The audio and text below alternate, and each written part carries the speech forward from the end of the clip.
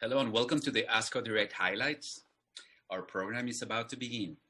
Melissa, the floor is yours. Thank you. So welcome to the CME CE certified MOC MIPS eligible activity titled Non-Melanoma Skin Cancers, Current and Emerging Checkpoint Inhibitors for Treating Advanced Basal Cell and Squamous Cell Carcinomas. This educational activity is jointly provided by the Potomac Center for Medical Education and Rockpoint, and nursing credit is provided by Amedco. This activity is supported by an educational grant from Regeneron Sanofi Genzyme.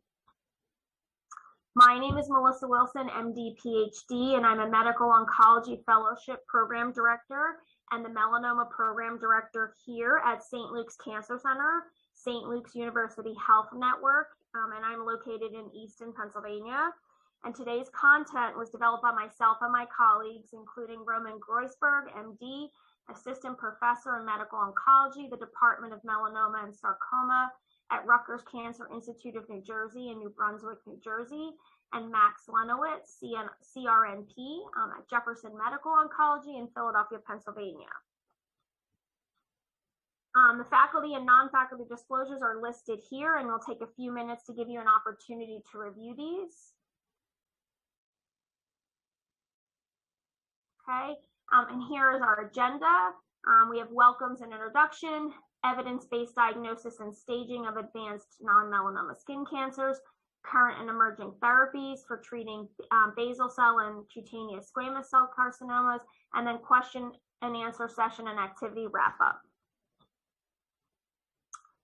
The following educational objectives can also be found on the landing page of this web course.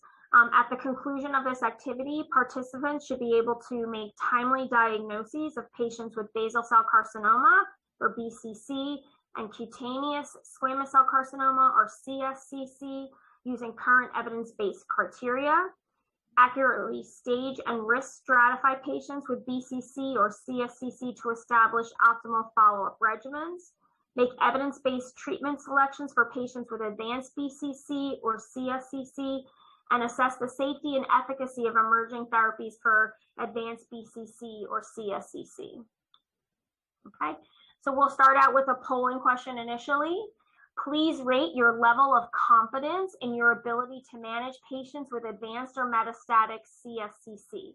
Not confident, slightly confident, confident, very confident, or expert.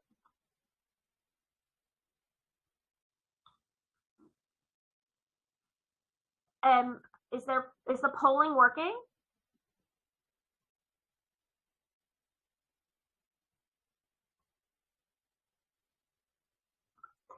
And so internally, all right, so here's that same question again. Please rate your level of confidence in your ability to manage patients with advanced or metastatic CSCC.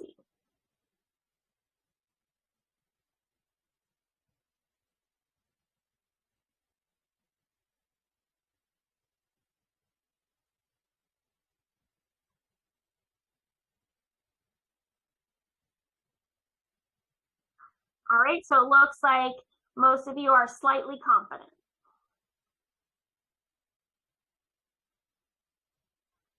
So then the second question is rating your level of confidence in your ability to manage patients with advanced or metastatic basal cell carcinoma.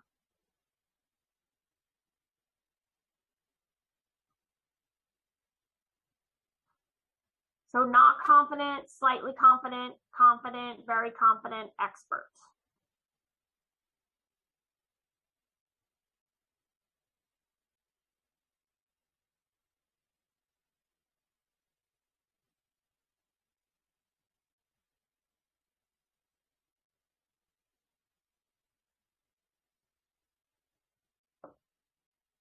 Okay, so majority of you are slightly confident here as well. So hopefully by the end of this, this program, you'll be much more confident. So we'll get to cutaneous squamous cell carcinoma first. So cutaneous squamous cell carcinoma is the second most common cancer in the United States. Its incidence is increasing. It's up 263% from the period of 1976 to 1984 to 2000 to 2010. Approximately 1 million tumors are treated annually. Most tumors have excellent prognosis with surgery alone, but a subset will develop poor outcomes. And they're about a 5% local recurrence, 4% nodal metastasis, and 2% death from cutaneous squamous cell carcinoma. So here's another question. A 72-year-old woman has CSCC removed. On histology, tumor depth is 3 millimeters. What is her risk for developing a local recurrence? A, no increased risk. B, risk increased 5 times. C, risk increased 10 times. Or D, risk increased 15 times.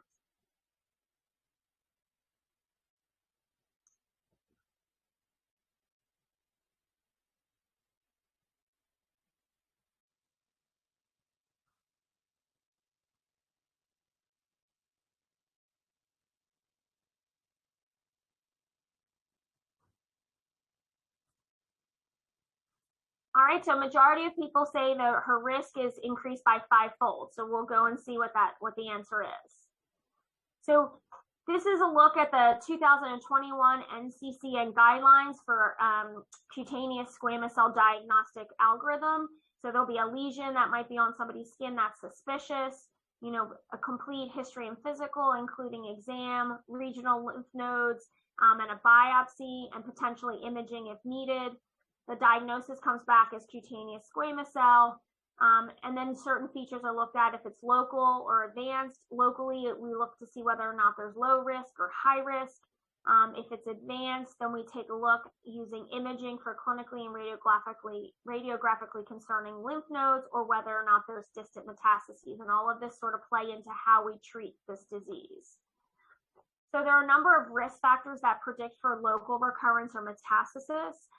One of them is anatomic, so tumor diameter greater than 2 centimeters in total diameter really does increase your risk of recurrence by 3-fold, increases your risk of metastasis by 6-fold, and the risk of death from cutaneous squamous cell carcinoma is increased by 19-fold.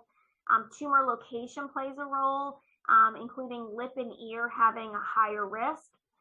Histology plays a role, so if there's perineural invasion of large caliber nerves, there's a 4-fold increased risk of local recurrence, 3-fold increase of metastasis, and a 4-fold increase of death. Depth of invasion matters, so more than 2 millimeters increases the risk of local recurrence by 10-fold. And differentiation, lack of differentiation, is a 5-fold risk of metastases, and then certainly, like we discussed, some lymphovascular invasion increases the risk of recurrence and metastasis also. The staging system used for cutaneous squamous cell is the Brigham and Women's Hospital. Risk factors include tumor greater than 2 centimeters, poorly differentiated histology, perineural invasion greater than 0.1 millimeter, and tumor invasion beyond fat, excluding bone invasion, which automatically upstages this to a T3. And so calculating and adding up the number of risk factors determines the stage of this melanoma, the T stage. Certainly nodal metastases plays a role as well. Surgery plus radiation is the standard of care for metastatic cutaneous squamous cell to parotid or lymph nodes. Local regional recurrence risk rate is like 20%. 5-year disease-free survival is 73%. And surgery alone can be considered for solitary lymph node metastases less than 3 centimeters in size without extranodal extension. And in that case, the local regional recurrence is 5%, and the 5-year disease-specific survival is 100%. Inoperable patients with nodal mets do exist. And it's certainly, it's important to define who is locally advanced and who is metastatic and what disease may or may not be amenable to surgery. And there's a lot of factors that play into that, including tumor location, patient comorbidities, what is the feasibility of surgery and what would those outcomes look like? And then are there any alternative treatment options? And certainly, this decision isn't made in isolation. There's a huge multidisciplinary team that partakes in deciding what to, how to treat certain patients, starting from the dermatologist, surgeons, if it's located in the head and neck, ENTs involved, medical oncologists, radiation oncologists, and also including nurse and social working, because this is longitudinal care for patients. And in patients who have solid organ transplants, you have the transplant team involved in all of the care that's going on with this patient.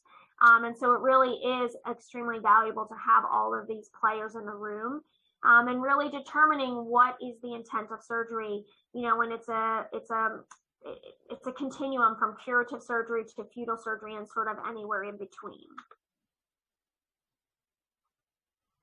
So now we're going to talk about the management of these patients with unresectable and metastatic cutaneous squamous cell carcinoma, and mainly talking about chemotherapy and EGFR targeted therapy.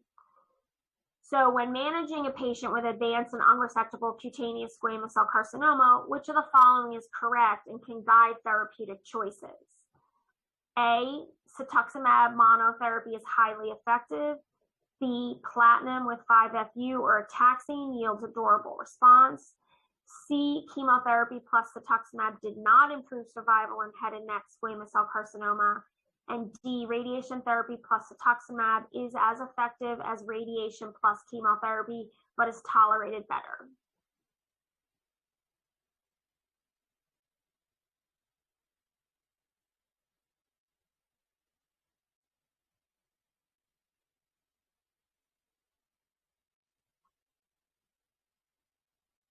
Okay, so the majority of you answered that radiation therapy plus cetuximab is effective as radiation plus chemotherapy, but tolerated better. And we'll see this answer as we move forward. So platinum-based chemotherapy, these chemotherapy regimens have been used in squamous cell carcinoma of the head and neck and have been extrapolated and used in cutaneous squamous cell patients. The options include cisplatin or carboplatin, platinum and 5-FU, or platinum and taxanes. The response rate is anywhere between 40 to 80%, but responses generally are not durable.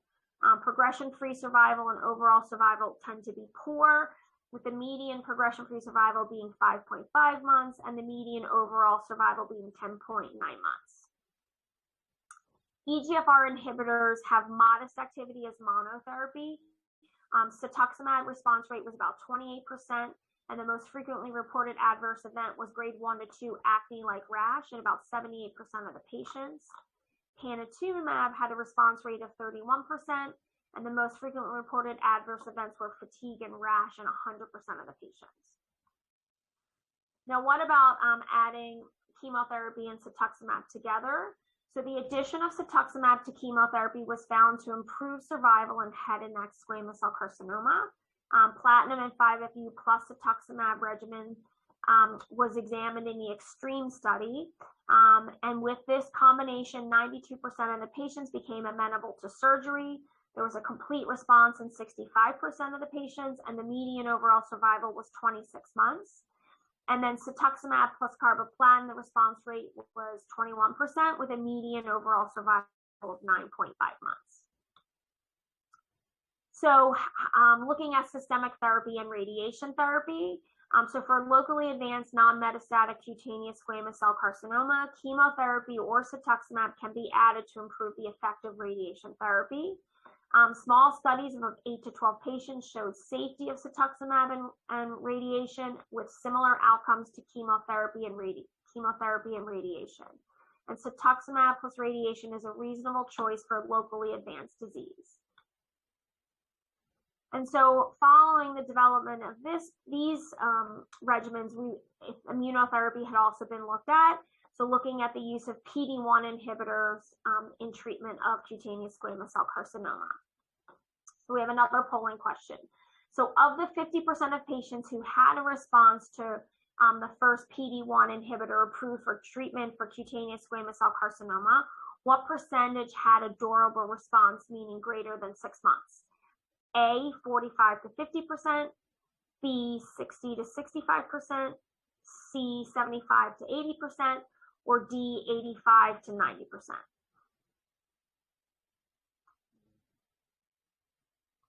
And it doesn't look like it's working, so mentally take note what you answered. Here it is. So vote 45 to 50, 60 to 65, 75 to 80, 85 to 90%.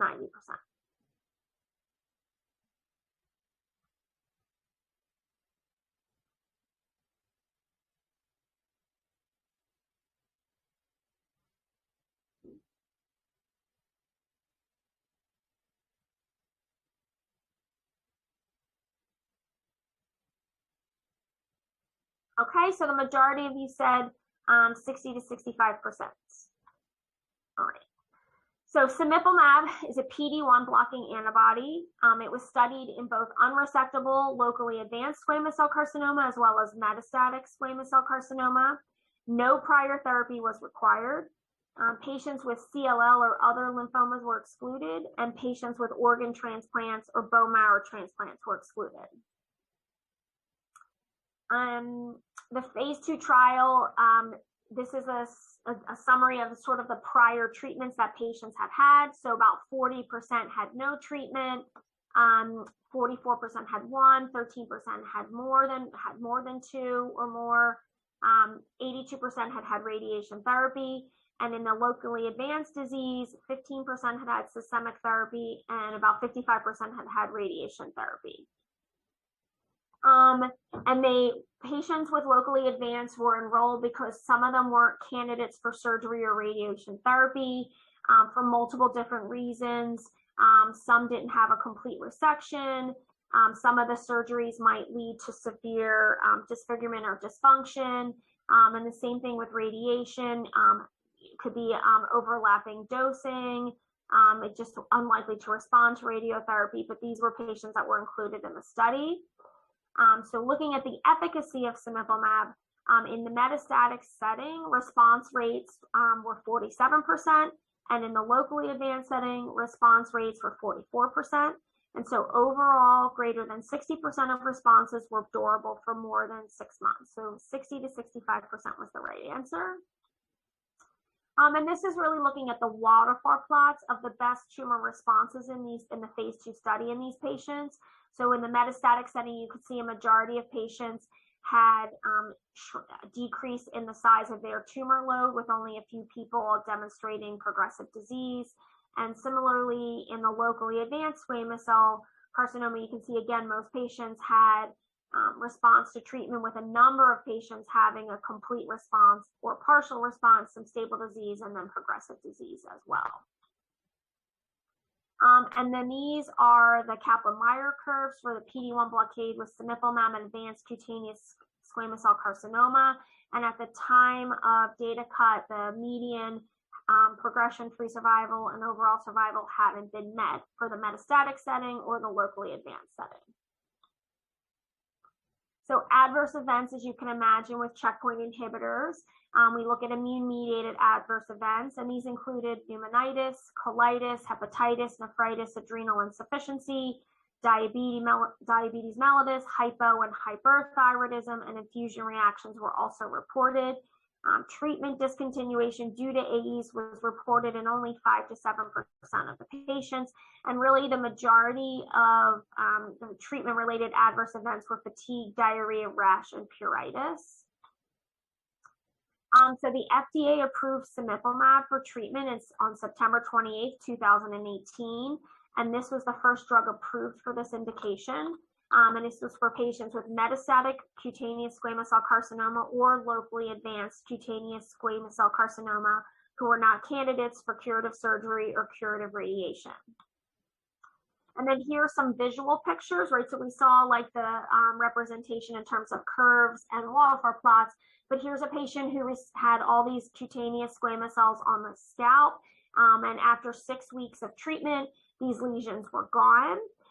Similarly, there was a patient who had a lesion, an open lesion behind his ear, and 8 weeks on treatment, this was almost completely resolved and the skin was closing up. You can see here with this patient, multiple subcutaneous nodules in the neck area. After 2 months on treatment, almost complete resolution, and after a year, no more evidence of disease. And so this patient also had 92% clearance of lung metastases also. So pembrolizumab was also FDA approved for this indication in June of 2020. This was also for patients with recurrent or metastatic cutaneous squamous cell carcinoma that was not curable by surgery or radiation. The study did include 105 patients. This was a more mature population with an average age of 72 years. They were 72 years old. Pembro was given at the standard dose of 200 milligrams IV every 3 weeks for up to 2 years. and the response rate was 34% with a median PFS of 7 months, and only 6% of patients developed serious side effects. And we can see here both the waterfall plot as well as the swimmer's plot indicating, times of responses and on treatment, off treatment, or, outcomes. So there is certainly special populations that really need some consideration in how to treat with cutaneous squamous cell carcinoma, particularly immunosuppressed patients.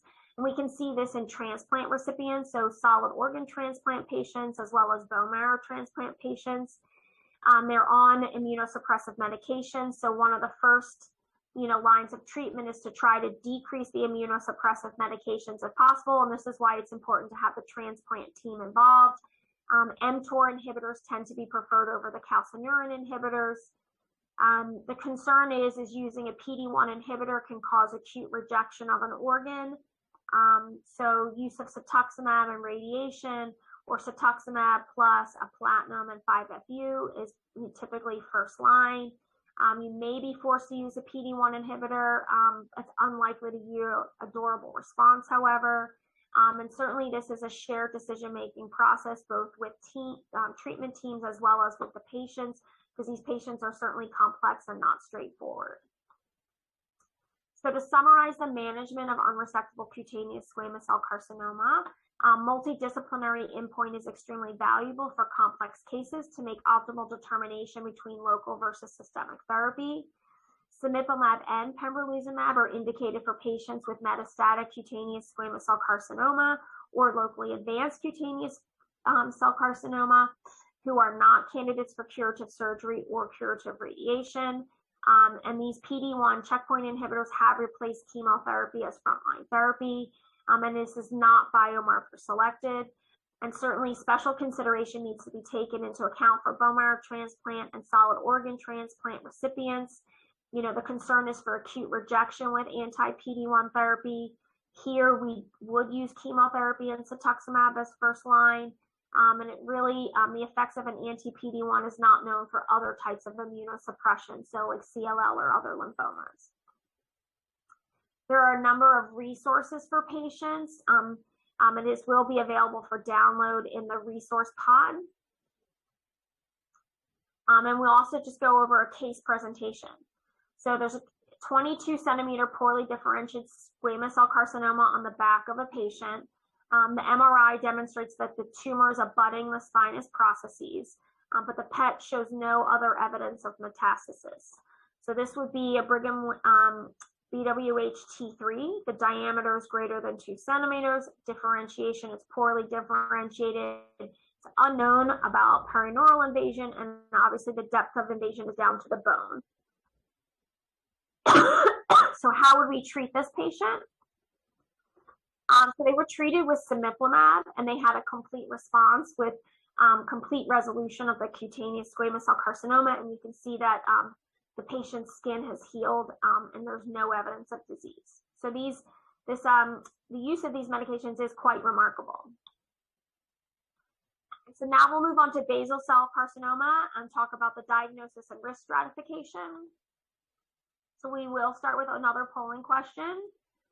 Which of the following is not associated with an increased risk of developing basal cell carcinoma? A, occupation, B, female gender, C, age 50 years or older, or D, geography.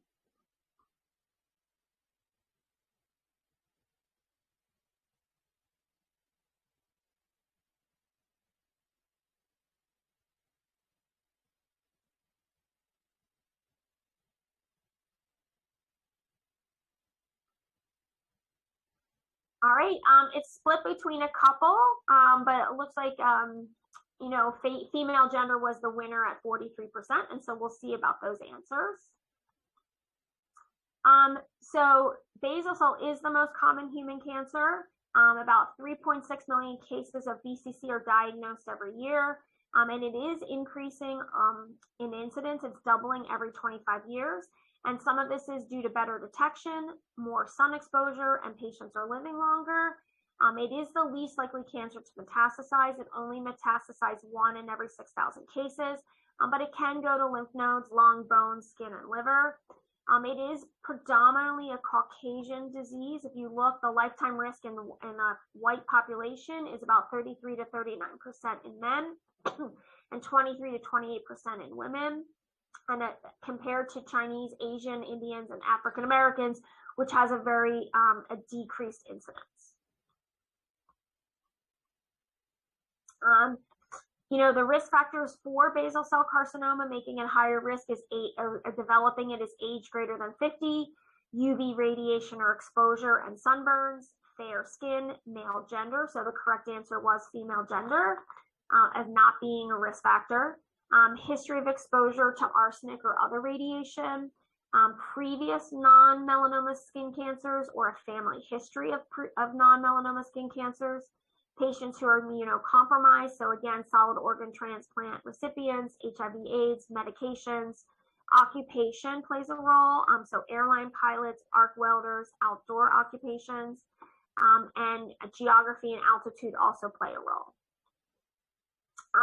Now, BCC can have a number of clinical presentations, one of which is nodular BCC, so you see these like white pearly papules. They can be superficial. They look a little bit more scaly, more like uneven scab-like. And they can be pigmented, and so can be a little confusing, the diagnosis. It may not be readily apparent, but you can see them here as a pigmented papule or these plaque-like lesions. And then they also can have a basosquamous presentation, where they have features of both basal cell and squamous cell, and these tend to behave a lot more aggressively. So we do typically risk stratify basal cell carcinoma. Lower risk tends to be those that are identified on the trunk or extremities when they're smaller than 2 centimeters, well-defined borders. It's the initial presentation, initial tumor, no history of immunosuppression or radiation, absent perineural involvement, and nodular and superficial histology tend to do better. High risk features really are those that are identified on the face, potentially mainly see them on the cheeks, forehead, scalp, neck area, the masked area of the face, those that are identified on genitalia, hands or feet, poorly defined borders. A recurrent tumor is a higher risk. We talked about this history of immunosuppression and radiation increase the risk of this basal cell carcinoma, as well as perineural invasion, and aggressive growth patterns on histology. So micronodular, infiltrative, sclerosing, desmoplastic patterns. And so we'll move on to the management of advanced basal cell carcinoma. Okay, so this is another polling question. A patient with BCC who was treated surgically received the latest test results indicating nodal involvement and is coming into a visit to discuss the next steps. In your discussion with the patient, which of the following would you most likely recommend?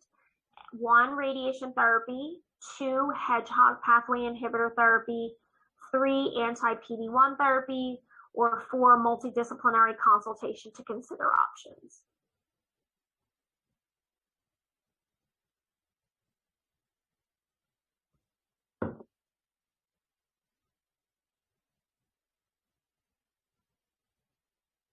Okay, a majority of you said a multidisciplinary consultation to discuss options, and we'll see what the discussion is on the next couple of slides. So, for treatment of basal cell carcinoma, the primary goal is complete removal of the tumor. Now, this is obviously going to depend on the size of the tumor and the location of the tumor, especially since a lot of these occur on the face and head and neck region. We need to consider function, cosmetics, and patient factors associated with the treatment decisions we choose. At times, radiation may be preferred over surgery. And we do really recommend a multidisciplinary conference for discussion of the best approach. And we're really lucky here at our center because we have weekly tumor boards where we have dermatology involved, medical oncology, surgical oncology, and radiation oncology to really get at what's the best for a patient. And obviously talking to the patient and finding out what's important to them is important also. There are different things to consider with systemic therapy. Is there nodal disease? Is there distant metastatic disease sites? Is surgery feasible? Is radiation feasible? If not, why not? And what can we offer the patient? So there have been advances in systemic therapy treatment for basal cell carcinoma, and these are in the form of hedgehog inhibitors as well as immunotherapy. So vismodegib was approved for metastatic disease as well as locally advanced disease in that has recurred following surgery or patients who are not candidates for surgery or radiation.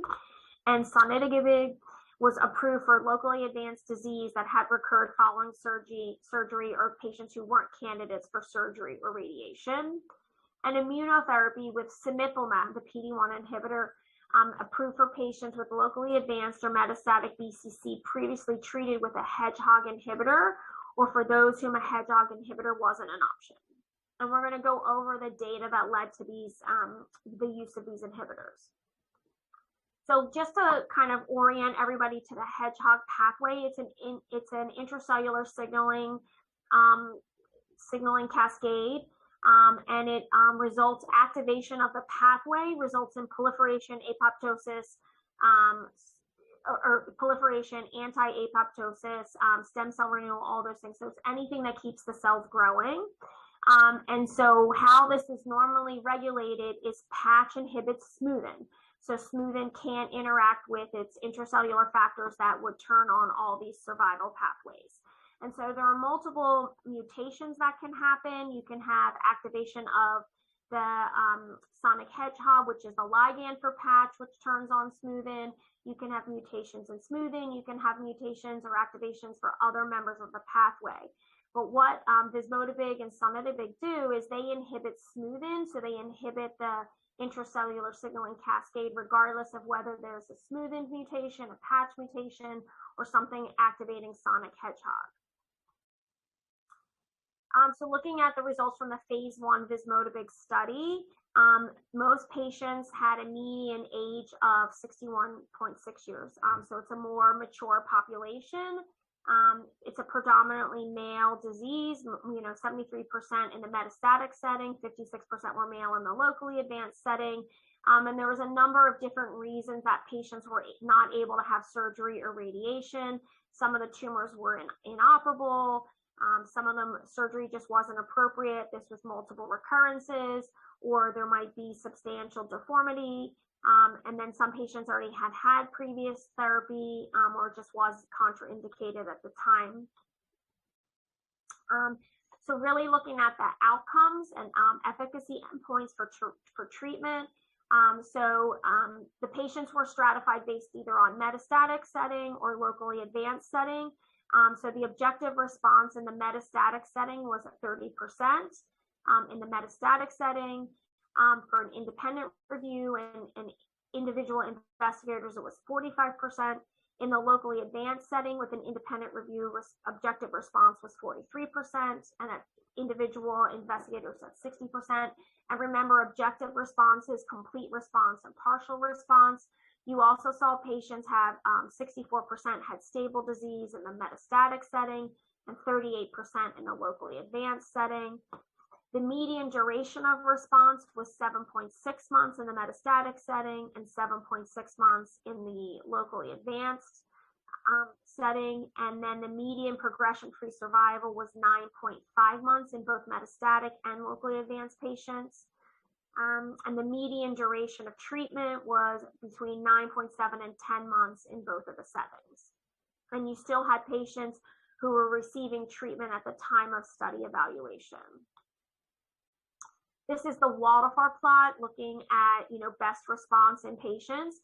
So in the metastatic setting, almost everybody had either a partial response or stable disease. Few patients had progressive disease. And in the locally advanced setting, there were more patients. And again, a majority of them had some complete response, partial response, and stable disease as opposed to progressive disease. And this is a visualization. So this was a patient who had basal cell on their scalp. They received vismodegib. You can see at 8 weeks on therapy, visible tumor regression and healing of the skin, which was completely resolved by week 20. So a patient with advanced basal cell carcinoma, and we'll soon start hedgehog pathway inhibitor therapy. In your discussion with the patient about related adverse events, which of the following would you tell the patient they are least likely to experience? A, alopecia, B, cytopenias, C, dysgeusia, or D, muscle spasms?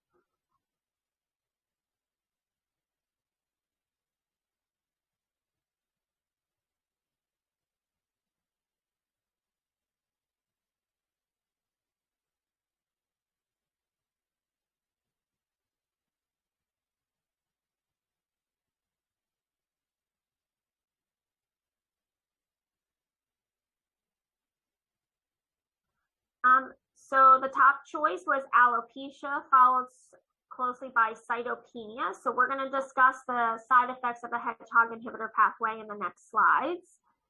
So the commonly reported adverse events, any grade, were muscle spasms, alopecia, dysgeusia, decreased weight, fatigue, nausea, diarrhea. So in this setting with these inhibitors, we don't really see any kind of cytopenias. It's really related to the muscle spasms and really taste changes. And they can be significant with patients. So it's really something to pay attention to and monitor. In the study, there was really minimal grade 3 or grade 4 toxicities. It was low grade, grade 1 and 2. And so looking at treatment response specifically, so in the metastatic setting, 33 patients were treated on the study. The response rate was 30% with a median duration of response of 7.6 months. In the locally advanced setting, 63 patients were treated on study with a response rate of 43% and a complete response in 21% of patients. And again, a median duration response of 7.6 months. And in adverse events greater than 30% included muscle spasms, alopecia, dysgeusia, weight loss, and fatigue. And serious adverse events in 25% of the patients, and 7 deaths due to adverse events were noted. And then this is looking at the phase 2 BOLT study, which looked at the efficacy of sunitinib. Patients were randomized to receive sunitinib either at 200 milligrams or 800 milligrams daily. And this too had nice effects on patients. So again, looking at the locally advanced basal cell carcinoma population versus the metastatic basal cell carcinoma population. And in locally advanced, you could see anywhere from 47% overall response rate at 6 months up to 57.6% response rate at 12 months that was sustained up to 42 months at like 56% response rate. And the metastatic basal cell carcinoma had a 15.4% overall response rate at 6 months, which was a little bit decreased, but still sustained at like 7.7% out to 42 months. And this is the swimmer's plot looking at what patients' response rates were and when they were censored. So you can see the yellow lines represent patients who were censored without any event. They are ongoing therapy. The blue lines represent censorship due to other events, and then, excuse me, the orange ones due to disease-related events. So, what happens if the patients don't respond to hedgehog inhibitors? And what happens if they progress on or after hedgehog inhibitors? And what happens if the patient can't tolerate hedgehog inhibitors? So the patient with advanced basal cell carcinoma who has been receiving this Motivig therapy for the past 10 months returns to you after learning that the cancer is progressing. In your discussion with the patient about next steps, which of the following would you include regarding a response to cemiplimab in clinical studies of patients with advanced BCC who had progressed on or were intolerant to hedgehog inhibitor therapy? A, overall response rates between 10 to 25% were observed. Response rates between 25 and 40% were observed, or response rates between 40 to 50% were observed.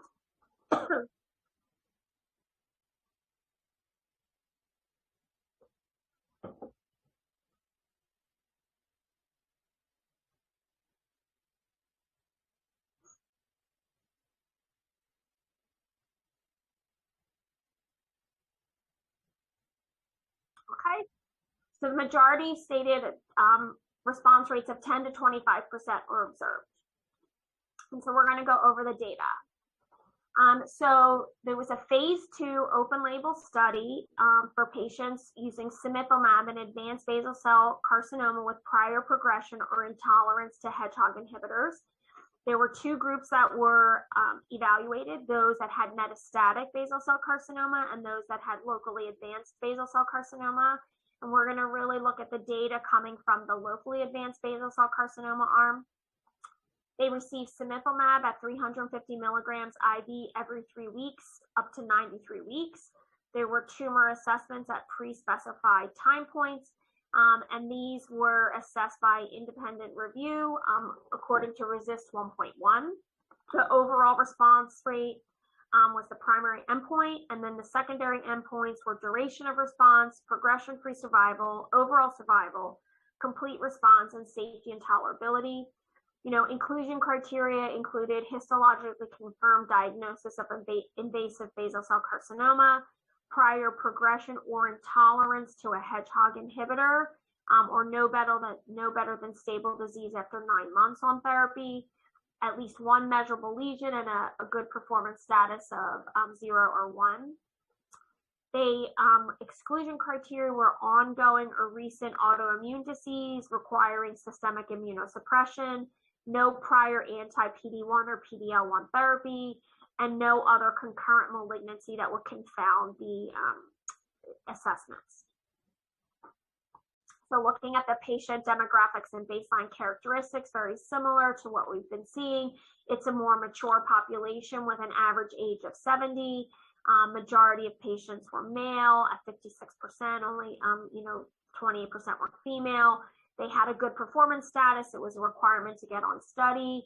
A majority of the patients had tumor in the head and neck region, 89%, some on the extremity, a little bit on the trunk.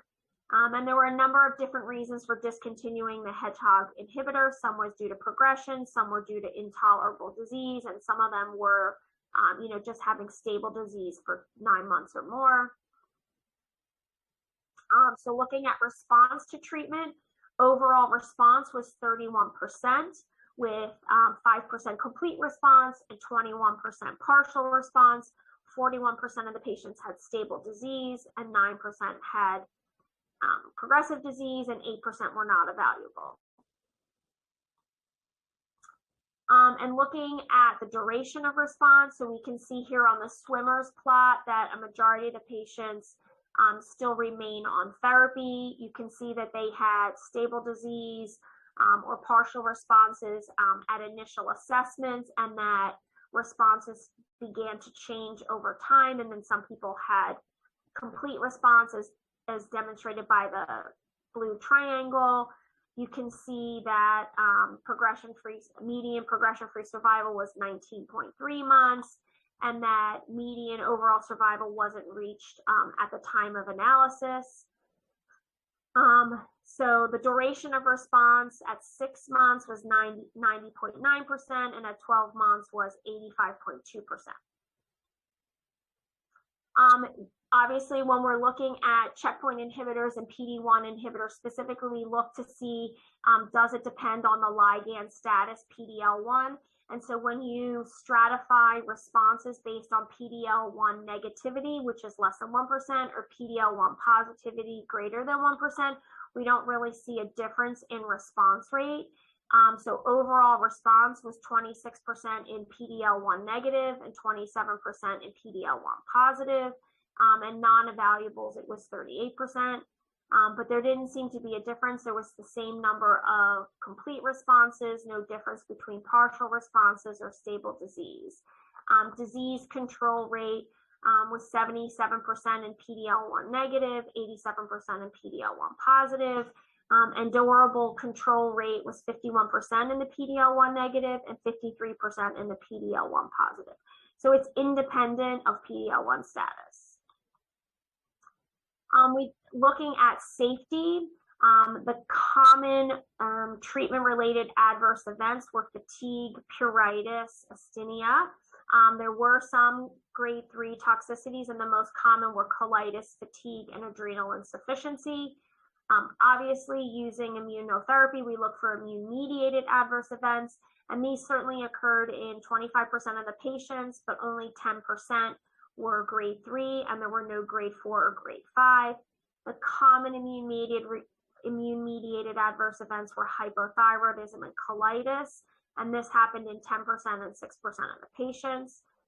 There was a grade 3 immune-mediated event in more than one patient. 3 patients had colitis, and 2 patients had adrenal insufficiency. And you can see that regardless of attribution, the most common side effects were fatigue, diarrhea, pruritus. So no new signal was identified using this checkpoint inhibitor. And so obviously when you're counseling patients, there are a lot of things you want to talk to them about and be able to report back to the doctor. So we talk about the side effects that they can experience.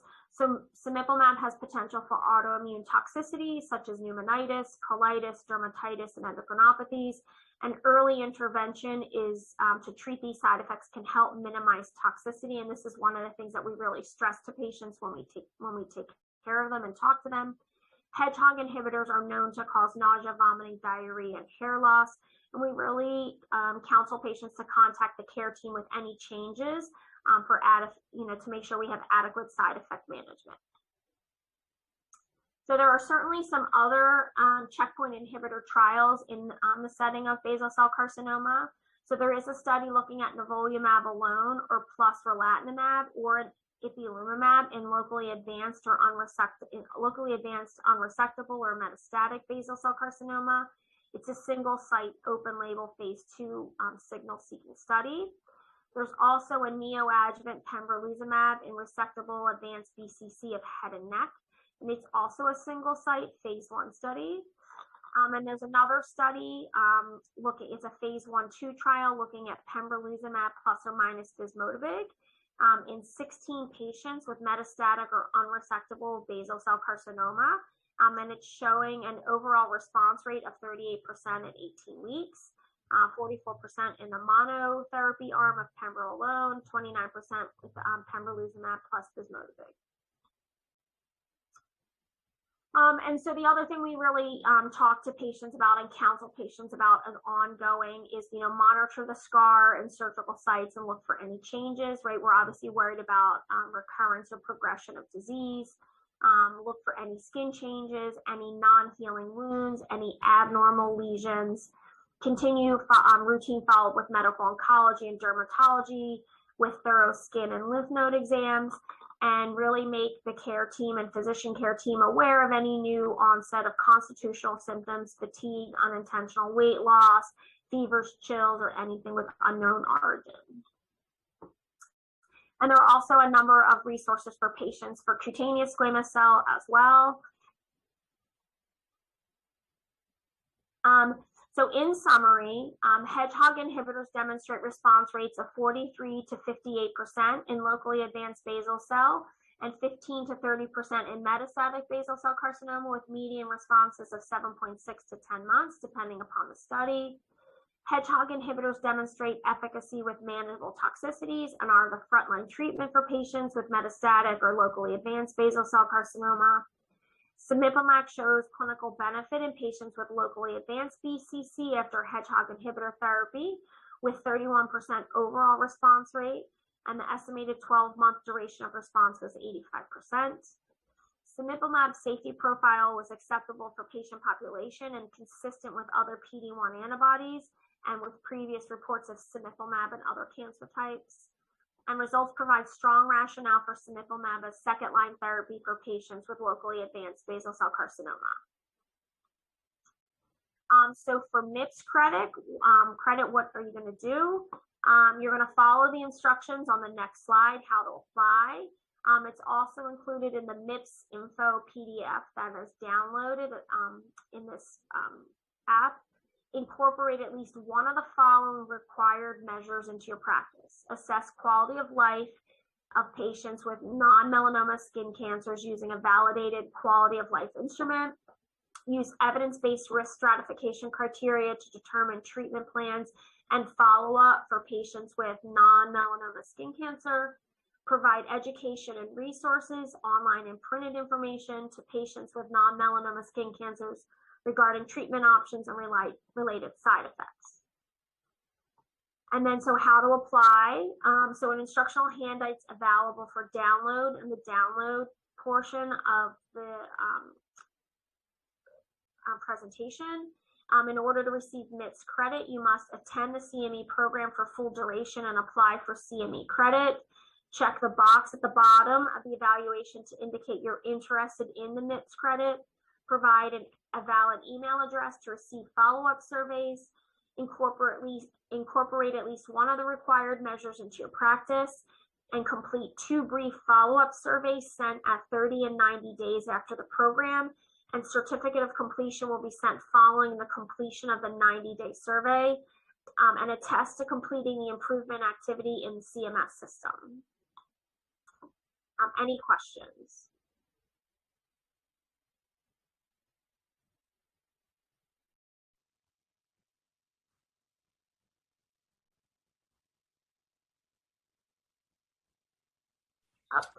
So it looks like our attendees that you can submit your questions through the chat at any moment.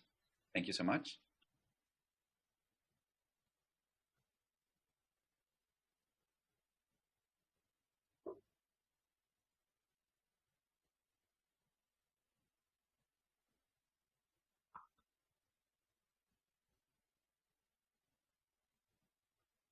it does look like someone has a question in terms of what to do for CME. So maybe that can be provided after the program.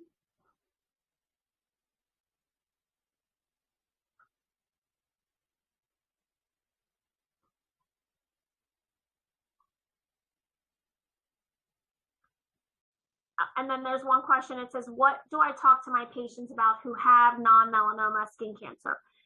So I sit down and talk to them. It depends on whether they have basal cell or squamous cell. But we really talk about what are the options. Is surgery an option? Is radiation option? I do tell them, I present them at tumor board, and really sort of just to discuss what's the best way to treat them to eradicate their cancer. So is it surgery? Is it radiation?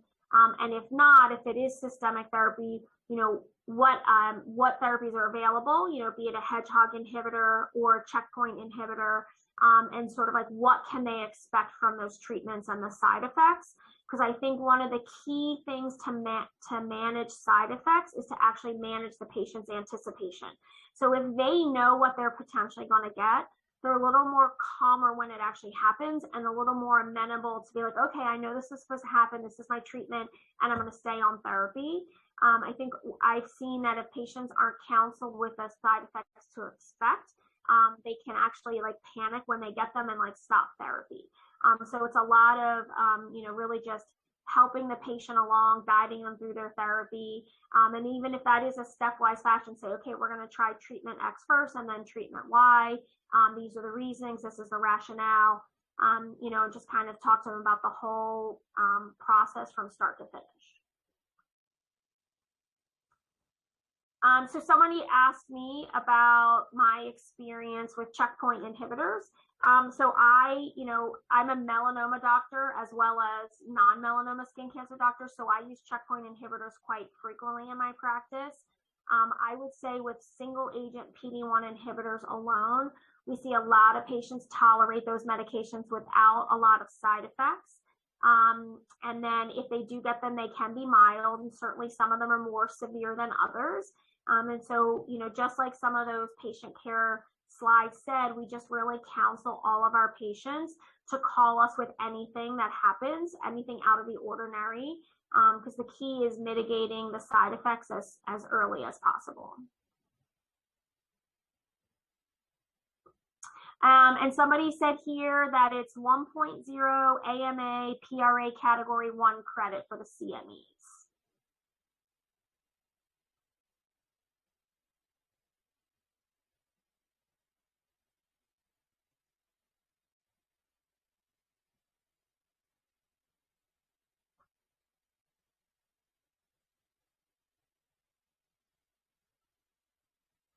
All right. I don't think there's any more questions. So, I'd like to thank you for joining us today. We talked about how you can receive credit for viewing the program. Again, you have to complete the post-test and evaluation, and links. You should be able to get links to all of that. And while these only take a few minutes, your feedback is extremely important to help gauge the impact of the CME-CE activity. Your responses also guide us in developing future educational programs targeted to your specific interests and addressing clinical challenges you experience. Well, thank you, and good afternoon, everyone. So welcome to the CME and CE certified MOC eligible webinar, Hitting the Right Spot, Advances in the Treatment of Non-Small Cell Lung Cancer with Uncommon EGFR Mutations. This educational activity is jointly provided by USF Health and Rockpoint in collaboration with the American Lung Association, and is supported by independent educational grants from Boehringer Ingelheim, Janssen, and Takeda Oncology. I'm John Haymack. I'm the chair of Thoracic Head and Neck Medical Oncology at MD Anderson Cancer Center in Houston. And I developed the content for this activity. I'm sorry, Dr. Haymack? Yep. Can you share your screen? Oh, okay. Thank you. It was shared before.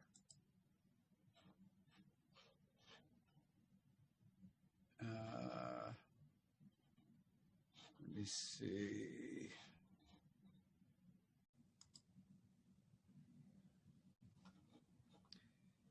Is that the right view? So you'll want to hit that share screen icon, select the screen that you'd like to share, and then select the share button.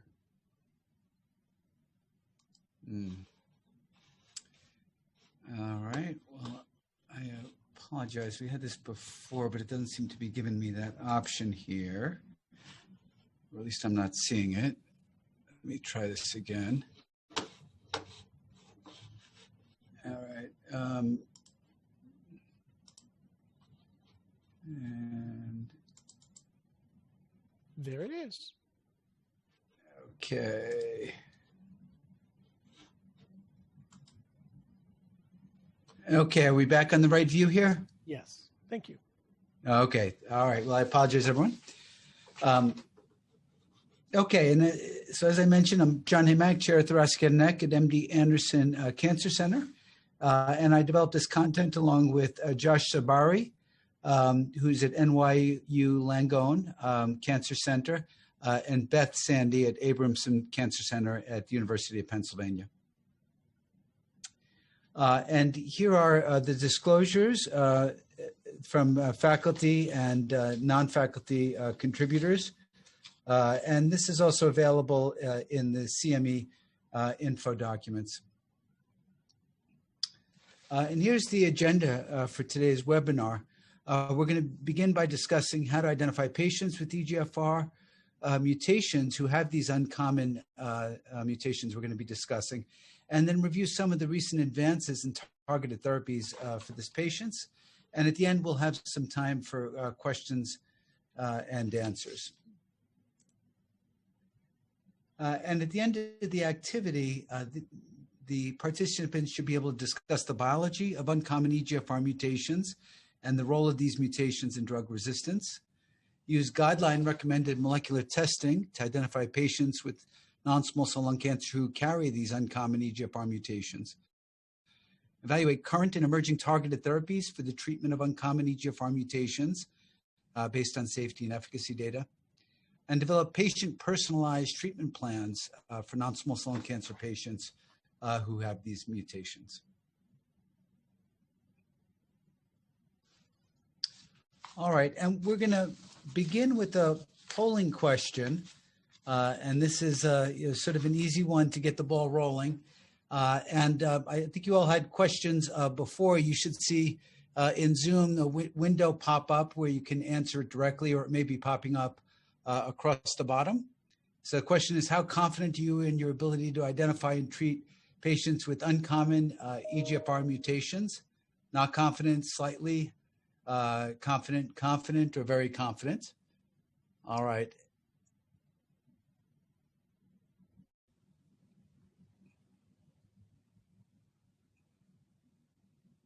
Okay, and so I think we can end the poll there and show the results if we can. What results here are that the plurality are slightly confident, or 52% actually, the majority, while many are not confident or confident. And I think slightly confident is a good place to be here. In fact, I think it's where almost all of us are in this space, to be honest.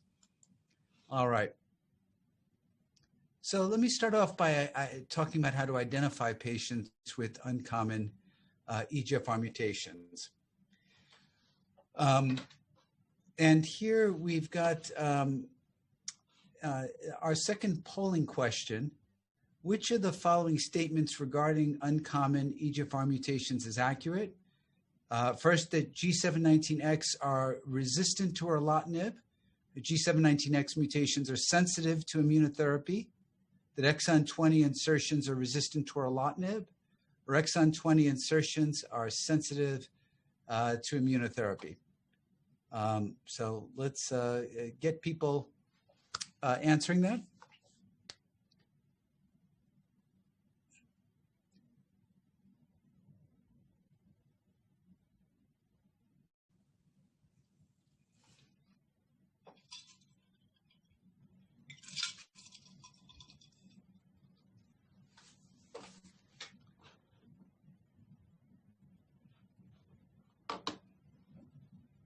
Okay, I think we can end the poll here. All right, and you know the correct answer here is 3, that the insertions are resistant to erlotinib.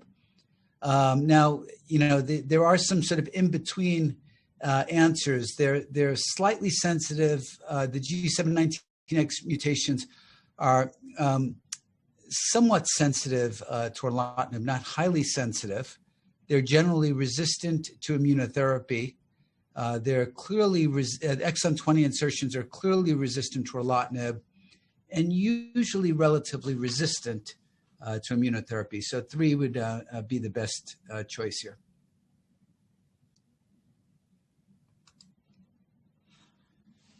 Okay, so now to take a step back, just to talk about driver mutations in non-small cell lung cancer. So this is really half of how we consider non-small cell lung cancer. You know, we think about it, does it have a driver or does it not have a driver? If it does not have an obvious driver, then we focus on the appropriate immunotherapy alone or with chemotherapy. But if it does have a driver, often that's what's driving the treatment decisions. And very often for first-line therapy, if it has a driver mutation, one of our approved targeted therapies is the best choice. So this now includes targeted therapies for EGFR, ALK, ROS1, NTRK, BRAF, MET, RET, and just to show you that these slides are up to date, KRAS as of just the last couple of weeks. And there are some recommended, NCCN recommended, but not yet FDA approved treatments for HER2 as well. Now, one other point it's worth making that many of these mutations are also found in squamous non-small cell lung cancer. So they're more prevalent in non-squamous, but they do happen in squamous. And in fact, Vincent Lam and our group led a big analysis of squamous cancer patients, and more than 10% of them had a targetable alteration. So don't forget about profiling squamous patients, and we'll talk about that more in a little bit. Okay, so to talk about EGFR mutations in the epidemiology. So it's found in 20 to 30% of patients with non-small cell globally. In the US, it's about 15%. In Asia, it's about 30 to 40%.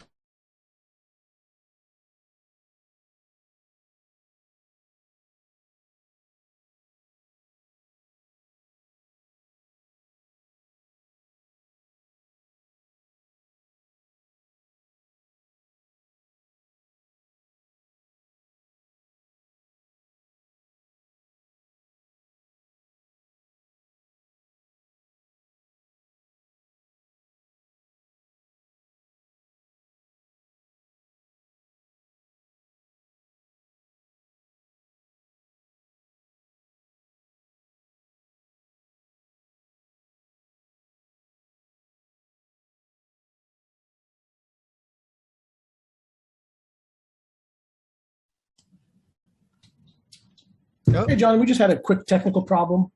okay. We have reshare, and good thing is that your camera is now working. My camera is now working, but the screen isn't, huh? Correct. So we'll just need you to share your screen one more time. Do apologize. Sure. Okay, are we seeing it again now? Yes. Excellent. Thank you. And it's in the right view? It is. Okay. All right. So to go back to the other key points, so the mutations are generally in the tyrosine kinase domain. For lung cancer, at least, there are some other tumor types like glioblastoma where they may happen extracellularly. So the tyrosine kinase domain is exons 18 to 21. And so you can see those here. And this is the bulk of the mutations. Now, everyone will recall that what we call classic mutations, the ones that happen most commonly, are in exon 19 deletions, or the L858R, which is in exon 21. So those are the two most common, but there's more than 70 other mutations that happen. And depending on what data set you look at, those atypical mutations, the non-classical ones, are probably about 30% of the total EGFR mutations. But let me just highlight one other point and repeat it here. Remember that anybody can have an EGFR mutation. A squamous cancer can have an EGFR mutation. Heavy smokers can have it. I know in the past there was sometimes a tendency to only profile non-smokers or only profile females and so forth. But really, anybody can have an EGFR mutation. And remember that the specific EGFR mutation is absolutely critical for determining what the treatment approach is going to be. Okay, so now in a bit more detail, if you take all of the atypical mutations, they're shown in red here. So this is a very large data set Jackie Robichaud has put together from our group, over 11,000 patients. And in this data set, you can see the two classical are in light blue, the exon 19 deletion and the L858R. So together, those are about 56%. Classical with the resistance mutation, T790M, is another 11%. So together, that's about 2/3, and about 1/3 are in red, which are these atypical mutations. And the atypical mutations we can further subdivide. Out of the atypical mutations, about 1/3 of those are exon 20 insertions. And this is what we just had a drug approval for, amivantamab, that we're going to talk about in a little bit. And then there's other atypicals. They're usually point mutants. Sometimes they're put together, what we call complex atypicals. So people may have found, for example, that a 709 mutation goes along with the 758, or a 719 goes along with another one as well. Some of these mutations are sort of weak, and they need to be paired together to be strong enough to activate a tumor. All right, the last point is we've got red boxes around the 3 most common point mutations. So if you're going to remember any atypical mutations, please remember these 3, because these are the 3 that have an FDA-approved drug right now, G719X, S768I, and L861Q. Now, I wish I could give you some catchy rhyme or some other way to remember them, but those are the 3, and one's in exon 18, one's in 20, one's in 21. But afatinib is the only approved drug, and afatinib is a very effective drug for these 3 point mutations. So let's spend a little time talking about exon 20 insertions. Now, the first thing is that patients with exon 20 insertions have a really poor response to the approved TKIs. So the approved TKIs being erlotinib, gefitinib, afatinib, even osimertinib does not work well for exon 20 insertions in particular. I know osimertinib is a very good drug. It's typically our first choice for classical mutations, but osimertinib is not the first choice for exon 20 insertions. And in fact, when we looked across this database of all the different standard TKIs, the response rate, and here if you look at the PFS on the right, was 14 months for these approved drugs with classical mutations, but for exon 20 insertions, it was only 2 months. So really, the already approved TKIs are not effective for exon 20 insertions. There are there's one minor exception. There's an exon 20 insertion at the very beginning of the exon 20. We call this a 763 insertion. It's usually FQEA, and that one is sensitive. But with that one rare exception, none of the rest are sensitive to standard TKIs. And one of the things, let me just remind people, if you're not familiar with the nomenclature for insertions, the way the numbers work is it starts with the number for the codon. Now, if it's a point mutation, it'll have the amino acid before and then the codon and then the amino acid afterwards. Like a G719S is a glycine at 719 is changed to a serine. For insertions, it's the number of the codon where it starts, and then INS means it's an insertion, and then what's inserted is labeled afterwards. So FQEA are the 4 amino acids, phenylalanine, asparagine, aspartic acid, and alanine that are inserted in there. Okay, now patients with atypical EGFR mutations usually do not do well with immunotherapy, and this is very similar to classical EGFR mutations, so the biology is similar. These are two different analyses of EGFR mutations, and the progression-free survival in these two analyses is almost identical for immunotherapy, 2.8 months. And on the first one, it's atypical mutations, with the shown there with the arrow. The second one is specifically exon 20 insertions. So really, you should not be starting with immunotherapy or even chemoimmunotherapy for your patients with atypical EGFR mutations if you've got a targeted option that can be used instead. Okay, so we're going to go to the third polling question now. And so here's the question. The patient is a 47-year-old woman of Asian descent with stage 4 adenocarcinoma, no history of smoking. Which of the following steps would you do next? Do you assume the patient has an EGFR mutation and just initiate therapy? Perform immunohistochemistry for EGFR? Test for EGFR via FISH? Or order a multiplex genetic sequencing panel or NGS panel to see what mutations are present? Okay, so let's start answering the poll.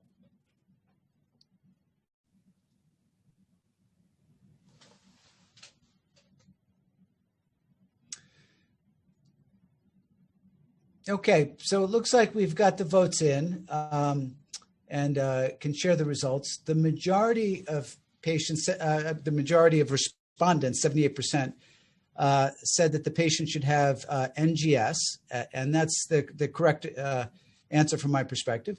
Some others thought EGFR via FISH would be a possibility. Now, FISH used to be a standard that we did run, but really it's been supplanted now with next generation sequencing. Now, there are other ways to sequence for EGFR, and those can detect EGFR, but NGS, where you look for many mutations at once, is considered the best now because now we have 9 different genes that we have to look at. The genes I listed before. And if you have to look at 9 different genes, it really is not efficient to look at one gene and then look at another and then look at another. It really makes the most sense to do multiplex genetic sequencing all at once. Okay. All right. So with that, I'll move to the next question. So here are the NCCN guidelines for biomarker testing in non-small cell lung cancer. Now, this was accessed in May of this year. This was before the approval of sotorasib for KRAS G12C mutant lung cancer. So this is already a little bit out of date because it doesn't include KRAS. But the guidelines were for non-squamous. Now, non-squamous includes adeno, large cell, or not otherwise specified, or if you see poorly differentiated, anything but squamous would be in this category. And at a minimum, EGFR, ALK, ROS1, BRAF, RET, MET, NTRK. Now remember, we would now add to this KRAS, and usually we would include HER2 as well, although it's not yet obligatory. So again, the recommendation is do a broad panel and also do PD-L1 testing for non-squamous. Now for squamous, their strong recommendation is to test squamous for non-smokers, mixed histology, and small specimens. Consider testing everybody. And in fact, my personal recommendation, and again, I'd refer people to the publication by Lam, LAM and all, in clinical lung cancer last year, is to consider testing squames the same as non-squames for everybody. Again, with the broad NGS panel, including PD-L1.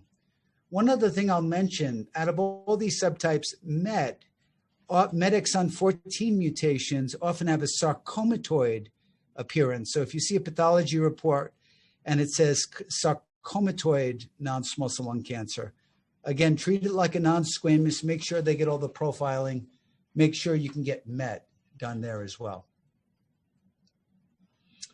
Okay, here's the ASCO guidelines for biomarker testing.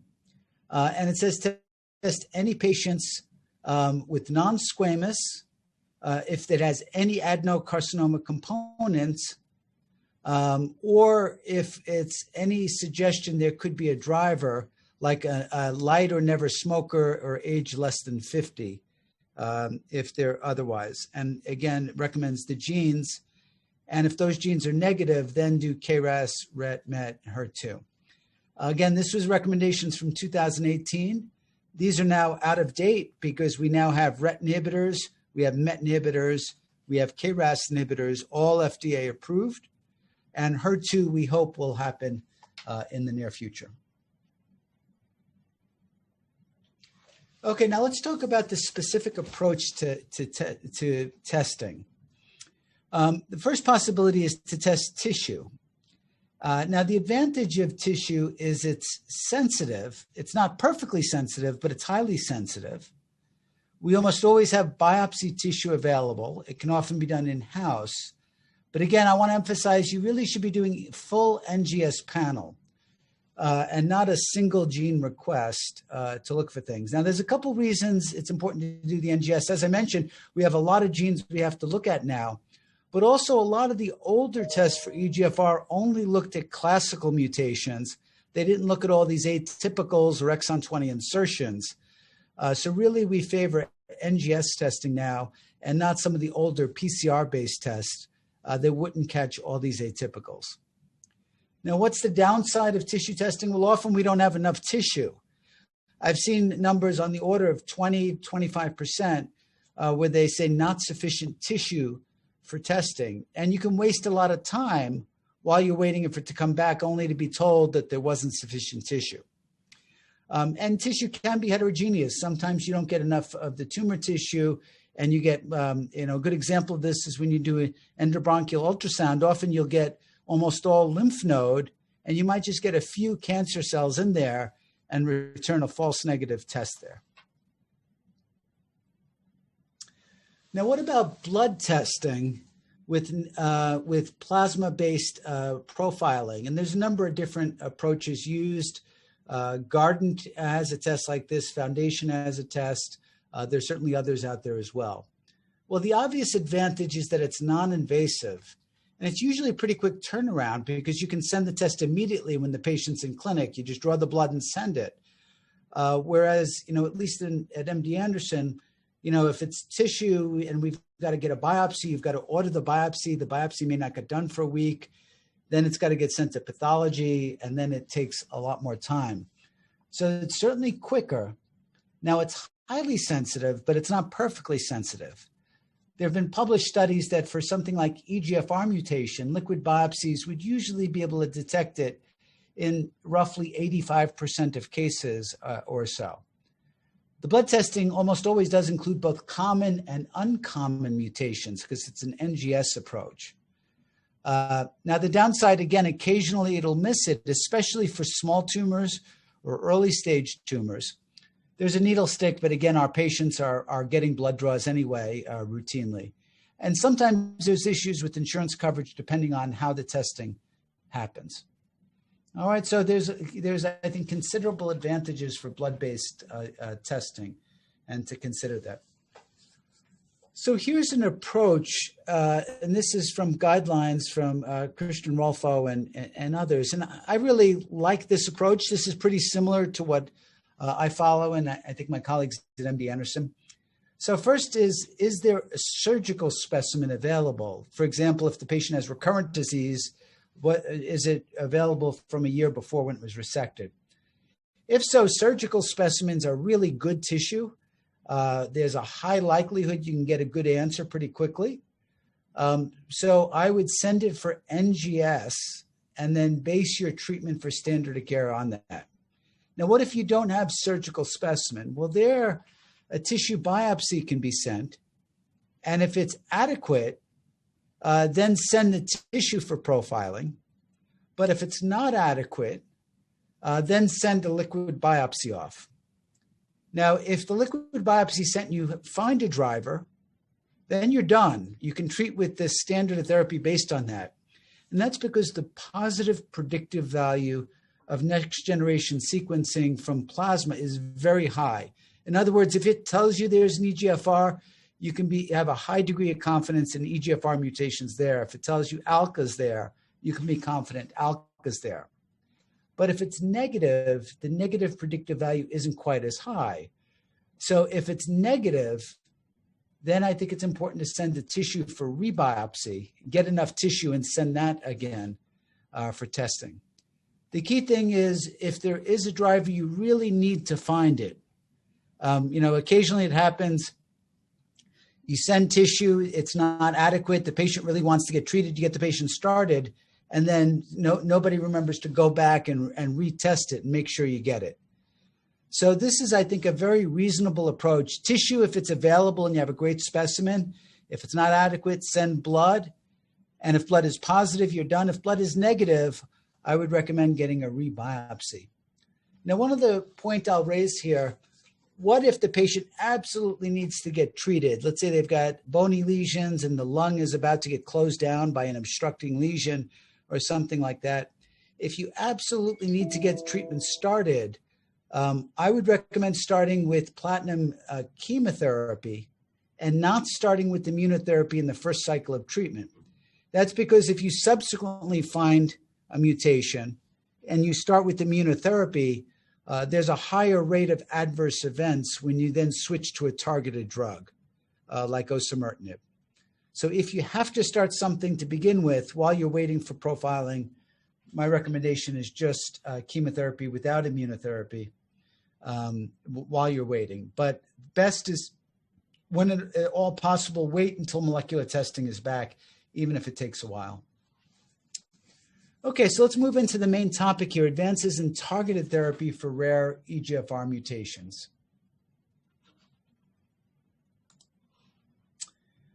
All right, so let's talk about EGFR point mutations first, and we'll go through a case study.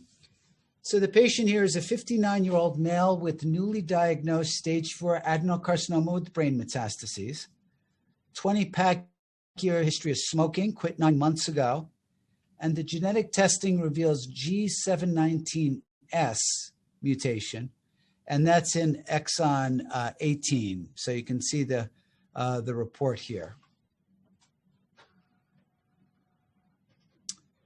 All right, so the polling question is, which of the following treatment options would you consider for this patient?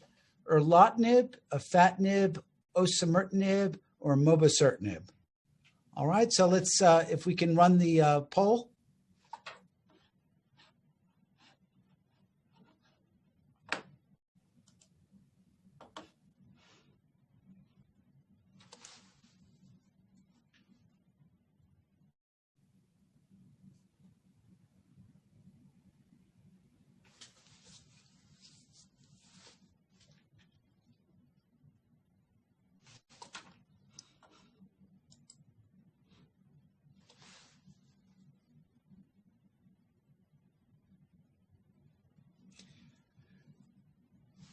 Okay. All right. I think we can end the poll, and if we can share the results here with everyone.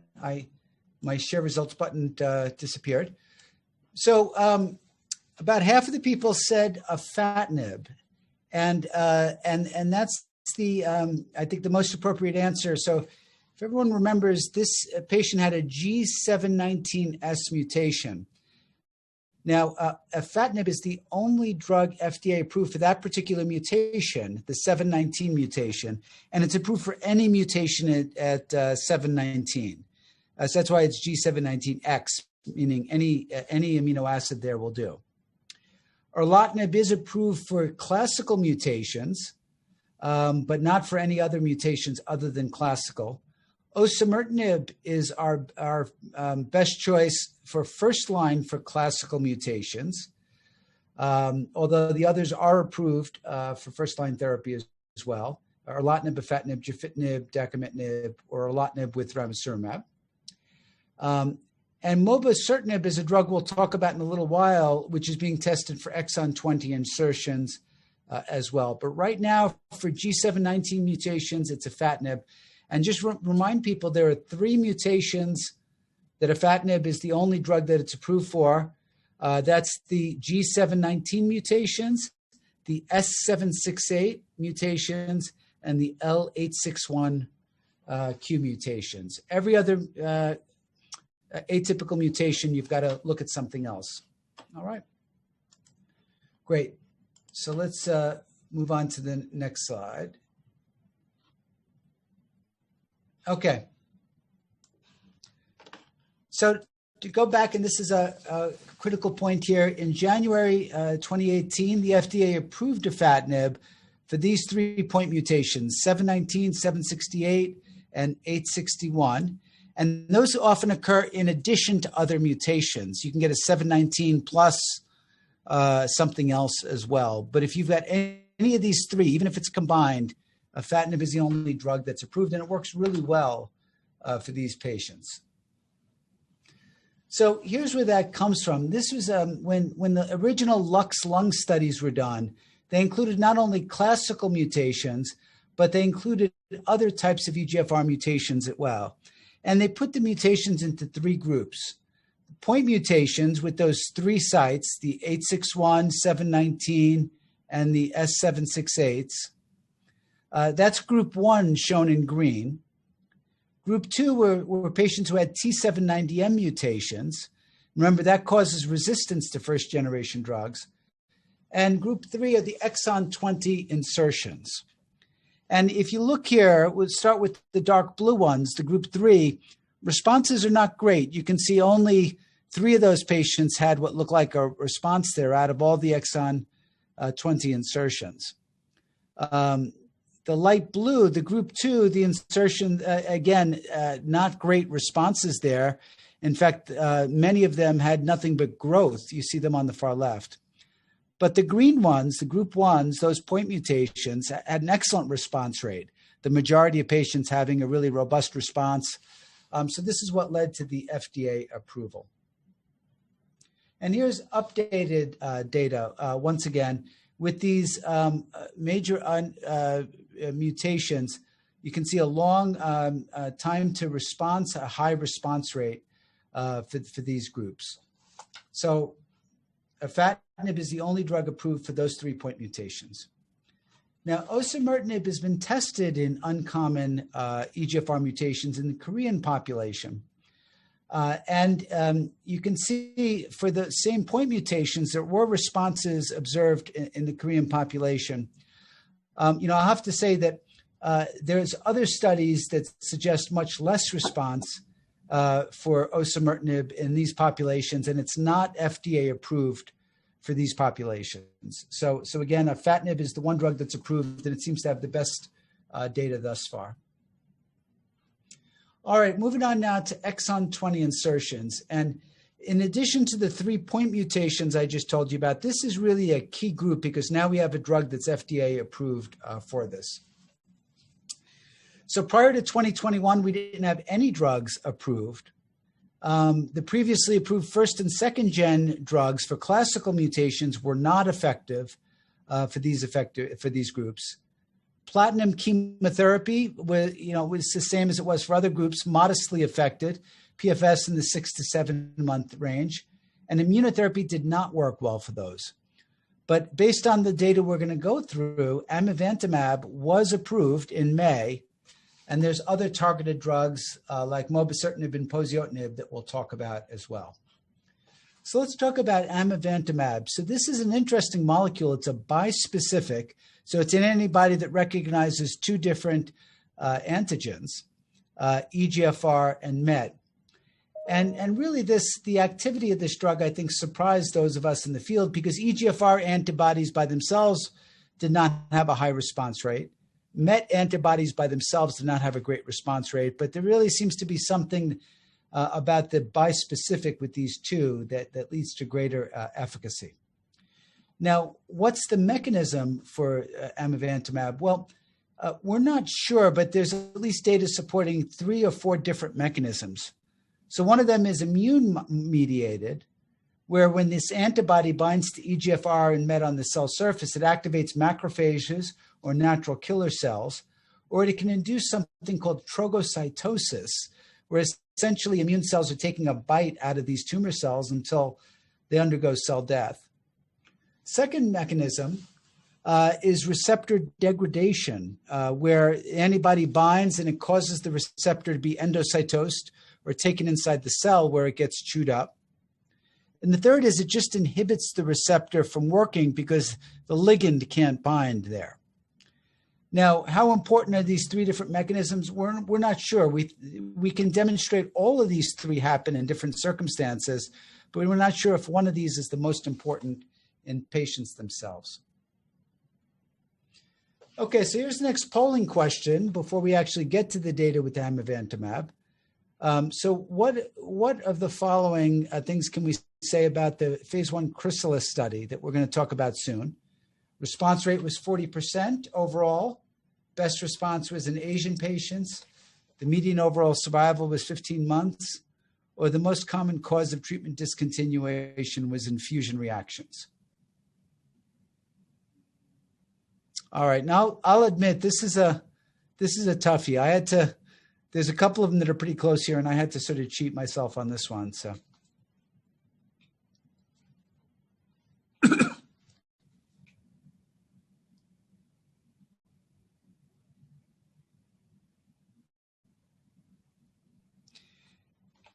Okay, I think we can end the poll here. All right, so the most common responses were A and D. And A and D were the 2 that I sort of guessed as well, because the response rate is, in fact, in the neighborhood of 40%. And infusion reactions are a common effect that occurs, but they're not the most common cause of treatment discontinuation.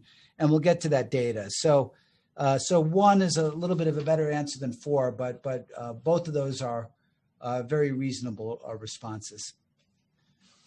All right, so to start off, here's the initial clinical data of amivantamab, or we call it AMI for short. And this is across all different sorts of mutations. So you can see all those different symbols. Now, let me call your attention to a couple of these different symbols and things. If you look at the 3G that's written there, that means patients were previously treated with 3rd generation inhibitors. And you can see that that there are certainly responses among patients who were treated with previous inhibitors, although many of the patients are resistant. What's particularly interesting is if you look at exon 20 insertion, the blue boxes, you see a lot of patients with those blue boxes had really good responses. And so I think this is why this was really seen to be a promising therapy. All right, so this really, the activity seen in exon 20 insertion is what triggered further study in that group. So that led to the Chrysalis study. And so here they looked specifically at the exon 20 insertion group because we didn't have any standard therapies. Here, dose escalation followed by dose expansion in the exon 20 insertion groups here as well. Patient characteristics, I think, are typical for a phase 1 study here. This was a pre-treated group. If you look, 100% of the patients had prior platinum therapy that was required for the study. About half of them had prior immunotherapy, and about a quarter of them had a prior EGFR therapy. So this is a group that really has been previously treated with standard therapies. All right, now this is looking at the full safety cohort of 114 patients. And here I'll focus on the treatment-related adverse events on the right. You can see that the most common adverse event related to the drug is rash, followed by paronychia as number 2 among the EGFR-related toxicities. And so, of course, when we think about EGFR antibodies like cetuximab or panitumumab, rash is what we would commonly see there in paronychia as well. What's interesting here is that infusion-related reactions were seen in 66% of patients, which is really high, but in a small minority was it grade 3, only 3%. And in fact, only a small percentage of these patients actually needed discontinuation because of their treatment-related adverse events. So 94% of these occurred in the first infusion, but this rarely impacted the ability to continue with treatment, and it rarely recurred after that first infusion. So important point to keep in mind, if a patient has amivantamab and has an infusion in the first infusion, has an infusion-related reaction, slow the infusion, but it can be continued, and the patient will be able to continue amivantamab later with subsequent cycles almost certainly. All right, now here's the efficacy. The overall objective best response was 40% in the efficacy population, which was 81%. Duration was 11 months. And you can see the vast majority were partial responses, 3 complete responses as well. And this, again, was a pretty heavily pretreated population. So here is the data for this. And we've got here the best objective response based on the insertion region. In other words, this is the near loop mutations or the far loop mutations. In general, there's data supporting that there may be differences in response if you're the far part of the loop. Far part of the loop, if you're curious, is 773 to about 780. The near part of the loop is everything before 773.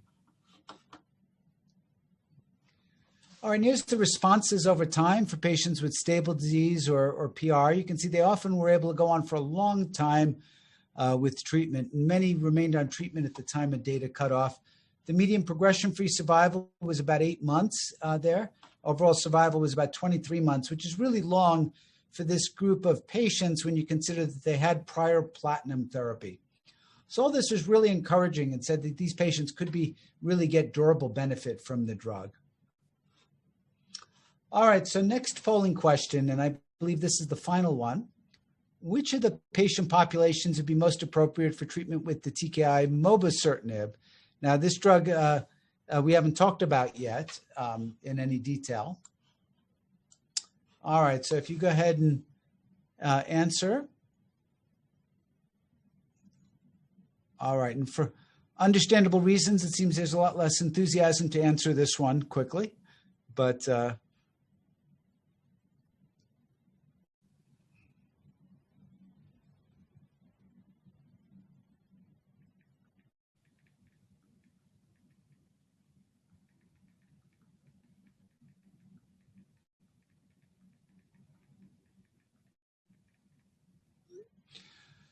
okay, so let's end the poll and we can share the results. So the majority of people picked patients with EGFR exon 20 insertions, and that's correct. So this drug was really designed to inhibit EGFR exon 20 insertions. Now it's not yet FDA approved, which I think is important here to keep in mind. So nobody can just write a prescription for this yet, but this is something that's under review, and we hope to see it available in the future. So let me talk about this drug in more detail. It's otherwise known as TAK-788. It hits EGFR and HER2, although the most advanced studies and the data we've seen is really around EGFR. And here is the earliest studies we saw with an initial confirmed response rate of 43% in the first 28 patients, PFS about 7.3 months. So then there were larger studies done with expansions with actually a couple different cohorts. One is the prior platinum group, another who had prior EGFR inhibitors as well. And so here we've got the two different cohorts, the PPP with the prior platinum cohort and the Exclaim cohort. And together are over 200 patients. So this is a sizable data set here. So now we're looking at the independently reviewed, the blinded independent review centrally for confirmed objective response rate. Here the response rates are a little bit lower than seen initially. In the Exclaim cohort, the confirmed objective response rate was 23%. In the PPP cohort, the confirmed objective response rate was 26%. PFS was similar to what was seen before at 7.3 months, looking at either by investigator or by blinded review. So these are the two different cohorts. And what's clear is the vast majority of patients are having at least some degree of shrinkage from the very beginning on study. All right, now here are treatment-related adverse events occurring in more than 20% of patients. For this drug, really diarrhea is the one that is most common, followed by rash here you see at 90% with diarrhea, 45% with rash. And the numbers are pretty similar between the PPP cohort and the Exclaim cohort. And the vast majority of other side effects seen are those consistent with EGFR inhibitor type toxicities. For grade 3 or 4 treatment-related adverse events, the most common was diarrhea in both of them at 21% and 16%. So really for mobocertinib, diarrhea is the prevalent treatment-related adverse event that causes significant problems. All right, now we've been involved in the development of poziotinib. This is a novel TKI that had initially been developed for other purposes. It has some similarities in structure to afatinib, actually, but it's got a smaller terminal group that lets it bind into more constrained spaces. And this showed really promising activity in early stage data. So here we saw a confirmed objective response of 43%. Again, similar to what you heard before from mobocertinib in the initial study. This was in 44 evaluable patients. So this was studied in a larger international study called Zenith 20. Now here, if we focus on the evaluable population, the objective response rate reviewed independently was 19.3%, and the unconfirmed response rate was 25%. With a high disease control rate of 80.7. So a bit smaller than seen in the independent cohort that was reported earlier. So this is a table that summarizes mobocertinib, amivantamab, and poziotinib thus far. Just to point out a couple of major take-homes. All of these are here we're presenting data for exon 20 insertions specifically. We see that there's a substantial objective response rate in all of them, ranging, if we look at the evaluable population, ranging from 20 up to 40%, and PFS ranging from 4 to 7 months. So all three are active. They have different profiles of toxicity. For mobocertinib, I think diarrhea is the dominant toxicity seen. For amivantamab, it's the rash, diarrhea, and the infusion-related reactions. For poziotinib, it's more rash that's prevalent. The majority of patients require dose modification. And in fact, now Spectrum is testing twice daily dosing instead of once a day dosing, which seems to be much better tolerated based on data that's recently been reported. But we have 3 active drugs in the space. Right now, amivantamab is the one that's is approved. And actually, I think I have to check that. Mobocertinib may have been recently as well. So now here's the adverse event management. Rash, again, the key is topical emollients, topical steroids, early referral to dermatology, early and aggressive management of diarrhea, dose reductions as needed. And for the EGFR antibody, again, look for the transfusion-related reactions, but you don't need to stop for that reason, and other adverse events as described before. And again, less than 1% of patients have a major infusion-related reaction after the second cycle. All right, move on to exon 18 point mutations. So again, exon 18 point mutations are another group that is that are atypicals that don't respond well to our first generation drugs. As I mentioned before, G719X is within exon 18, and afatinib is FDA approved for the G719 mutations, but there's a lot of other exon 18 mutations here as well. Now, there's a drug, neratinib. We would consider this to be a second generation TKI, so it has some similarities to afatinib. And this is being tested in the SUMMIT study for exon 18 mutant lung cancers. This is being expanded, but the numbers are quite small here. But the initial confirmed objective response rate in exon 18 was about 40%, the median PFS of 9 months in this cohort. So more studies are needed, but the early evidence suggests that neratinib does have activity for exon 18 point mutations. It's not yet approved for this purpose, but the drug is approved for breast cancer. Finally, let's talk about HER2 mutations. So HER2 mutations are a cousin of EGFR mutations. They're quite homologous, meaning they're very similar mutations. And once again, like for EGFR, the kinase domain is in exons 18 to 21. What's interesting is HER2 mutations are identified in a host of different tumor types. Actually, 27 different tumor types have HER2 mutations. But the distribution in the different exons varies. So if you look in this figure, red are for exon 20 insertions. And the most red you see in these pie charts is in non-small cell lung cancer. In non-small cell lung cancer, about half of the HER2 mutations are in exon 20. Whereas for breast cancer, exon 20 is relatively rare, and exon 19 is the most common. And colorectal cancer has a more even distribution of them. Now, these different exons have a bit different responses to the different drugs, so it does matter which exon we're talking about. But for lung, you can remember it's exon 20, just like in EGFR exon 20. Now, the drug poziotinib that we mentioned before is active in HER2 exon 20 insertions as well. And in the Zenith 20 study, a confirmed objective response rate was in evaluable patients, 35%, median progression-free survival, 5.5 months as well.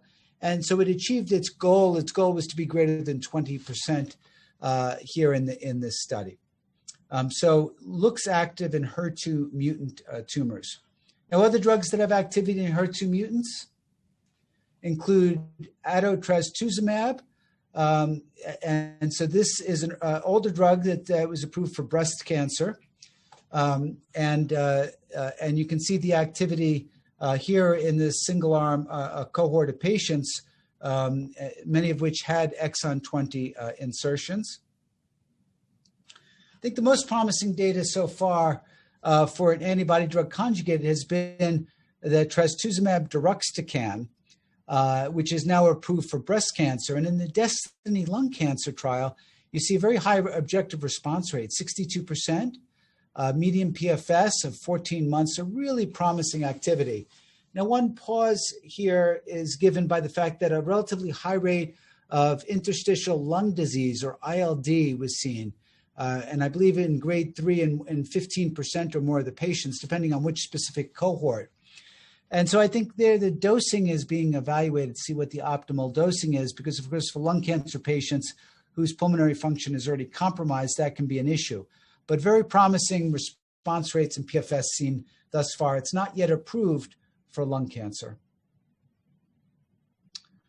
Okay, so with that, I realized I covered a lot of ground about atypical EGFR mutations as well as HER2 mutations. But at this point, I'd like to stop and open it up for questions or comments from people in the audience. Or if you'd like to write in comments, we'd be happy to hear them that way.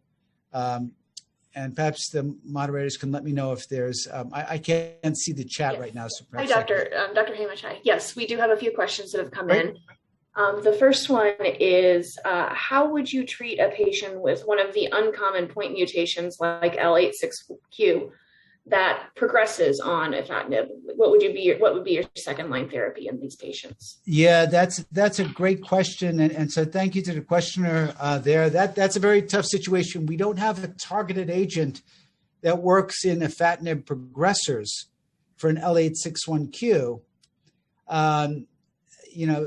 So in that case, I would likely go to standard treatment of chemotherapy in that setting. Now, let me mention, we and other groups have seen that EGFR mutants are particularly sensitive to VEGF inhibitors.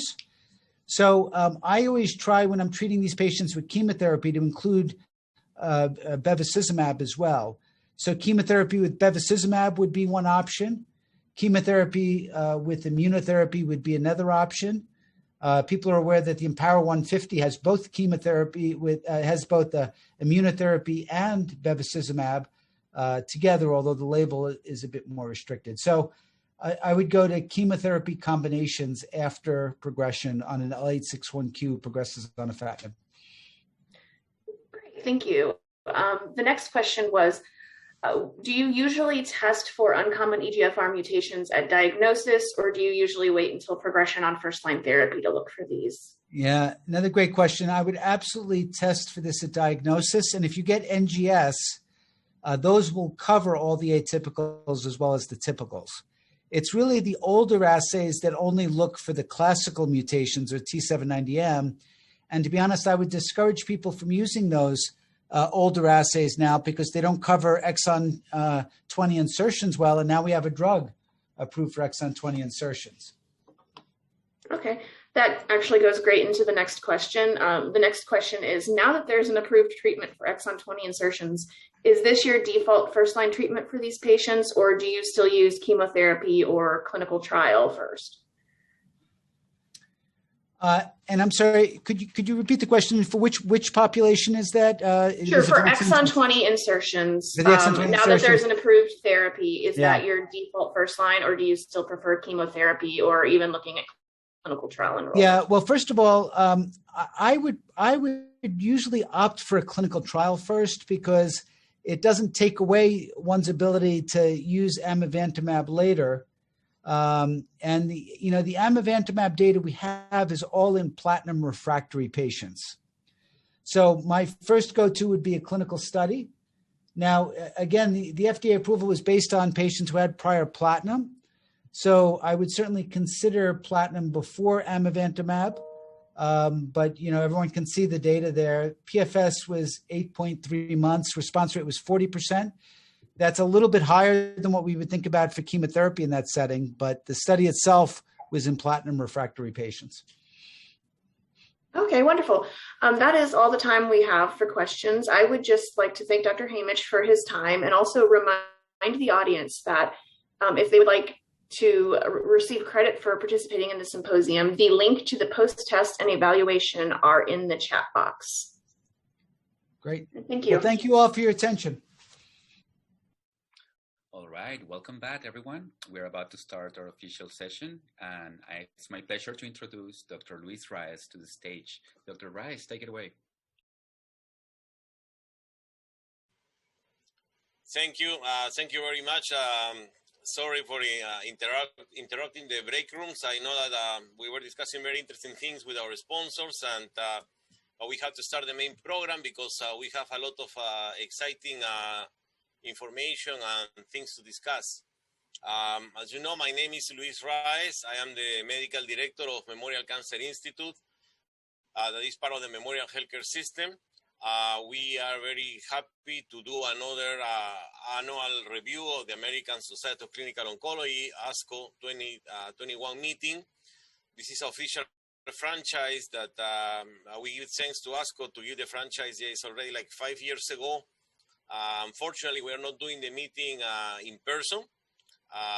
Even if we try hard to maybe do in person, but with the COVID, it was difficult to predict. And usually this meeting is a 400 people meeting. So we use a very large hotel, a very nice Mario Marquis in downtown Miami. And as you probably know, the hotel is not even open yet. The hotel is working hard to reopen, and hopefully we'll be back next year. Probably at the same time, the second week of July is when we always do the meeting. We are, as I said, Memorial Cancer Institute. For the people that doesn't know us, we're one of the 5 cancer centers of excellence in Florida. We are very honored to have that designation from the Florida governor, and we want to keep that quality and that science and delivery of care at that level here. I want to start first also giving thanks to our sponsors. We are very happy to have the sponsorship of the Florida Society of Clinical Oncology. Flasco is the largest and more noticeable, I guess, chapter of the ASCO in the United States. It's not because I'm the president or I am a member. It's because we have 3,800 members that work very hard, including many of you I recognize by the names, working very hard to work for improve the quality care, cancer delivery, science, teaching in the state of Florida. Also, we have Florida Atlantic University, our partner, and part of our Cancer Center of Excellence. And also we have Moffitt here. As you know, I don't know how many people are aware, but we have a memorial here, a satellite of Moffitt. It's not a collaboration, it's not an affiliation or whatever. It's a partnership because Moffitt is here. We are very lucky to have 6 Moffitt doctors working us, and hopefully 7, led by Dr. Hugo Fernandez, a world-renowned specialist in heme malignancies and bone marrow transplantation. So that's why I want to give thanks to Moffitt for all the support they provide to our cancer center. We are very happy now that they have started to do CAR T cell therapy for the benefit of this community. And also our industry sponsors. Without our industry sponsors, we cannot do anything. I want to first give thanks to the ones that send us grants. Pfizer, Novartis Pharmaceuticals, Jazz Pharmaceuticals, Thai Oncology, Exelixis, Ipsen, Novocure, and AstraZeneca. Thanks for the grants, guys. We really appreciate your support for all of these education events that we do, not only here at Memorial, but all over the state. We also have exhibitors today. I appreciate the fact that you are listening to our exhibitors in these short breakouts that we are having. In alphabetical order, we have AbbVie, Astellas, AstraZeneca, BMS, BTG, Caris, Exact Sciences, Guardant Health, Insight, Ipsen, Kite, Kiowa Kirin, MorphoSys, and we have also Novartis, Puma, Sanofi, and Seattle Genetics. Also, as another announcement, a lot of you are nurses, some of them are pharmacists, and I see also nurse practitioners and doctors. Remember, we are providing CMEs, and usually the CME department probably has notified you by email. If you haven't noticed, that we will send you a code at the end of the night today. We're finishing at 9 p.m. And tomorrow, same thing. Well, we're finishing early tomorrow in the afternoon. So you can register with that CME code and claim your CME credits. And but basically, that's all the announcements. I know that it's not easy to sit here for some hours, but I think the meeting is going to be great. We just had a couple of satellite symposiums, outstanding lectures. If you heard the melanoma lecture and the lung cancer lectures, I particularly only know the lung cancer doctor because I do lung cancer.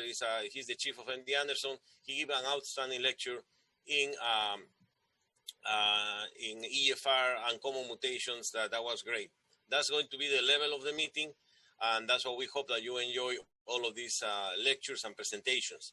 At the end of the lectures, we will have a small section of Q&A, every section. So after GI, after breast, after lung, heme malignancies. So I know that it's not easy. We have now 81 people have joined to ask questions verbally, but the other easy way is if you put the questions in the chat while the speakers are talking. You know, our moderators or helpers for talent, I want to give thanks to this agency for provide that great quality care in all of the meetings that we participate. So the people from talent or the people from or moderators will notice the questions and will ask the speaker the questions for the Q&A. So don't be shy. If you don't want to talk in the middle of 84 people by Zoom, that is complicated, please put your question in writing and we will answer the question. So now, without more delay, I don't have more announcements. I'm going to introduce Dr. Michael Bulfovich, who is going to take care of this interesting section of cancer biomarkers and melanoma. Dr. Michael Bulfovich is an old friend from the years of University of Miami. Dr. Michael Bulfovich takes care of GI malignancies, GU malignancies, and GOIO malignancies. Here at Memorial Cancer Institute. He also carries the responsibility to lead our sickle cell program. That is a very big program here for many years, and we're very happy and for him to doing that successfully. And he also takes care of several quality projects in our institution.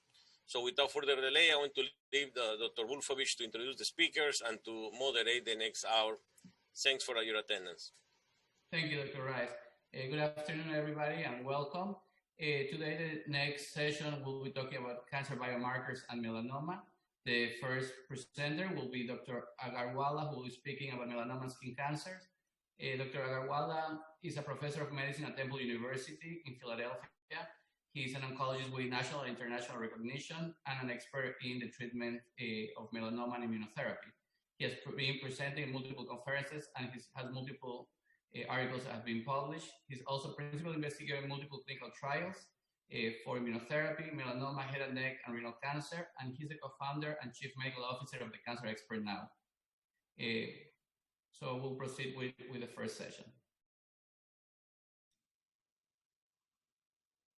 Good afternoon. My name is Dr. Sanjeev Agarwala. I'm professor of medicine at Temple University and chief medical officer for Cancer Expert Now. It's a great pleasure for me to present this ASCO update on what was new and exciting at the melanoma skin cancer sessions at ASCO 2021. Thank you to Dr. Reyes and the organizers for the invitation.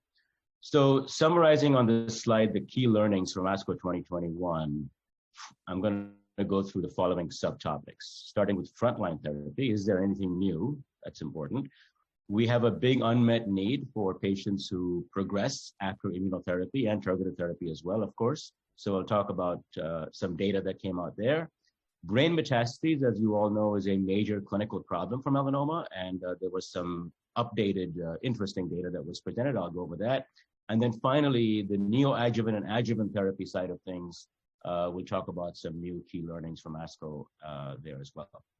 So starting with frontline therapy, this is perhaps the most important abstract that was presented for melanoma and even for immunotherapy, I think, at this conference, which is a trial called Relativity 47. And what it really is a randomized trial of relatlimab, RELA for short, and nivolumab, an anti-PD-1, versus anti-PD-1 nivolumab alone in frontline therapy for advanced melanoma. And as you can see, this is the rationale for this molecule, LAG-3. It's an anti-LAG-3. LAG-3 and PD-1 are distinct immune checkpoints. They're often co-expressed. And LAG-3 is important in T-cell exhaustion. So that is an important pathway to reinvigorate in patients who receive immunotherapy.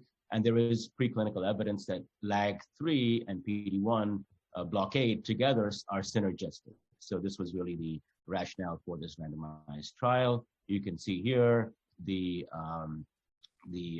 trial design and the key eligibility criteria, very standard, previously untreated, unresectable, advanced metastatic melanoma, good performance status, and stratified, importantly by many factors, but LAG-3 expression, which is important. I'll show you the data there. 700 plus patients randomized to either nivolumab at a fixed dose of 480 milligrams IV Q4 weeks, or the combination of RELA and nivo 160 of Rela, 480 of Nivo in a fixed dose combination. So this is an important thing to remember, that this was sort of a combined infusion. Primary endpoint was PFS by blinded review. And as seen here, the endpoint of primary PFS improvement was met, 47.7% versus 36% at 1 year. You can see the median PFS of 10.1 months versus 4.6 months for Nivo, with a good hazard ratio of 0.75 and a significant p-value. So this was important. And when you look at LAG-3, because that's a target here, what's interesting to know is that there doesn't seem to be that much of a difference really in terms of the hazard ratio, whether LAG-3 expression was present more than or equal to 1% or less than 1%. So probably this is not going to be needed for testing. The important thing is that, we have the Ipi-Nivo combination in melanoma, of course, and we know that it's effective, but it's quite toxic. Here you have a new combination that doesn't include Ipi at all, and while we don't have direct comparisons, it's nice to know that there is a positive benefit here of the combination over Nivo alone, just like it was shown with Ipi-Nivo, but at lesser toxicity. So you can see here that the grade 3, grade 4 toxicities for Rela plus Nivo were actually less than historically we have seen with Ipi-Nivo. Of course, we don't have a frontline comparison, which is very, very important. So when you look at the summary of this very important trial, I think, because this could be a new option for us coming down the road, that this was a positive trial for PFS by blinded review. You can see the median PFS did improve, and it was a manageable safety profile, nothing unexpected, and looking like it may be less toxic than what we are very much used to, the Nivo combination. This is in fact the first new phase 3 trial to show a benefit in frontline setting, so this could be a new treatment option for us. Now, another question that comes to us in melanoma treatment is, I talked about Ipi-Nivo being a fairly standard combination. And just remember that in that combination, Ipi is given at 3 milligram per kilogram and per cycle. And many of us think that that might be too high a dose. So this is an important trial, Checkmate 511, that was looking at the comparison between the Nivo 3 and Ipi 1, so it's a lower dose of Ipi, or Nivo 1 and Ipi 3, so the standard high dose of Ipi. And the idea here was to see if there was any difference between these two. In other words, would lowering the dose of Ipi make a difference? So yes, in toxicity, it seems to make a difference. You can see here that the grade 3 to 5 immune-related adverse events actually went down from 86 to 61, or 48% to 34, which is significant. That's an important change. And then just looking at the PFS and OS curves, it doesn't look like there's a big difference between the two. So is this potentially equally effective but less toxic? That is the question. Now remember, this wasn't a study powered to show a non-inferiority, so we don't know the definitive answer to that, but it's an important question. Not yet approved for use, but interesting to note that maybe in the future, if we use Ipi-Nivo, can we use a lower dose of Ipi? What about the very important question of after immunotherapy failure? Now, this applies to patients who receive Ipi-Nivo combination, who are BRAF wild type, but if the BRAF mutant, they would also have received targeted therapy as well, obviously. So both targeted and immunotherapy. If you're BRAF wild type, of course, you cannot get targeted therapy. So it's a major unmet need. And there were two studies here I want to go over. This is LEAP-004. It's a combination of pembrolizumab, an anti-PD-1, with lenvatinib. And you're familiar with this molecule in, it's a targeted agent in other diseases, but this is in melanoma, and this is not a new trial. It was presented earlier as well. This is a follow-up, unresected stage 3 or 4 melanoma, and confirmed progression by RECIST within 12 weeks of previous anti-PD-1 therapy, and they could have received targeted therapy as well. So just an updated data set here, you have a response rate that is respectable at 21%. So this are patients, remember, refractory to multiple lines of therapy. And when you look at the waterfall plots, you can see that there is evidence of activity here. So we have evidence here that when you are a patient who is PD-1 or combination anti-PD-1 CTLA-4 and targeted therapy that BRAF mutated positive, refractory, you can add lenvatinib to a PD-1, pembrolizumab, and turn on that immune signal again. So making that cold tumor hot again, potentially. So that's interesting as well. This is the second trial I want to go over in terms of refractory patients. This is a trial that looked at autologous TILs. So tumor-infiltrating lymphocytes, it's lifileucel is the name for this. And these are patients with refractory melanoma. This is a complicated trial in some ways because, as I'll show you, this requires some intervention to get the T cells from the patient and give high-dose IL-2, et cetera. And the different cohorts as this is being evolving. So this is shown here, the data for cohort 2. The primary endpoint here is the response rate, overall response rate. So what we have here is a schematic showing you how this works. Okay, so the patient obviously is screened for this trial or this treatment, and the tumor has to be resected. Part of the tumor, at least some of it, has to be resected. There's a certain size requirement. This has to be sent to a lab for processing. The patient undergoes non-myeloablative lymphodepletion. This is familiar to those of you who know TILs. And then the product, which is sent back, is infused. IL-2 is given, and then the patient is sent home. It takes about 22 days or so to get this product back. So it's a lot quicker than the old TIL treatments that we used to use, which took a longer time. So that's good. So what we see here is an encouraging outcome. We have a response rate of 24%, which is, again, respectable. I showed you that pembrolizumab was 21%. This is about the same.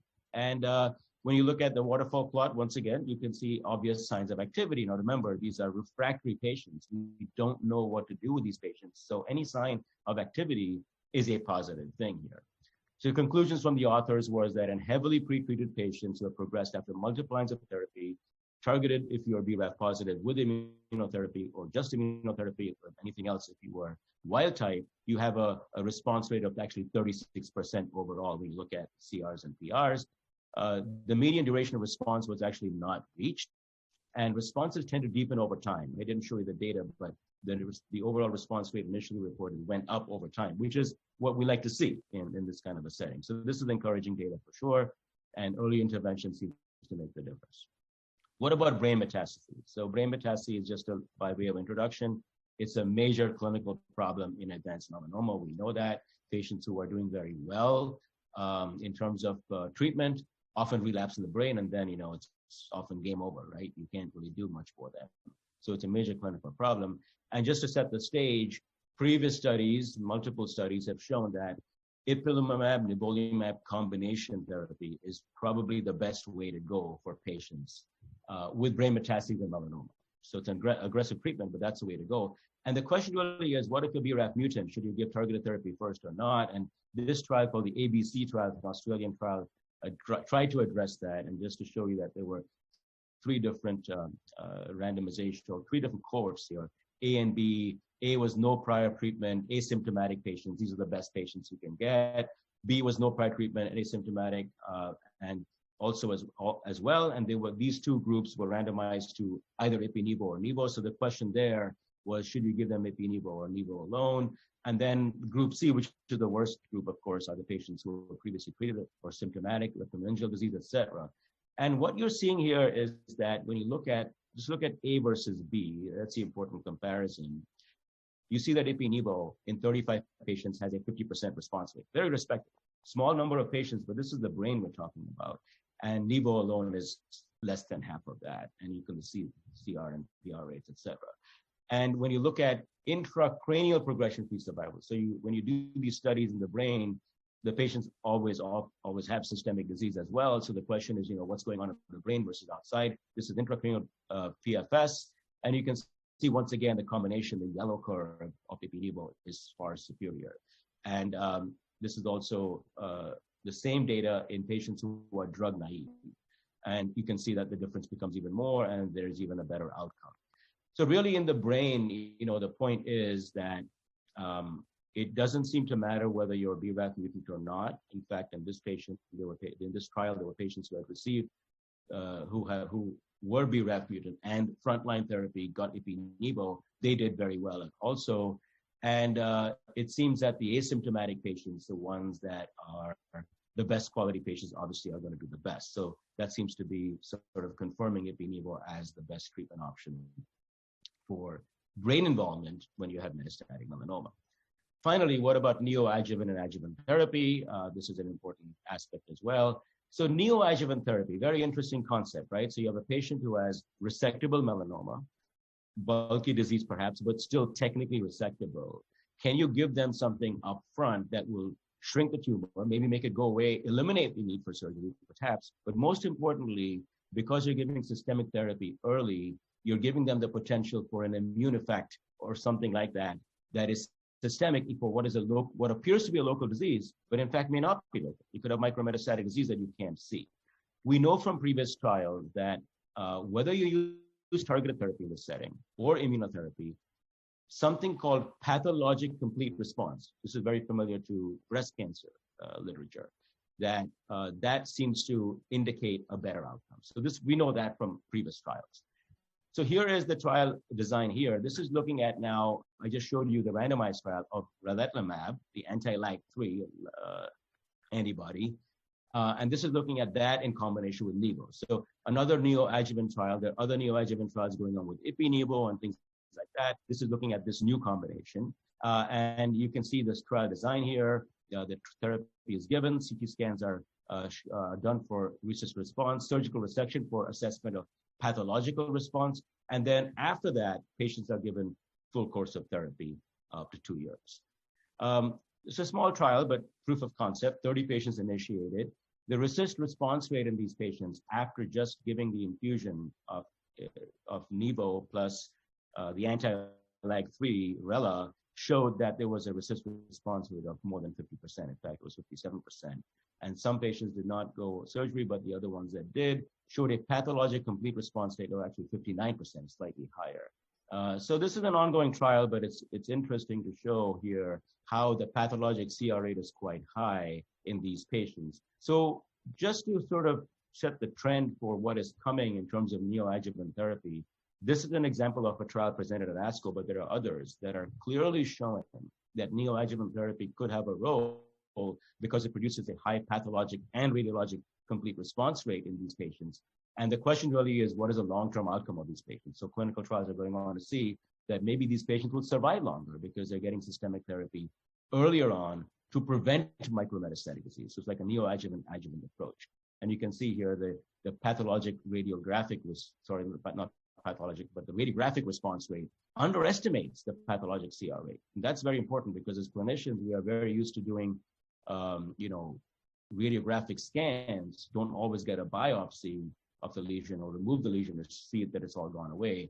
So remember, the CR rate pathologically does underestimate the radiographic response rate. So here is the conclusions that you have a good outcome, neoadjuvant nivo plus RELA, high CR rates, pathologic and radiographic. The pathologic is underestimated by the radiologic assessment. That's important to note. And this is a very interesting outcome because it can lead to further studies in this area, and ultimately maybe neoadjuvant therapy will become standard of care for us. We don't know that.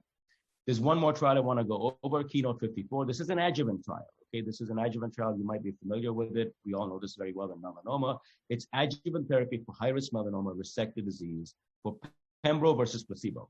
And that was a positive trial. Okay, so it showed that pembro in the adjuvant setting is better than placebo for high-risk melanoma. So pembro now is one of the options for adjuvant therapy for melanoma high risk. What is interesting about this trial is that there was a second recurrence crossover design. In other words, patients randomized to placebo or patients who were randomized in this trial who recurred, the blind was broken. If they were on placebo, they were allowed to cross over to the pembro arm. And the question is, what happened to those patients? What was their outcome? And here, just to keep in mind, and now these are patients who now have metastatic disease, right? Because they have relapsed. What is clear from this study, at least in this analysis, is that the outcome of those patients looks like frontline therapy outcomes with pembro alone in other trials. So in other words, you can get the same result in the metastatic setting that you got for metastatic disease, but not everyone responds, obviously. So the point is really don't wait for relapse. The idea is to actually treat in the adjuvant setting without waiting for relapse because your outcomes are going to be better that way. So it's a little bit of a complicated analysis, but it does give us that information. So I'd like to end here now by summarizing the learnings from ASCO 2021. Let's start with frontline therapy. Just to remind you, the new combination of the anti-LAG-3 RELA plus nivolumab It's a positive trial for PFS. We don't have overall survival yet.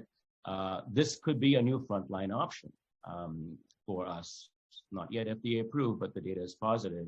However, the caveat is we don't know how this compares to what is now one of our major standards of ipi-nivo combos. So ipi-nivo, which is what we use right now, versus rela-nivo, that clinical trial has not yet been done. Now, it certainly looks like rela-nivo works and it's less toxic, but we don't know for sure what the comparison is. So clinicians will have a choice until we get randomized data. Maybe from the Checkmate 511 trial, low-dose AP might be effective instead of the full 3 milligram per kilogram. Don't know for sure, but that's an interesting thing to follow. After immunotherapy failure, there are multiple options out there. I've shown you 2 that were presented at ASCO this year that were, significant results. Lenva plus Pembro looking promising, but it's a toxic regimen. I didn't go into that detail, but it's a toxic regimen. And lifileucel is a promising regimen as well, but it's a complicated procedure. It requires a specialized center. It requires surgical resection of part of the tumor to manufacture the cells, IL-2. So it's not something that can be done in every center around the country. So we'll wait and see what happens there. In the brain, I think we are very clear now, very confirmed that ipi-nivo is the go-to treatment for patients who have metastatic melanoma to the brain, most importantly for those who are asymptomatic. And then in the neoadjuvant side, lots of stuff coming out, yet another combination therapy that shows neoadjuvant therapy is effective, pathologic CR rate is the right endpoint, and radiological assessment underestimates the pathological assessment, because when you take the tumor out, it may show up on the radiographic scans, but it could be no tumor cells, viable tumor cells there. And adjuvant therapy, no change in clinical practice, still use adjuvant therapy for high-risk patients. Our choices, of course, are nivolumab, pembrolizumab, or for BRAF positive patients, the BRAF-MEK combination therapy. So once again, thank you for your attention. I hope I was able to cover in a short period of time the summary of how ASCO 2021 went, and happy to take questions during the session. Thank you. Thank you very much, Dr. Agarwala, for an excellent presentation. I have the pleasure to present again Dr. Ignacio Gil Basso. He will be speaking about liquid biopsies and cancer, the role of NGS, CTC, exosomes, circulating DNA, and RNA. Dr. Gil Basso is the chairman of the Department of Oncology at the University of Navarra in Pamplona, Spain. He's also associate professor of medicine at the Department of Oncology at the same university and the director of predictive markers of response laboratory of the program in solid tumors. Please remember to send all your questions on the chat so we can discuss them in the Q&A session. We'll proceed with the next session. Thank you. Hi, my name is Ignacio Gil Basso. I'm the chairman of the Department of Oncology at the University of Navarra. I would like to start by thanking the organizers for giving me the opportunity to present once more, and especially Dr. Rice for his kind invitation. These are my disclosures. And in the next 20 minutes, I will try to cover what has been presented regarding these different tumor types in terms of liquid biopsy in the last edition of the ASCO 2021. Starting with lung cancer, which is typically the tumor type in which we have a lot of new data coming every new year regarding ctDNA, but also any other NGS assays. Dr. Dian presented this interesting graph showing the different opportunities we may think of when thinking of non-small cell lung cancer and ctDNA use. More specifically, he presented these graphs showing how we could use ctDNA for selection of patients for neoadjuvant treatment. And in fact, he showed this interesting data showing how detectable ctDNA pretreatment may be a useful biomarker for selecting patients for this therapy prior to surgery. He also showed how minimal residual disease could be also used using ctDNA for those patients with non-small cell lung cancer early stage that undergo local definitive treatment. And in fact, he showed all these clinical trials showing a strong prognostic value of ctDNA minimal residual disease in localized non-small cell lung cancer. We can also see how for those patients undergoing definitive or radical chemoradiation, ctDNA, when it is undetectable in those patients do much better. However, for those patients that actually show ctDNA positive after chemoradiation and during immunotherapy consolidation treatment, ctDNA does not respond. What you see is a much worse prognosis. In contrast, for those patients showing ctDNA clearance during consolidation immunotherapy after chemoradiation, those patients show a much better improved outcome. This is a different abstract that I think is also interesting to see, and this is actually the experience of MSKCC using the impact test they use in liquid biopsy, and they screened more than 1,000 patients in order to see how the findings of that ctDNA test actually can match the finding of a potential targeted therapy for those patients, and how overall survival actually improves when that happens. The first thing they found was that plasma ctDNA analysis had a shorter turnaround time compared to tissue, which is something that anyone could imagine. And we know that it is sometimes frustrating to wait for the tissue NGS analysis, because first you have the pathological review of the sample, and that actually takes a lot of time.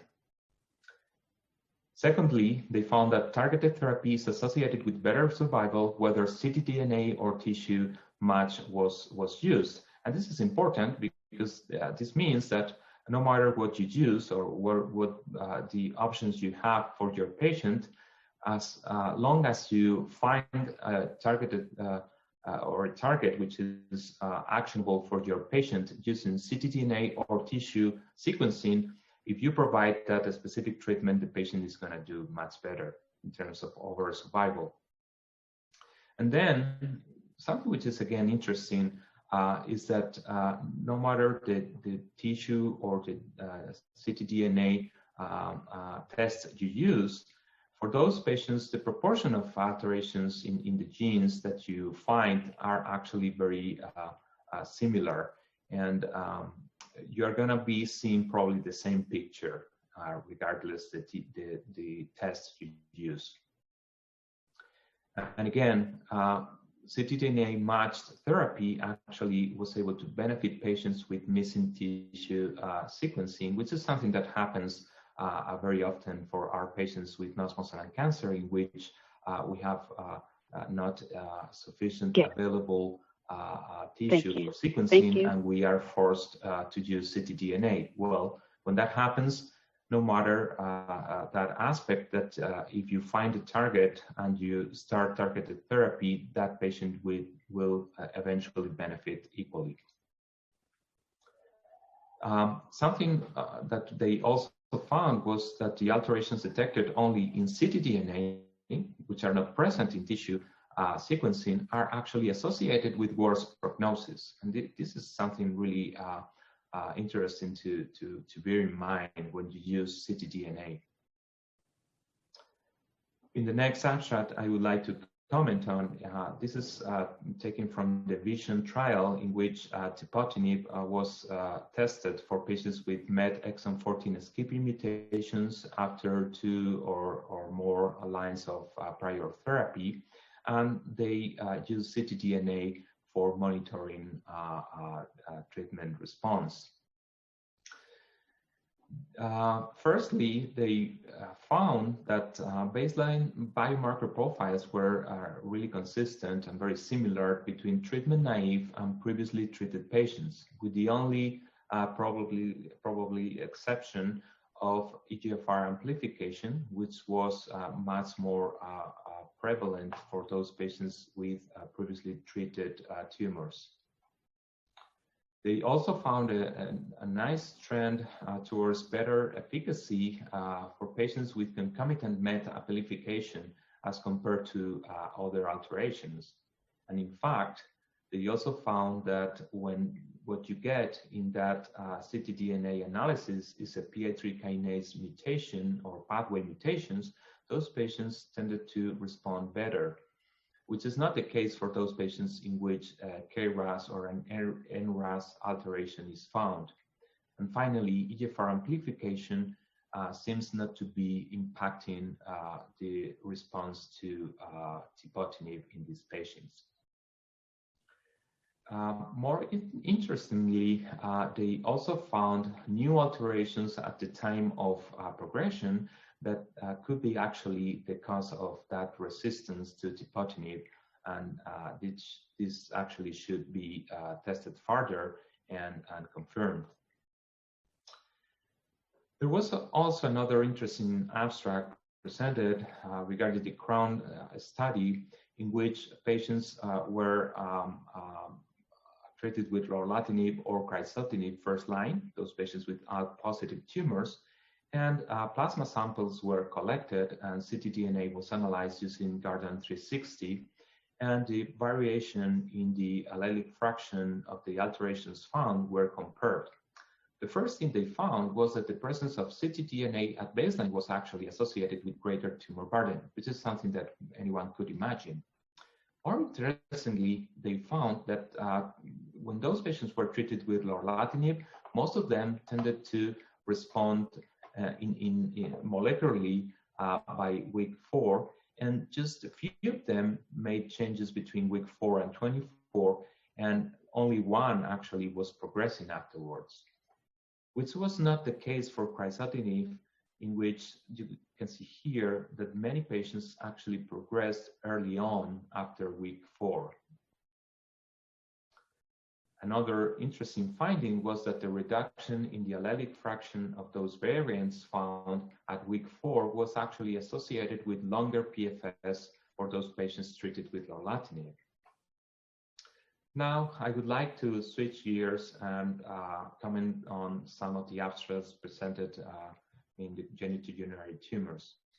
The first abstract was just an educational presentation showing how biomarker-driven therapies are still possible for prostate cancer and probably restricted to those patients with mismatch repair deficient tumors or homologous recombinant deficient tumors. In fact, they recalled that mutations in DNA repair pathways should be looked at. Tumor mutational burden would be another interesting target to look at. And of course, mismatch repair deficiency should also be investigated in our patients. In fact, they proposed some somatic genomic testing to be performed for all our patients with prostate cancer. Just remembering that some of those tests can be run actually in ctDNA. And they also remember that olaparib, which has been already approved for patients with homologous recombination repair gene mutant tumors, in the PROfound study was found to be a better option, and also in the case of rucaparib for those patients with BRCA1 and BRCA2 mutant tumors, according to the TRITON2 study. So they also remember that pembrolizumab is FDA approved for MSI high and MMR deficient tumors, and this is also applied to prostate cancer. And they interestingly showed how, according to the sample type that you have available, you could run different tests in order to characterize the tumor of the patient and provide a better treatment for your patient. They also proposed this algorithm, which actually guides you throughout the decision-making process according to the different alterations that you find in your patient when it comes to genomic testing. Now, I would like to present only one of the abstracts that was presented outside the prostate cancer tumors. That was the muscle invasive bladder cancer. And they looked at CTCs, so circulating tumor cells, not ctDNA. And those patients with CTC positive after surgery, those patients tended to do worse in terms of 2-year overall survival.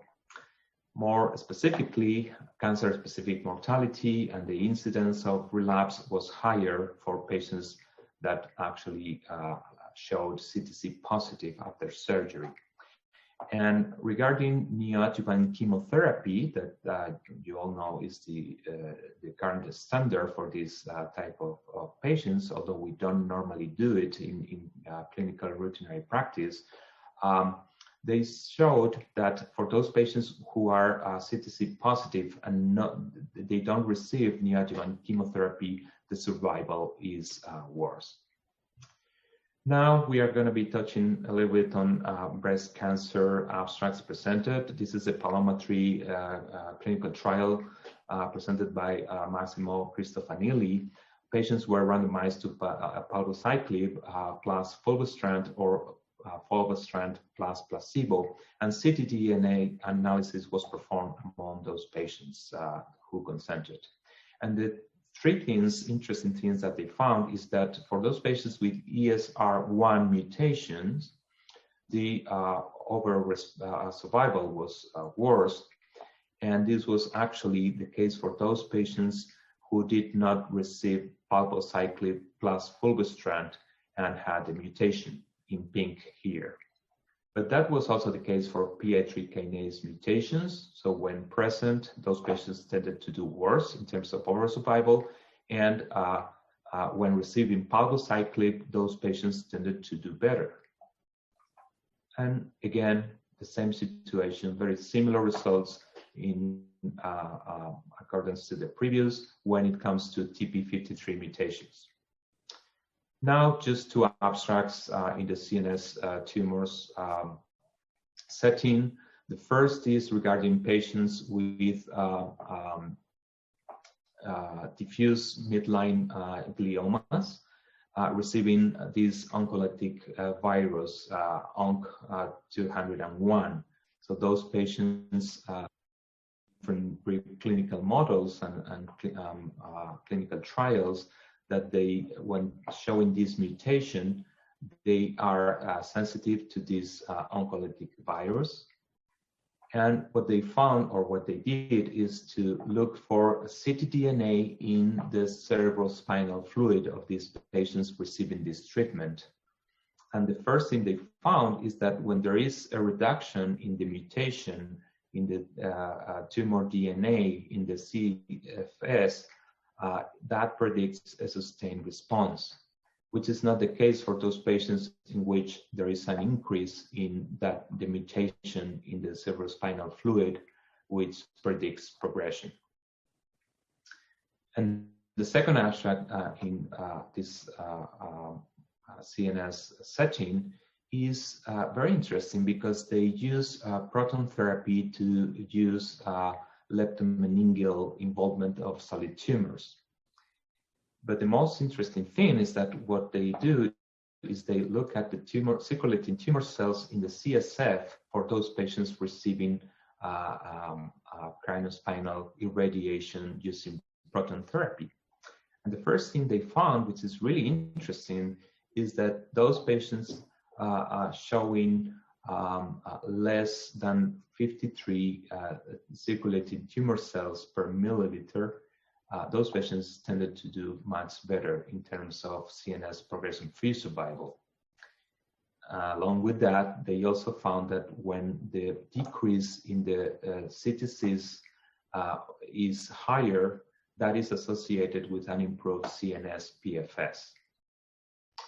So in conclusion, I think we are in a completely new era in which no matter what solid tumor type we are talking about, our patients need new solutions to find better treatment options. We have seen how in non-small cell lung cancer, when you decide to use ctDNA as a way to monitor the response to different treatments, for example, tepotinib in the case of patients with MET exon 14 skipping mutations, or in patients treated with lorlatinib first line for ALK-positive non-small cell lung cancer, you are really able to monitor how those patients do in terms of what happens with the ctDNA and the alterations found. We have also seen how prostate cancer, that probably was one of the tumors that incorporated later to the genomic analysis setting. For those patients now, if we want to provide the best healthcare for those individuals, we need to look for different alterations, and we can do that using ctDNA. And we mentioned specifically MSI-high tumors for pembrolizumab, but also those patients with BRCA1, BRCA2 mutations that may perfectly benefit from rucaparib, or even for those patients with homologous recombinant deficient tumors that may benefit from also another PARP inhibitor. So regarding bladder cancer, we found also how the 2-year overall survival is much better for those patients in which after surgery there are no CTCs in blood found. However, for those patients in which you still see CTCs who are, those patients who are positive for CTCs count, if they receive neoadjuvant chemotherapy, those patients may do much better. We have also seen how in breast cancer, according to the PALOMA-3 trial, you can very easily look for ctDNA alterations. And when that happens, specifically for TP53, for ESR1, what you get is when those alterations are present, those patients do worse with the treatment.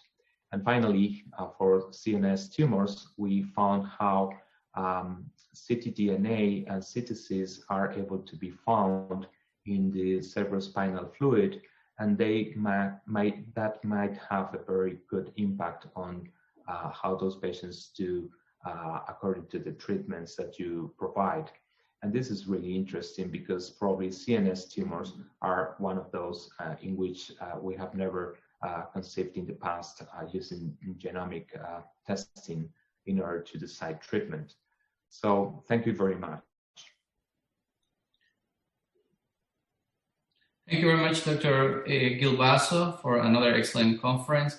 We'll present now Dr. Christian Rolfo. The topic will be cancer biomarkers and the future of immunotherapy, reviewing MSI-high, PD-L1, and tumor burden. Dr. Rolfo is an Associate Director of Clinical Research at the Center of Thoracic Oncology at the Tisch Cancer Institute, Mount Sinai. He's also a Professor of Medicine at the Division of Hematology and Oncology at the Icahn School of Medicine, Mount Sinai, New York. He has served as Deputy Chair of the Education Committee at the International Association of the Study of Lung Cancer, and also member of the ESMO Committee, as well with multiple other memberships. Thank you very much, Dr. Rolfo, and we'll proceed with the next presentation. Hello, my name is Christian Rolfo. I'm the Director of Clinical Research at Mount Sinai Center of Thoracic Oncology, and it's a pleasure to be here today to discuss this important topic on cancer biomarkers, specifically in immunotherapy. I would like to thank the organizers, especially Dr. Rice, for the invitation. And obviously this was an ASCO, different ASCO. We was not able to be there, but several things were coming out from there, and I will try to summarize all this information. That's all my disclosures. Obviously, when we are talking about immunotherapy, this is the typical phase of the oncologist, but this is the typical reality when we are talking about biomarkers. And ideal biomarker, obviously we have the experience of target therapies, and we would like to have a biomarker that is present or absent, stable and functional, easy to and practical to measure, 100% predictive, but no one of these characteristics is accomplished by immunobiomarkers. The first one that we have is a very imperfect biomarker that is a PD-L1, but we continue to use because it's FDA approval. It's the only way that we have to stratify patients at the moment of the prescriptions. But nowadays, we have a plethora of other biomarkers, including the approved TMB, MSI, but specifically in lung cancer, that is my area of interest, we have still to deal with a few biomarkers. Why is the problem? Because we have an intratumor heterogeneity and also an interpatient heterogeneity that could happen. In the CheckMate 9LA update, we saw that was an improvement in the overall survival for these patients, and this is continuous during the time. But if we see, and that was an interesting exercise that Mary Redman was doing, what happened with the patients with PD-L1 status. Obviously, if we see the forest plot analysis, there is no difference between the PD-L1 status and in treatment by PD-L1 status alone. But also when we are talking about the differences in stratifications in EP plus Nivo plus chemo, there are some differences in squamous, non-squamous, and you see that these differences in the patients with negative squamous seems to be a little bit better, but it's not really a clear data. So that is one of the questions. And another exercise that was done in this specific population between 1 and 49 is an interesting exercise by FDA.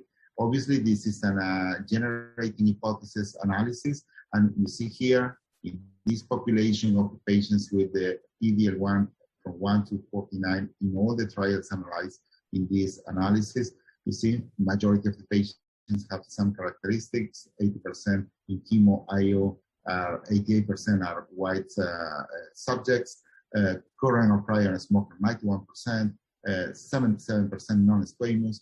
And if we see that the analysis of exploratory overall survival seems to be a benefit in patients when we are treating with chemo and immunotherapy, and this is a hazard ratio of 0.68.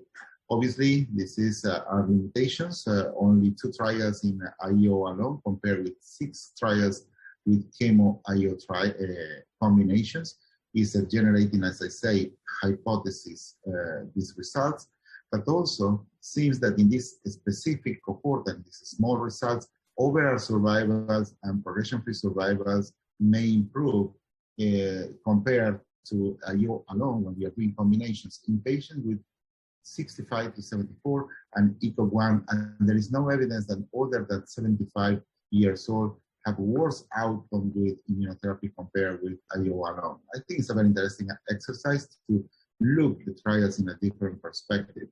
Obviously, the Ensina trial will give a lot of answers about that. This is in the more than 1% PD-L1 positive, and the randomizations will be in 3 arms. And this trial will be certainly a very interesting trial.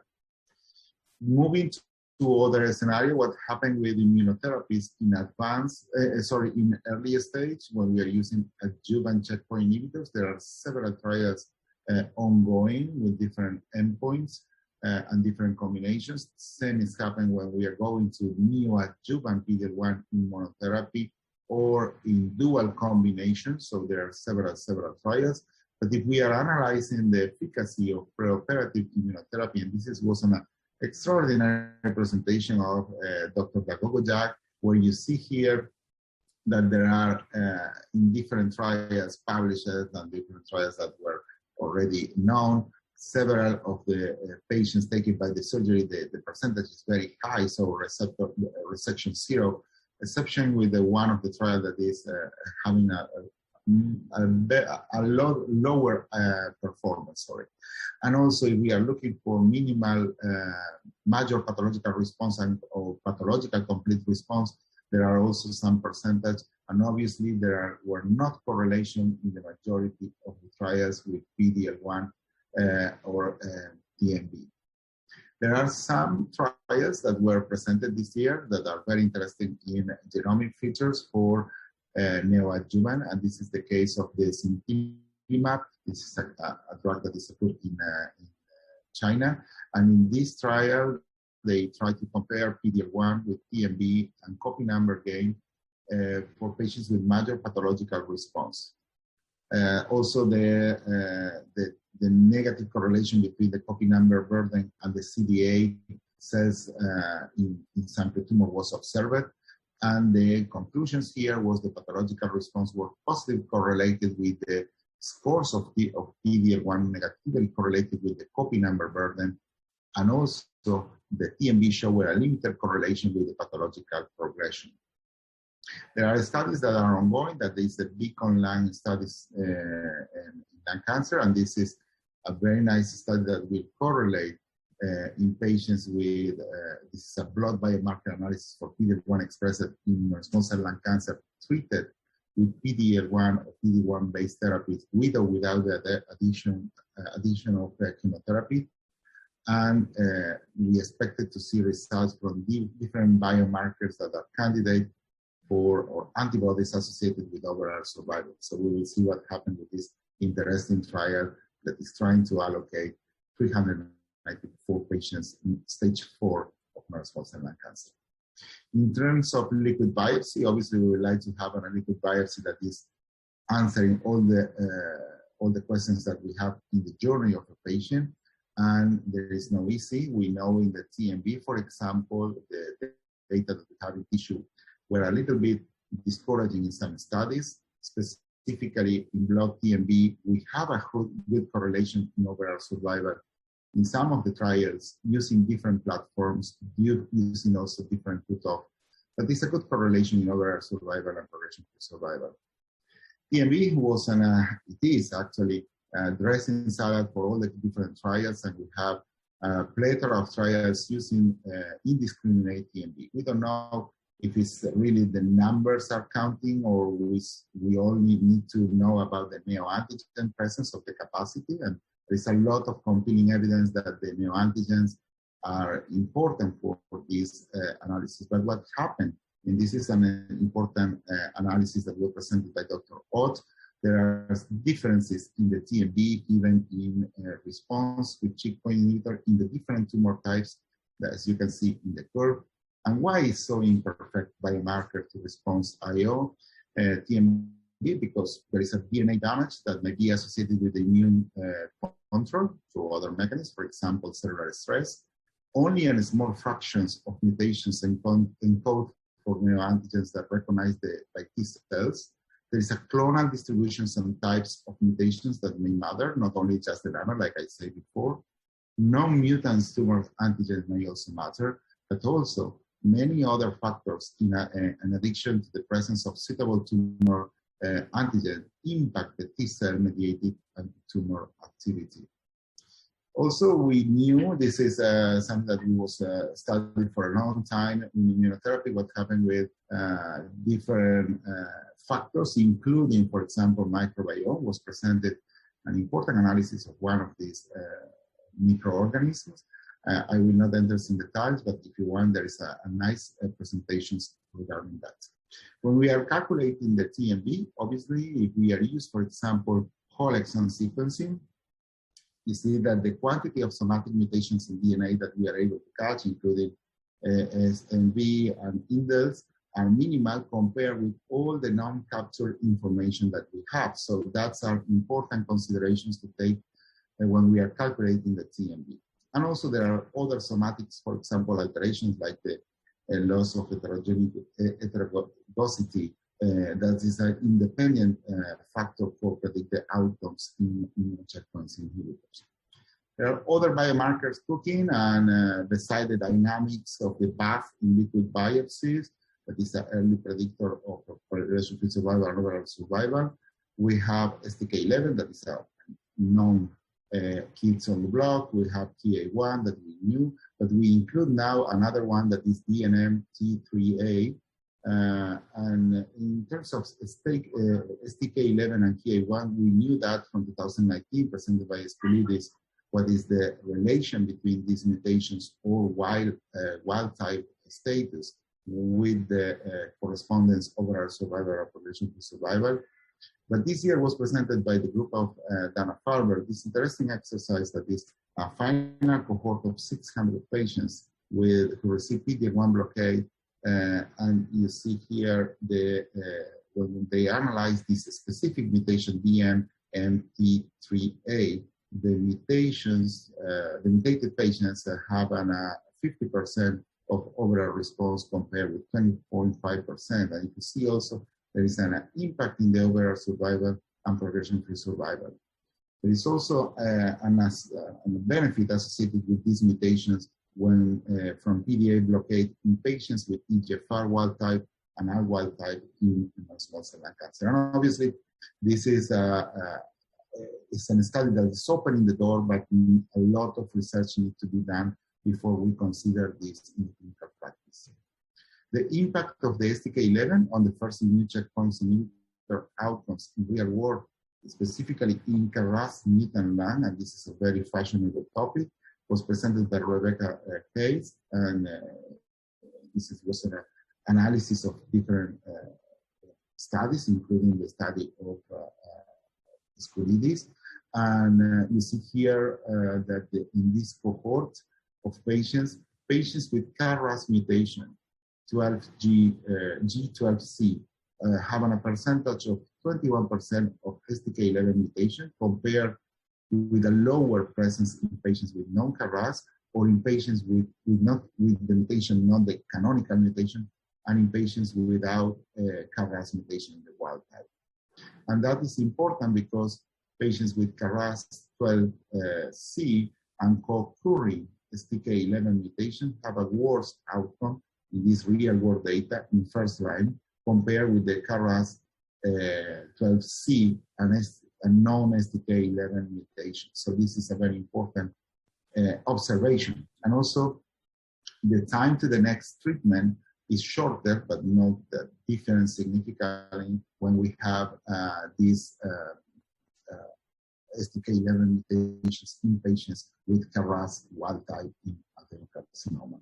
This is an important observation. We was presented personally with our group another way to see biomarkers, and that is the dynamic levels of extracellular vesicles in PD-L1 and radiomics, and that was an analysis that was performed in patients receiving immunotherapy in monotherapy, and we analyzed the content of these extracellular vesicles, not only the PD-L1 in the membrane, but also the content in the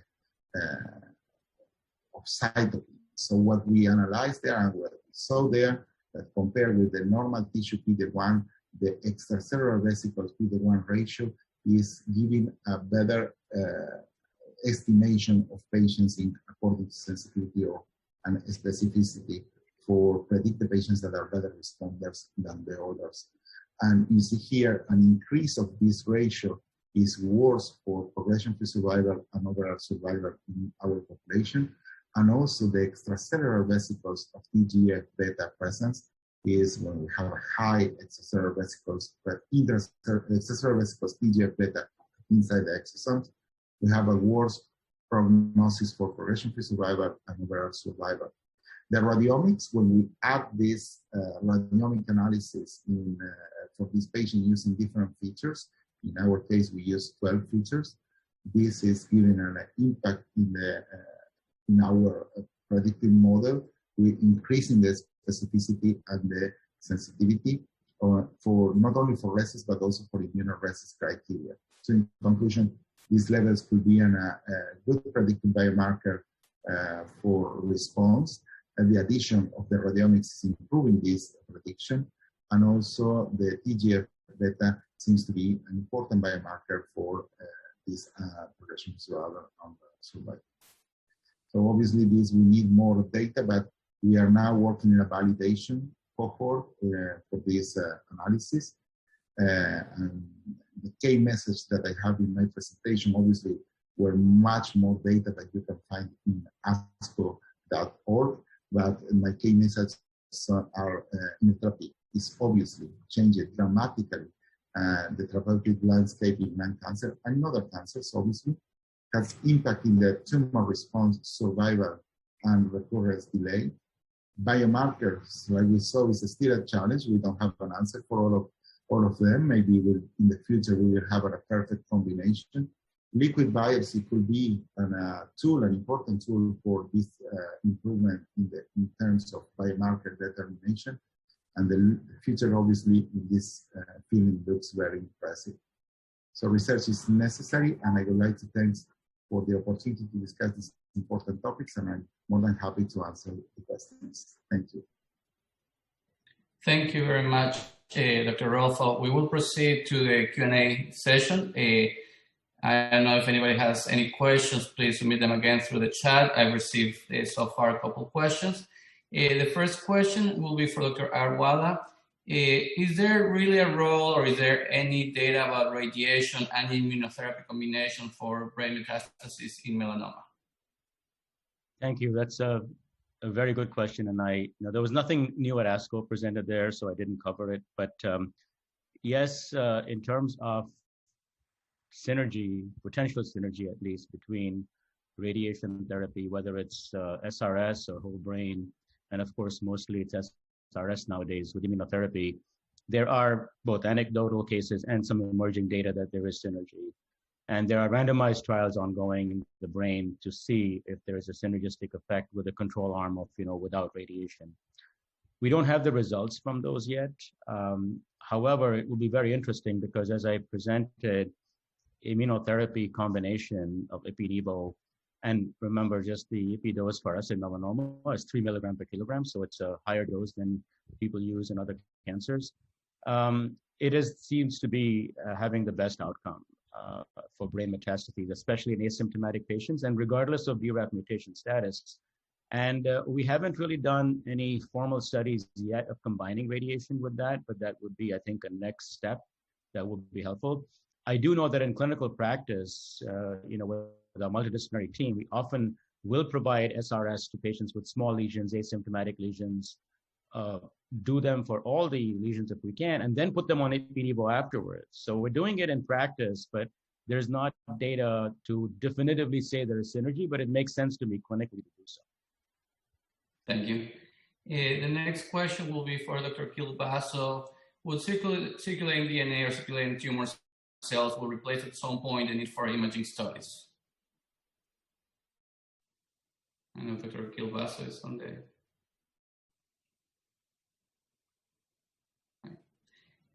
Well, we'll move with the next question, which is for Dr. Rolfo. Is he on the Q&A session? Yes, thank you.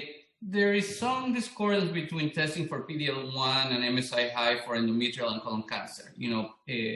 For most of the solid tumors, PD-L1 has been approved as the test for using pembrolizumab, but for colorectal and endometrial cancer, why specifically the testing for MSI high? Why there is not a validation for PD-L1 in those tumors? So in liquid biopsy, you mean, or like for treatment of these patients? So like it's not... for approval of a treatment with immunotherapy, patients need to be MSI high, regardless of what the PD-L1 report. We have some patients that there is MSI stable, but PD-L1 is positive, 50, 60% CPA score. Yeah, I think Dr. Arwala will help me a little bit here because my topic is lung cancer, and I am not, in lung cancer MSI, we are not using that because it's minimal, the percentage of patients, or it's anecdotal, the percentage of patients that have MSI high. Obviously, I have two different populations. What I can say is that there are completely two different populations. When you have TMB, PD-L1, and MSI high, there are different populations. There's not correlation between the different biomarker, and I think that is one of the answers. But I don't know, Sanjeev, do you have any other comments about that? Sorry for pull you on this. No, it's a good question, Christian. I think I agree with what you just said, that they are distinct, different biomarkers, and I'm not aware of any correlation between mismatch repair, MSI, and the other two. And by the other two, I mean PD-L1 positivity or level and TMB. And I think in melanoma, of course, we never check for MSI really because we look at either TMB or PD-L1. And also that's not really something that's a part of regular practice, I must say. In melanoma, and Christian, I think, Ignacio, you both are well aware that in melanoma, our success with treatment before immunotherapy has been pretty much zero, right? Chemotherapy was meaningless, and we have the mutation of BRAF and very good results, of course, with combination BRAF-MEK therapy. However, given the terrible results prior to immunotherapy with any kind of chemo in melanoma, even if you have a zero PD-L1, zero TMB, and you're not MSI high, you're going to get a better outcome with immunotherapy. So we don't bother checking it, right, on a practical basis. But I think you're correct that they are, and at least MSI high to me is a very distinct marker as opposed to the other ones. MSI high is not a dynamic marker, it's a static marker. The others can be dynamic, they can change the therapy, at least that's what I'm aware. So I agree with what you said. And I think in melanoma, what we have looked at in retrospective studies is when you look at PD-L1 and TMB, they are not mutually exclusive, but they don't overlap completely. So if you do both markers, you can actually get a combined positivity score that's quite high, and they do the best with immunotherapy. So there is that correlation, at least in melanoma. And also the fact of the approvals that we have for these broader tumors that you are putting together, different tumors, is something that is a little bit difficult still for example, for EMA is not still approved some of the TMB, for example, for high TMB for across all different tumors, because different behaviors, different interpretation of the results in different biomarkers. In United States, we have approved TMB high for across the different tumors, but there is still some questions that I think that was the reason why EMA is not still approving. Ignacio, you also have this concern, no? Right. I think, the evidences we have are still, somehow weak. If you want to extend the benefit of performing this type of tests for everyone, I don't think, one size fits all. It is true that a proportion of patients may actually benefit, and I think we cannot, stop those patients or prevent those patients from benefiting from a potential, predictive biomarker, which is out there, and we can actually, order it. But I think that is not gonna change, the way we treat is still a significant proportion of patients. So I think we have to be very cautious, and we have to interpret according to different other biomarkers. And I think all of them are complementary, and we cannot just make a decision based on one of them alone, isolatedly. And of course, lung cancer is completely different from melanoma or any other tumor types, such as prostate cancer or breast cancer. Hormone derived tumors are completely different. We know that. So we have to be cautious. Yeah. If I could ask a question, maybe make a comment. I think what is the field of biomarkers, and I enjoy both your talks, were really great. I think it's an evolving field, of course, as we know. And, so what's unique about melanoma is that, the BRAF mutation is a marker that tells you not what to do, but what not to do. And that's so amazing to us.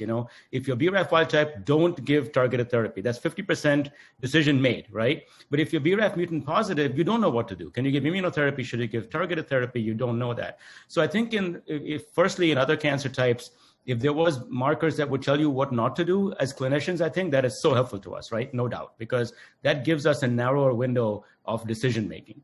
So I think what I'm seeing, and please let me know what you guys think, that in other diseases like lung, et cetera, it's not going to be one marker, right? It's going to be multiple. It's going to be a sort of a panel. It's going to be a clinical decision-making process. And every day, every week, there's something new coming out. So there'll be some kind of a mixed algorithm where you get closer and closer to your target of what to do, but you still will never be sure. Would that be fair to say?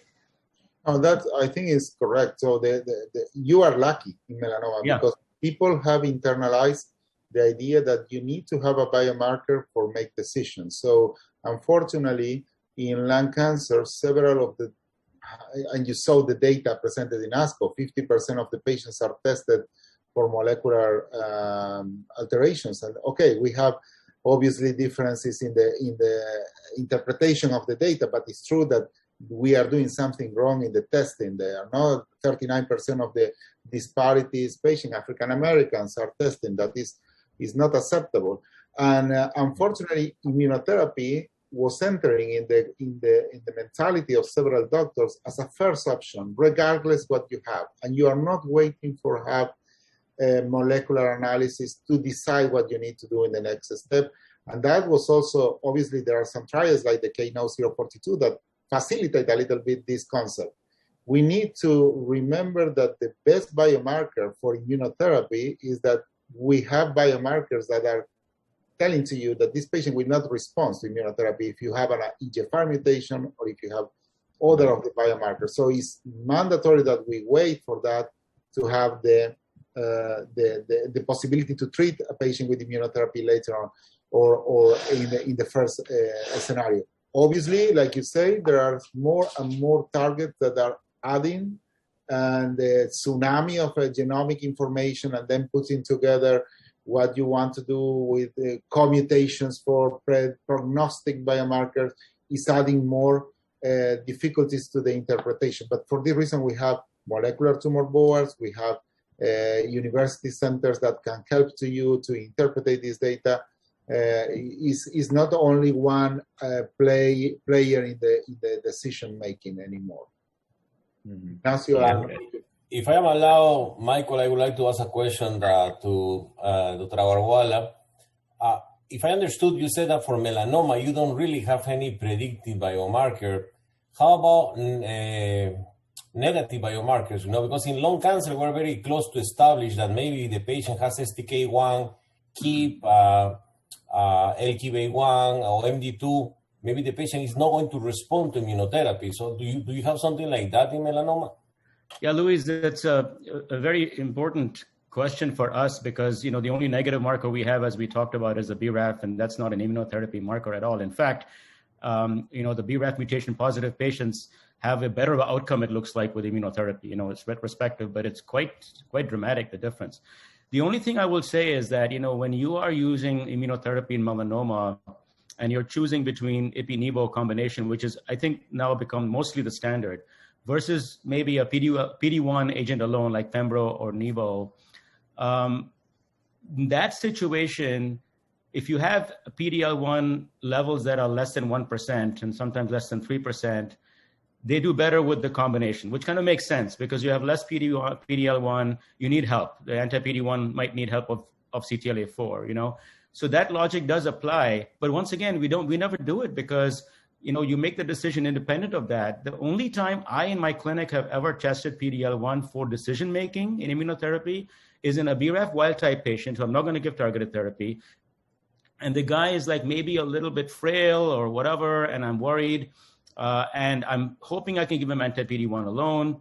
And he has a very high PD-L1 level. Then I say, you know what, maybe I'll give you anti-PD-1 alone because I'm worried about the combo. But even now, for those patients, we are pushing the envelope and giving them combination, even if it's one cycle of combo. As I showed you, you can stop after 2 cycles, not electively, but excuse me, for toxicity. And then you stop the treatment and they do very well long-term. So we are better at maybe giving the combination aggressively up front and seeing what happens. Thank you. Sorry, we've run out of time. Please stay. There is a break and visit exhibits. You'll be moved to different rooms, so please stay. And at 5:10, we'll start the breast cancer session. Thank you, all of you, for being with us today. Thank you. Thank you. Thank you. Nacho, hace mucho que no te veo. ¿Cómo estás? Bien. Creo que estamos en una sala que podemos hablar. No sé.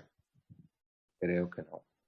Sí, pueden hablar, pero ahorita los van a pasar a otras salas. Así que, ahorita me salgo. Muchas gracias. Hasta luego. Gracias. Hablamos. Llámame. A ver si te cuento. At this time, I will turn the floor over to Dr. Guagueta. Welcome, everybody, to the ASCO Direct Highlights 2021. We're opening the breast cancer session, and we're welcoming Dr. Mariana Chavez McGregor.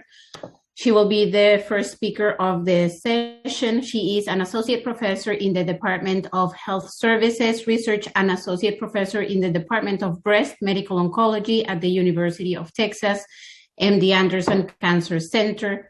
She is a national and internationally recognized breast medical oncologist with a strong interest in outcomes research. Her research focuses in cancer outcomes with emphasis on disparities, cancer care delivery, guideline adherence, and understanding long-term effects of therapy in cancer survivors.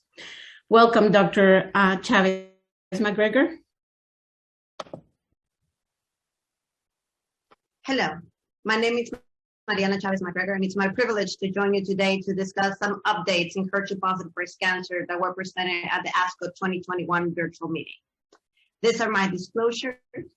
We're going to focus today on HER2 amplified or positive breast cancer. And as you all know, this represents roughly 20% of all the invasive breast cancers, and these are highly proliferative tumors that usually a presentation can have lymph node involvement. And if we go back over 2 decades almost now, these tumors we know that are associated with adverse outcomes. What has changed over the last 2 decades in the natural history of this disease is that we have extraordinary treatments to target HER2 and therefore to improve the outcomes of patients with HER2-positive tumors. Today, we have a number of drugs. Of course, trastuzumab, a humanized monoclonal antibody, was the first of these targeted drugs that really dramatically changed the outcomes of our patients. But today, in addition to trastuzumab, we have pertuzumab, margetuximab, tyrosine kinase inhibitors such as lapatinib, neratinib, and tucatinib, and antibody drug conjugates such as TDM1 and trastuzumab deruxtecan that have been incorporated to the treatment algorithm of patients with metastatic HER2-positive tumors. And some of these drugs also have been incorporated in the management of early-stage breast cancers. We know in the metastatic setting that the treatment algorithm includes in first-line treatment based on the results of the Cleopatra clinical trial, the combination of a taxane in addition of dual blockade with trastuzumab and pertuzumab. And based on the data from the Emilia trial, TDM1 really positioned as our second line treatment of choice, with a lot of different options for us in third-line setting, but particularly now very interesting, some newer agents that we have gotten recently approved by the FDA. However, despite these advances, there are a number of clinical challenges. And one is, of course, what really to do in the third-line setting. And I think here we all know that tucatinib in combination or trastuzumab deruxtecan are getting positioned as third-line settings of choice, but we really need to figure out how to significantly improve the outcomes of our patients and how to revert resistance. Is it new drugs? Is it new combinations? Is it both? And very importantly, how to de-escalate, how we can spare some of our patients from toxicity and take into account biology. Is there a differential algorithm for patients with hormone receptor positive, HER2 positive metastatic breast cancer? These two last questions are addressed in one of the abstracts that was presented in the oral session of ASCO 2021. And it's one of the 2 abstracts that we will discuss in detail that were selected by ASCO Scientific Committee to be presented in our Best of ASCO session. This clinical trial, the SYSU-CC002 randomized clinical trial, was presented from a group from Sun Yat-sen University Cancer Center and evaluates the use of trastuzumab in combination with endocrine therapy or chemotherapy as first-line treatment among patients with HER2-positive and hormone receptor-positive breast cancer. And the rationale for this study was that we know that in patients with hormone receptor-positive HER2-negative breast cancer, endocrine-based therapy and non-chemotherapy are the agents of choice. So therefore, what the investigators wanted to do is what happens with patients that are what we would call triple positive, really accounting for about 10% of all metastatic breast cancer patients. The investigator included patients with hormone receptor-positive and HER2-positive metastatic breast cancer, randomized 1-to-1 to receive endocrine therapy plus trastuzumab or chemotherapy, either taxane, capecitabine, or vinorelbine, selection of a physician's choice, or trastuzumab. These are the main inclusion criteria that are quite standard for what we will see in a first-line clinical trial. And they randomized 1:1 into 392 patients. These are the characteristics of the patients. Quite a young patient population, a median age of 50 and 49 years old in the endocrine therapy or chemotherapy groups respectively. And as you can see, immense majority of patients were both hormone and progesterone receptor positive, with about half or over half of them having visceral involvement. These are the characteristics in terms of disease-free interval, and about a fourth of the patients having de novo metastatic disease. These are the primary results. The primary endpoint was progression-free survival. And as you can see, both the green and the red lines corresponding to chemotherapy and endocrine therapy in combination with trastuzumab groups are quite similar, with a hazard ratio of 0.88 that did not achieve statistically significant. In terms of overall survival, the curves also quite overlap, and the hazard ratio of 0.82 was not statistically significant. If we look at the subgroup analysis, only the patients with a disease-free interval of less than 24 months seem to receive benefit from chemotherapy in combination with trastuzumab, but all the other groups seem to have no benefit from one treatment versus the other. Not surprisingly, the side effects in the patients treated with chemotherapy are greater, and this is not surprising any of us. Much more count issues with anemia, leukopenia, nausea, fatigue, etc. When we think about other side effects like neuropathy, muscle pain, anorexia, we also see more side effects in terms of those patients in the chemotherapy and trastuzumab group.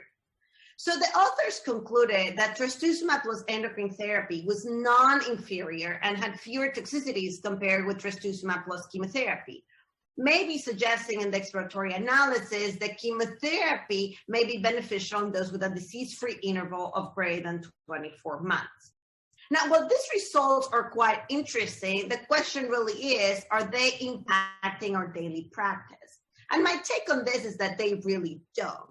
And one of the main issues is that, at least in the United States, the control arm, it's not consistent with what we will consider current standard of care. As I alluded initially, includes dual blockade with pertuzumab. So a better design could have been having the two antibodies with chemotherapy or the two antibodies with endocrine therapy as control and comparison arms. Also, it is not clear in the design what was the role of induction therapy as we do it based on the Cleopatra trial, where patients continue indefinitely on chemotherapy, or after certain induction, the chemotherapy was allowed to be stopped and just continue trastuzumab and endocrine therapy in the control arm. And furthermore, what we really need to know is what is also the role of new molecules as potential maintenance, or even as molecules that can help us omit chemotherapy. And in the schema, what you can see there, it's the design of the PATINA-3 clinical trial that is currently ongoing, where patients with triple positive metastatic breast cancer in first line receive our standard treatment with pertuzumab, trastuzumab, and taxane. And after they completed the induction part, when they're only receiving the antibodies and endocrine therapy, they get randomized to receive palbociclib or placebo. So there's a lot of interesting things in this arena, and while the results of the investigators are quite interesting, I don't think that they will be changing the standard of treatment or having significant implications in our practice next week.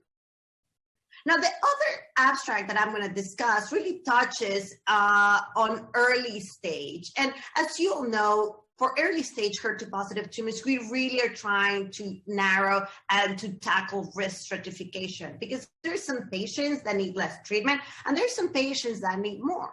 So we're escalating our treatment, and in some patients we're adding molecules, and we're actually tailoring adjuvant treatment based on the response to neoadjuvant systemic therapy, as is the case based on the practice-changing Catherine clinical trial. But at the same time, we also are de-escalating treatment in some patients. Clear example, it's what's happening in the node-negative patients, where we are doing less toxic regimens, for example, the APT regimen, and also it's being studied whether shorter duration after anti-HER2 therapy is of help. The Harvard group published and updated the results from the APT trial that, just as a fresh reminder, included patients with lymph node negative disease, and these patients received paclitaxel 80 milligrams per meter squared times 12 and trastuzumab for an entire year. And at 7 years, the outcomes of these patients are really extraordinary.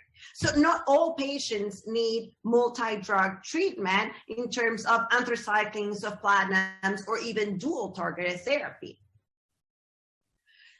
On the other hand, in patients that have larger tumors or lymph node involvement, more and more neoadjuvant systemic chemotherapy, it's becoming the standard of care. And patients that after our standard regimens do not achieve a PCR are being treated with T-DM1, and those that achieve a PCR are completing treatment with anti-HER2 therapy, but really helping us tailor those patients that have resistant tumors and that have higher risk of recurrence. The second abstract that we're going to discuss in detail was presented at the oral session for early stage, and it's the ADAPT clinical trial that was presented on behalf of the West German study group investigators. This is the escalation neoadjuvant clinical trial where patients receive either pertuzumab and trastuzumab with or without paclitaxel. The ADAPT platform capitalizes on the differences in biology, in this case among HER2-positive tumors. And previously, this group demonstrated that among patients with HER2-positive and hormone receptor-positive tumors, patients who have excellent rates of pathological complete response and survival when treated with neoadjuvant T-DM1 with or without endocrine therapy. Previously also, and relevant to this presentation, it's a population of patients with HER2-positive hormone receptor negatives, where in a de-escalation clinical trial, randomizing patients to receive neoadjuvant paclitaxel with pertuzumab and trastuzumab, or pertuzumab and trastuzumab alone, they had reported previously good pathological complete response rate. In this analysis, what they do is that they present the survival data for this group of patients. This was a small study, including only 134 patients randomized 5-2 to receive dual antibody blockade or dual antibody blockade in combination with paclitaxel, given 80 milligrams per meter squared for 12 weeks. Relevant to this trial is that 3-week biopsies were performed to assess for early response, including a decrease in Ki-67 or low cellularity. The primary endpoint of the study was PCR, but secondary endpoints include invasive disease-free survival, distant disease-free survival, and overall survival, and that's when the investigators presented during the ASCO presentation. Here are the characteristics of the patients, a younger group of patients. And as you can see, while the majority of the patients were clinical lymph node negative, there was a proportion of them that was node positive. These are the previously published results. And as you can see, patients treated with Taxol as well as trastuzumab and pertuzumab had an extraordinary rate of pathological complete response. In blue, the definition that we use based on the FDA, that it's 90%, which is truly extraordinary, and 34.5% rate of PCR in patients that did not receive chemotherapy. Now, since this was a neoadjuvant trial, the treatment that was subsequently given was given at the discretion of the treating physician. And in treatment arm A, which included no chemotherapy, among patients treated with PCR, only 20% of them did not receive further chemotherapy. In comparison with those patients treated with paclitaxel and achieving a PCR, almost 80% of them did not receive further chemotherapy. These are the results of invasive disease-free survival comparing two arms. And given the small numbers, we don't see any statistically different.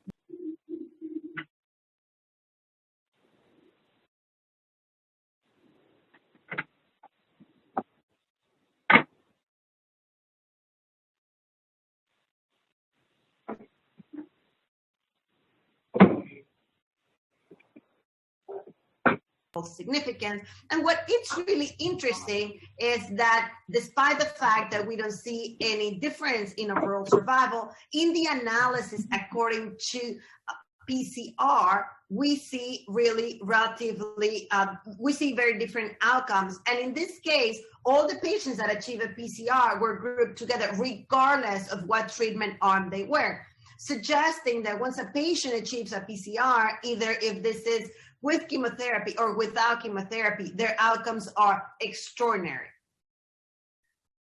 In this curve, what we see, it's the difference using the arm B, which is the group of patients treated with chemotherapy, all combined, regardless of PCR, no PCR because of the small numbers, and arm A, which is the one without chemotherapy, it's separated.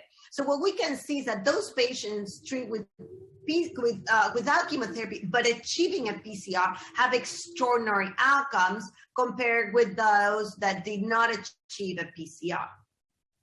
The investigators also did some analysis to try to identify who are these patients that can achieve a PCR without any chemotherapy. And what they saw is that there were no PCR amongst patients that had a basal-like profile by PAM50 or those that had low HER2 expression, suggesting that maybe in order to achieve a PCR using purely a biologic containing regimen, we need to enrich for really HER2-enriched tumors.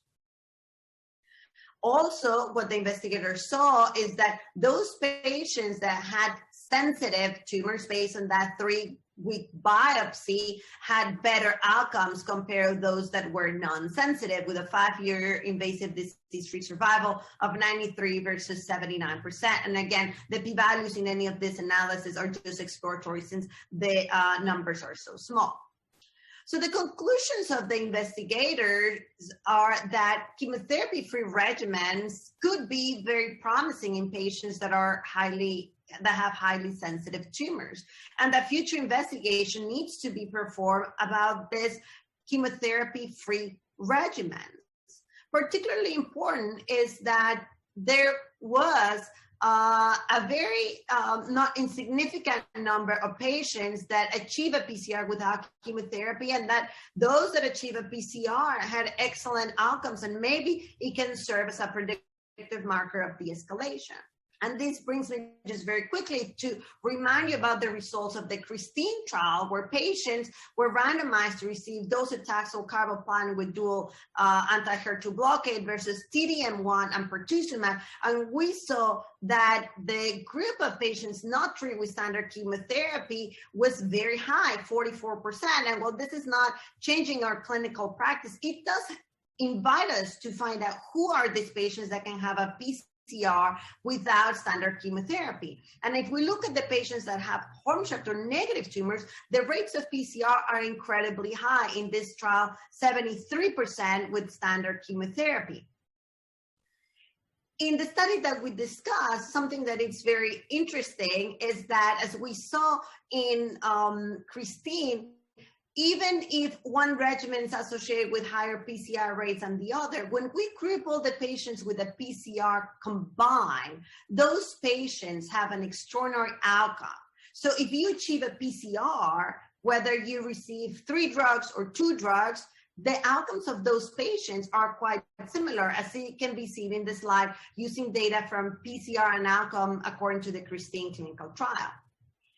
Now, what are the practice implications? I think something that is quite interesting in this data is a very, very high rate of PCR using a taxane and dual antibody regimen, making us continue to question what's the potential role of carboplatin.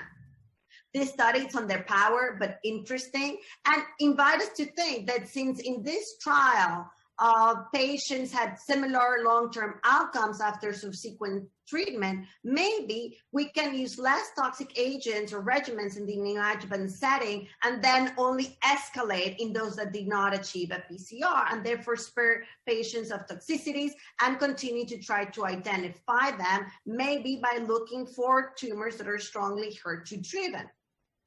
This is relevant and it's been evaluated in the COMPASS PCR clinical trial and in the Crescendo trial in the US and in Europe respectively, and continues to tell us that in the HER2 world, there continues to be a lot of interest in de-escalating treatment. And maybe one area, a way of doing it is according to the hormone receptor status, looking for HER2-enriched tumors, and of course, continue to expand on the neoadjuvant model where we can assess early response and of course, assess toxicities in our patients. Thank you so much for your attention.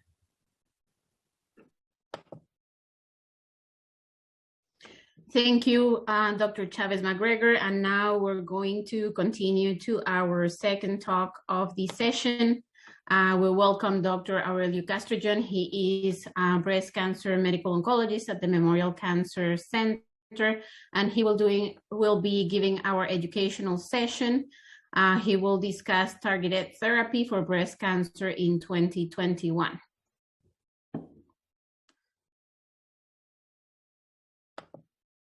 Hello, everyone. I'm Dr. Aurelio Castrellon, and I will be speaking to you about the talk of targeted therapy for breast cancer in 2021 on our Best of ASCO for the Memorial Healthcare System, Memorial Cancer Institute.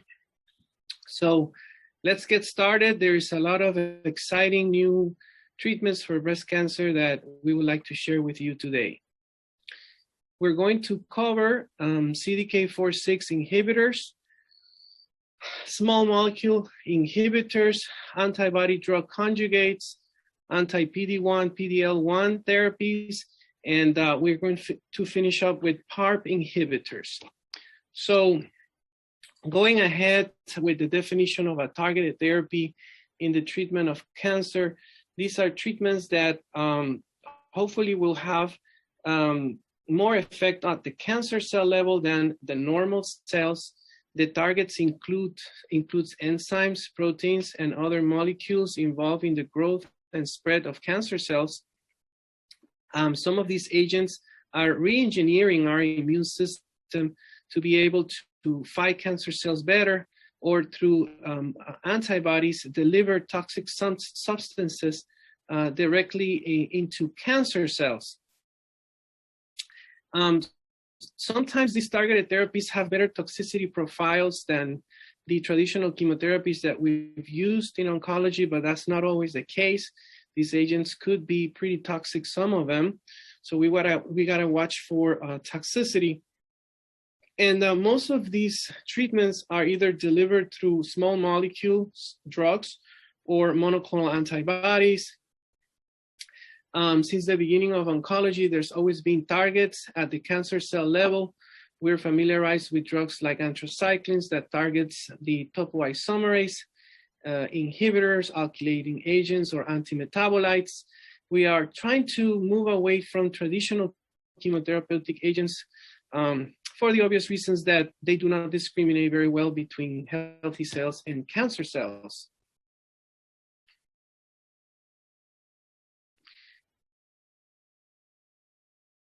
So the first real targeted therapy that was used for the treatment of breast cancer is the estrogen receptor pathway. It is an important process. It could be measured and correlates with clinical outcome once it's targeted, which makes it the perfect target treatment for breast cancer that expresses receptors for estrogen. Through the years, starting with tamoxifen, the aromatase inhibitors, and fulvestrant, the last of the estrogen receptor modulators that entered the treatment for breast cancer, we have been actually getting better and better in treating hormone receptor positive breast cancer, as novel agents are now being combined with anti-estrogen treatments. This is the case for the CDK4/6 inhibitors, which act at a specific target of cell division. They have other anti-cancer mechanisms, including necrosis and apoptosis. Some of these agents are involved in autophagy and vacuolization. CDK4/6 inhibitors are not the only agents that we are combining with anti-estrogen treatment. For a while, we have been using mTOR inhibitors, and more recently, there is also selective alpha PIK3CA inhibitor that was approved. Due to the time of this presentation, we will only be covering CDK4/6 inhibition in combination with anti-estrogen therapy.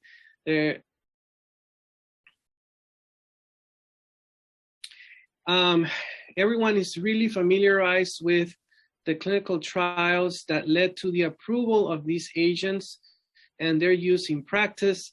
The first one was the Paloma-1 trial, a phase 2 trial that later on was confirmed in a phase 3 larger randomized clinical trial.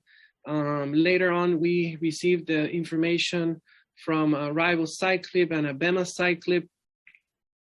And basically these trials, whether it's the Monarchs for the abemaciclib, the Mona Lisa for the ribociclib, or the Paloma for the palbociclib molecule, they have all shown pretty much the same, a consistent improvement in progression-free survival when treating patients with stage 4 hormone receptor positive, HER2 new negative breast cancer. You can see all of these trials have pretty much replicate the same outcome.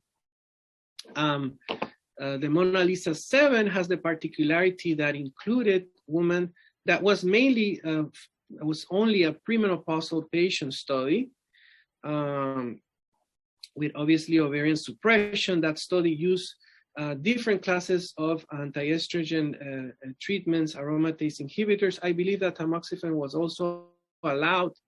Some of these studies did include also male patients with stage 4 breast cancer.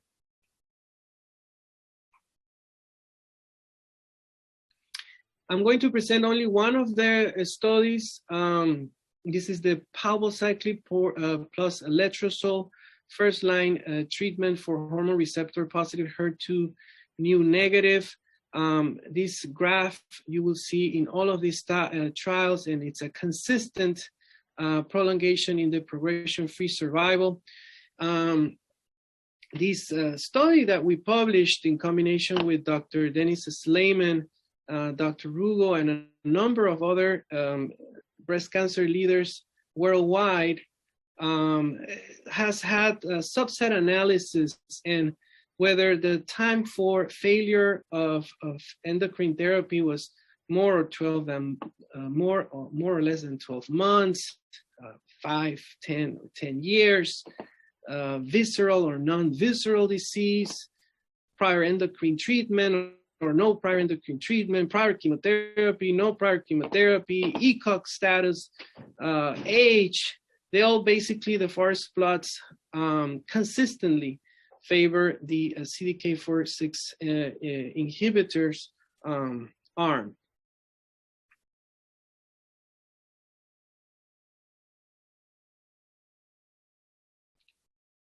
In terms of the side effects, us that have used these treatments widely now in clinic, starting since the approval of palbociclib in 2014, and us that participated in the clinical trials of all of these 3 agents, we're pretty familiarized with what they can cause. And whenever we start someone on abemaciclib, we know that we have to watch for diarrhea, and we have to watch for some fatigue, nausea, as opposed to, for example, palbociclib and ribociclib, which could cause significant neutropenias in patients. Ribociclib has also been associated with rare events of QTc prolongations. This is not common at all, but it happens. I think it's like 1% or something like that. And some hepatotoxicity, liver enzymes elevation. Personally, I use all 3 of them. I try to use them. I don't favor one over the other. We do have situations, for example, patients that have bone marrow infiltration, that they already have existing cytopenias, where, you know, in those cases I would use abemaciclib, since it's more likely to preserve their cell bone marrow function. And, you know, we basically use all three agents. Now, we are going to switch over from hormone receptor positive breast cancer, HER2 negative, to HER2 amplified breast cancer in the advanced setting. We are only going to mention one of the tyrosine kinase inhibitors for reasons of time. And we have selected tucatinib because it's the last of these agents to be approved. It's the one that's more recently approved. And this is how tucatinib acts. It's a small molecule that diffuses through the cellular membrane. It acts at the tyrosine kinase inhibitor, tyrosine kinase domain of the HER2 receptor. And there it inhibits a number of downstream signaling cascades with the PIK3 pathway, MAPK pathway. All of these pathways are involved in cell signaling, leading to survival and metastasis of the cancer cell. This kinase inhibitor binds, like we mentioned, at this domain, and it actually allows for other agents such as trastuzumab, which binds at a different domain of the HER2 receptor. In fact, the approval of this agent is in combination with trastuzumab. It's not an agent that we have information of a single agent use. It's used in combination with trastuzumab and capecitabine, as you will see on the next slide. And the dual inhibition leads to better response. This is an oral treatment.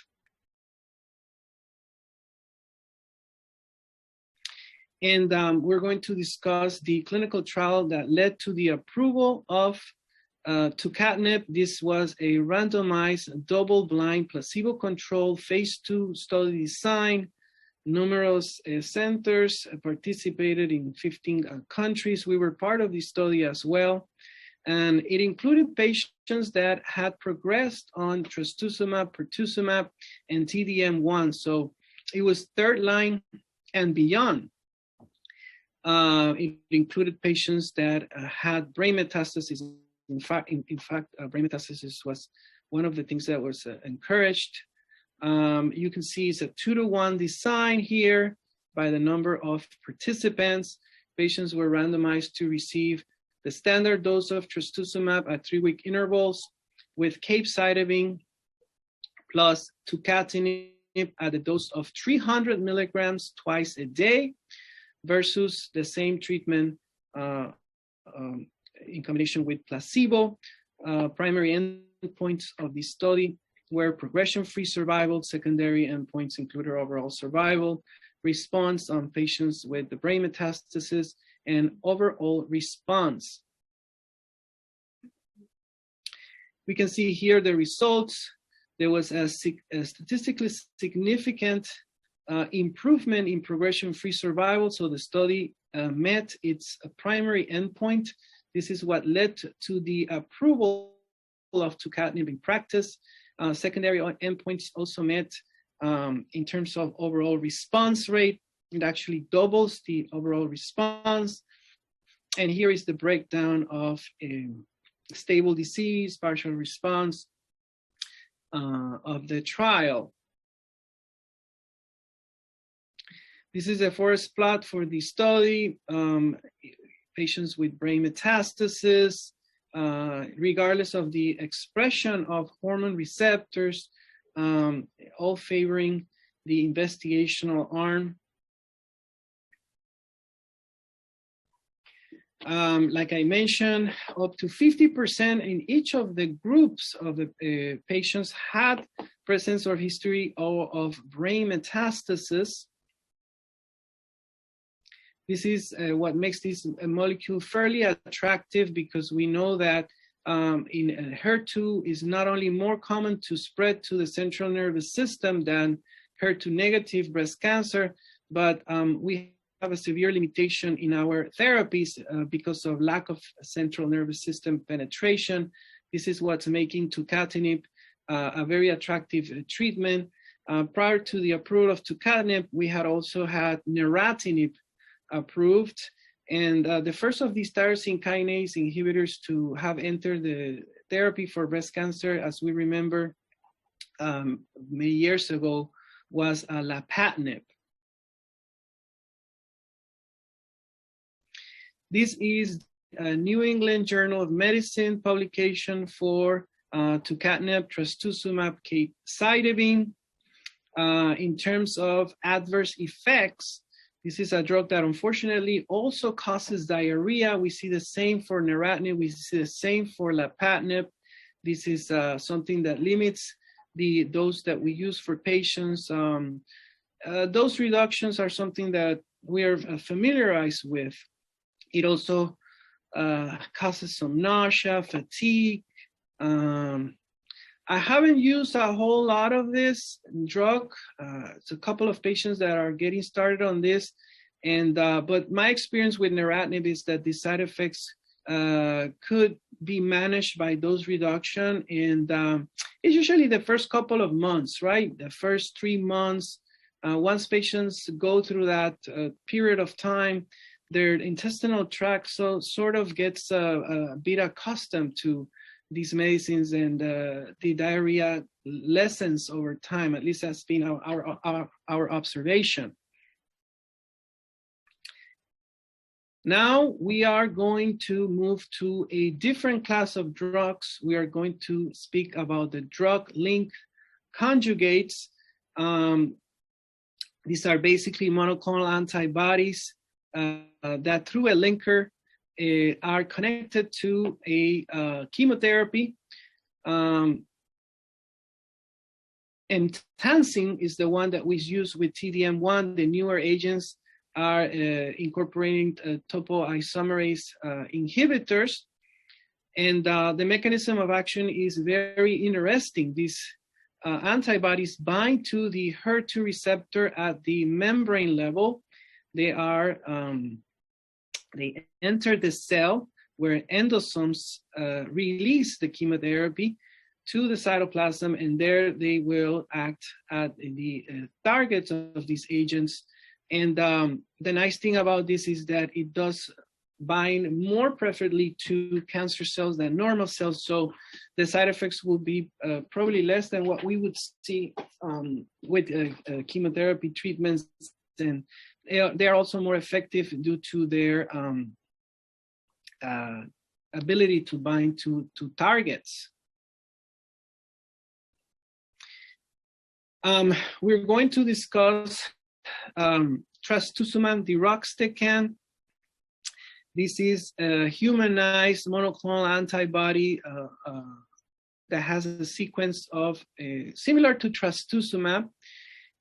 Through this linker is binded to a topoisomerase inhibitor, exatecan derivative, okay?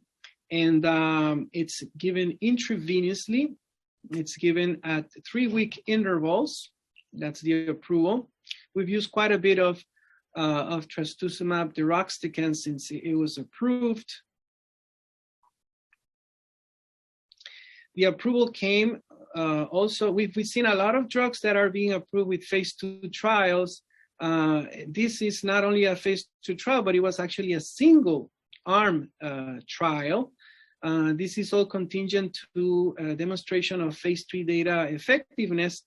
And this study took 253 patients that were eligible to participate and tested different doses of the trastuzumab deruxtecan. 5.4 milligrams per kilogram is the dose that we use in practice. And here's the breakdown of patients that discontinued or had progression of disease. Up to, 43% of the patients were continuing on treatment at the time that the trial was reported, which is a good finding. This study included patients that had received a median of 6 different lines of therapy for HER2 metastatic breast cancer. Patients had received previous therapies with all of the agents that were approved, that are approved. And so it was a heavily pretreated population. It's worth mentioning that.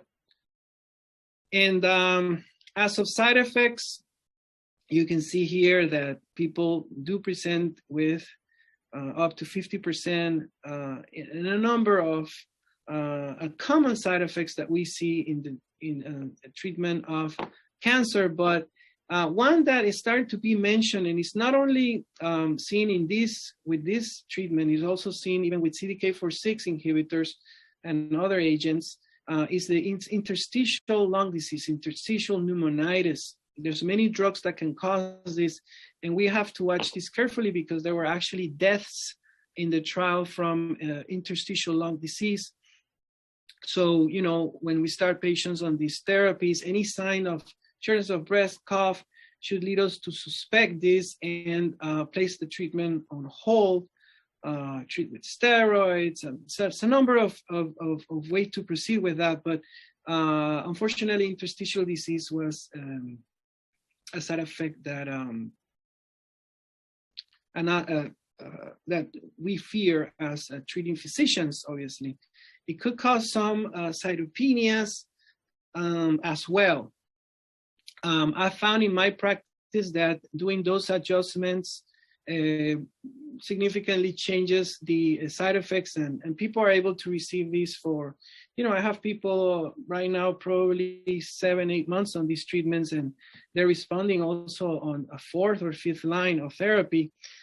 So I think it's a very useful treatment for metastatic HER2 amplified breast cancer. Good option that we have these days. This is the breakthrough of this is the graph of the response from 120 patients in the intention to treat analysis. There was a 60% overall response rate, which is pretty good considering that patients were heavily pretreated, and the responses are seen up to 14.8 months. The progression-free survival of the study was 16.4 months. So based on these early data from this agent, the FDA went ahead and gave us the green light to use it in practice, contingent to phase 3 data. Here is the graphs of the progression-free survival at 16 months, and as well as the overall survival, which has not been reached. 43% of the patients were still on treatment at the time that this was reported. Okay, so that's it. Thank you, Dr. Castro-John, for your lecture. And now we are going to invite Dr. Zina Nale to join us. She's going to talk to us about updates on triple-negative. Recording in progress. And cytotoxic therapies. Dr. Nale is the Regional Institute Chair for Cancer and Director of the Cleveland Clinic Florida Maroon Cancer Center at Cleveland Clinic, Florida. She specializes in breast cancer and was a previous professor of medicine and chief of the Division of Hematology Oncology at the Texas Tech University Health Sciences Center in Texas. She has received several awards, and we are very happy that she accepted to join us today in this meeting. Thank you, Dr. Nale.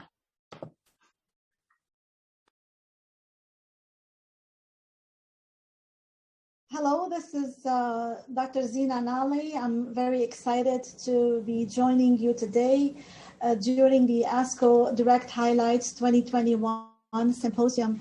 Thank you, Dr. Reyes and the team at Memorial for the kind invitation. I'll be discussing highlights from the data on triple-negative breast cancer. I selected 3 abstracts to focus on for this presentation, mostly related to the treatment of early-stage breast cancer. The first one was based on the Olympia A. It was a late-breaking abstract at ASCO this year and presented at the plenary session. The 2 other abstracts I'd like to highlight briefly are not necessarily practice-changing, but they are also relevant in our discussion for triple-negative breast cancer Recording in the early stopped. setting. They are the ECOG, ACRN, EA1131, abstract 605, and the Gepard Nuevo study, abstract 506. So we start with the Olympia study, olaparib in adjuvant BRCA mutated breast cancer. This was a phase 3 multi-center randomized placebo-controlled trial testing adjuvant olaparib after neoadjuvant or adjuvant chemotherapy in patients with germline BRCA1 or 2 mutations with high-risk features. This study was not necessarily only focused on triple-negative breast cancer, but it was also including high-risk patients from both patients with high-risk features, both HER2-negative, ER positive or PR positive, and triple-negative. So the Olympia study rationale is based on the fact that inhibiting PARP, the family of PARP enzymes in tumors that have deficiency in BRCA1 and BRCA2 mutations results in synthetic lethality of the tumor, and germline BRCA1 and 2 mutation cause loss of function, and that previous studies have shown that the PARP one inhibitor, olaparib, has demonstrated high response rate in previous tumors with BRCA1 or 2 associated cancer in breast, ovarian, prostate, and pancreatic cancer. The role of olaparib as an adjuvant therapy in BRCA mutated malignancy has been untested, and this is the first study that is examining this role in high-risk patients, in high-risk early breast cancer. So just a quick background on triple-negative breast cancer.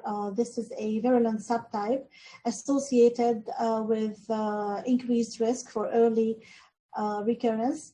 And triple-negative breast cancer accounts for about 15 to 20% of all breast cancers. And patients with who are premenopausal and African-American women are at high risk for triple-negative breast cancer. The tumor tend to be of high grade and high proliferation, and the majority of patients are diagnosed at stage 2 or stage 3, and recurrence can occur in lungs, liver, and brain. So there have been several research advances in the field of triple-negative breast cancer, focusing on potential therapeutic targets for this aggressive disease. Some of these attempts focused on immunotherapy for patients with triple-negative breast cancer. Others focus on other innovative cytotoxic chemotherapy like sacituzumab, and other areas focused on DNA damage repair system due to the fact that the polyadenoside diphosphate ribose polymerase, the PARP family of enzymes, inhibiting these enzymes can lead to increased tumor death in patients with tumors that have deficiency in DNA repair mechanisms, such as the BRCA mutated tumors. And PARP inhibitors, olaparib and talazoparib, have been FDA approved for the treatment of metastatic advanced breast cancer since 2018. So this study now focuses on early stage triple negative breast cancer and hormone receptor positive, HER2 negative with germline BRCA1 or 2 mutation. So the trial schema, patients had local genetic testing or central testing for germline pathogenic BRCA1 or 2 mutation. And they have to, in addition, they have to have HER2 negative tumor that could be hormone receptor positive or triple negative with a stage 2 or 3 breast cancer. And patients who receive neoadjuvant or adjuvant chemotherapy were both eligible if they meet the following criteria. In the neoadjuvant group, patients with triple negative breast cancer must have residual disease, i.e. no pathological complete response, and patients who receive neoadjuvant chemotherapy in the hormone receptor positive group have to have residual disease. In addition, they have to have a CPS plus EG score that is more or equal than 3, and I'll explain in a little bit what that score entails. They have to receive 6 or more cycles of neoadjuvant chemotherapy to be followed by surgery and radiation therapy if indicated. Now, in the adjuvant group, patients who receive adjuvant chemotherapy are also eligible if they are within these categories. If they have triple negative breast cancer, they have to have a T2 or N1 disease. If they are having hormone receptor positive, they have to have more or equal than 4 positive lymph nodes. So the participants were randomized to either olaparib 300 milligram BID for 1 year or a placebo, and there are several stratification factors, including hormone receptor status, neoadjuvant versus adjuvant, prior platinum chemotherapy, and adjuvant therapy was allowed for endocrine therapy and bisphosphonates, but no adjuvant chemotherapy. The primary endpoint was invasive disease-free survival, and secondary endpoints were distant disease-free survival, overall survival, and other BRCA-associated cancers and quality of life as well. The clinical stage plus pathologic stage plus ER status and nuclear grade, what's known as CPS and EG score, can be found in this table. It is also in the publication that followed the presentation in New England Journal of Medicine by Todd et al. From June of 2021. It's a score that is calculated by including several points that combines clinical stage as well as pathological stage and giving a point to each of these features. And in addition, including ER status and nuclear grade. And for the participants, they have to have 3 or more CPS EG score for this particular study if they have hormone receptor positive tumor. So the statistical assumptions in interim analysis assume a true hazard ratio for IDFS of 0.7 and an estimate of 1,800 participants to accrue over 5 years. The primary analysis was at 330 events, 90% power with suicidal alpha of 5%, and interim analysis was triggered by 165 invasive disease-free survival events in a mature cohort. And the distance disease-free survival and overall survival were tested if the invasive disease-free survival was significant using a pre-planned analysis. So for this interim analysis, 1,836 patients were enrolled between June 2014 and May 2019.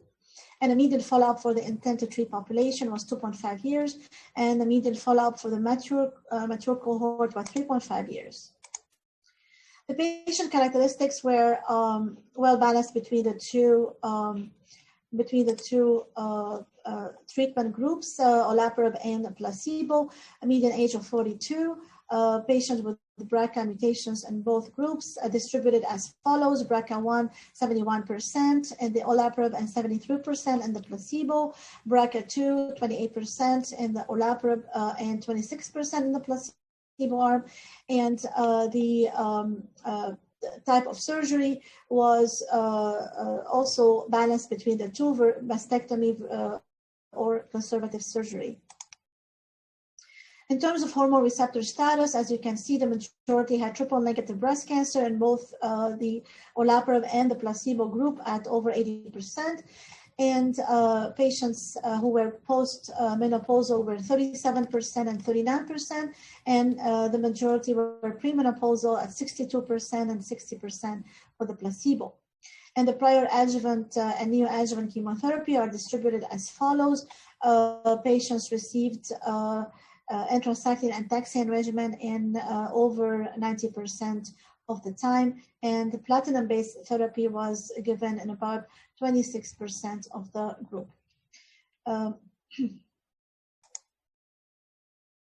Pathological characteristics were as follows. And the hormone receptor positive group, about 20% of patients had the CPS plus EG score of 3 or more in both the olaparib and the placebo group. In terms of pathological stage and distribution, you can see here that the majority had stage 2 or more.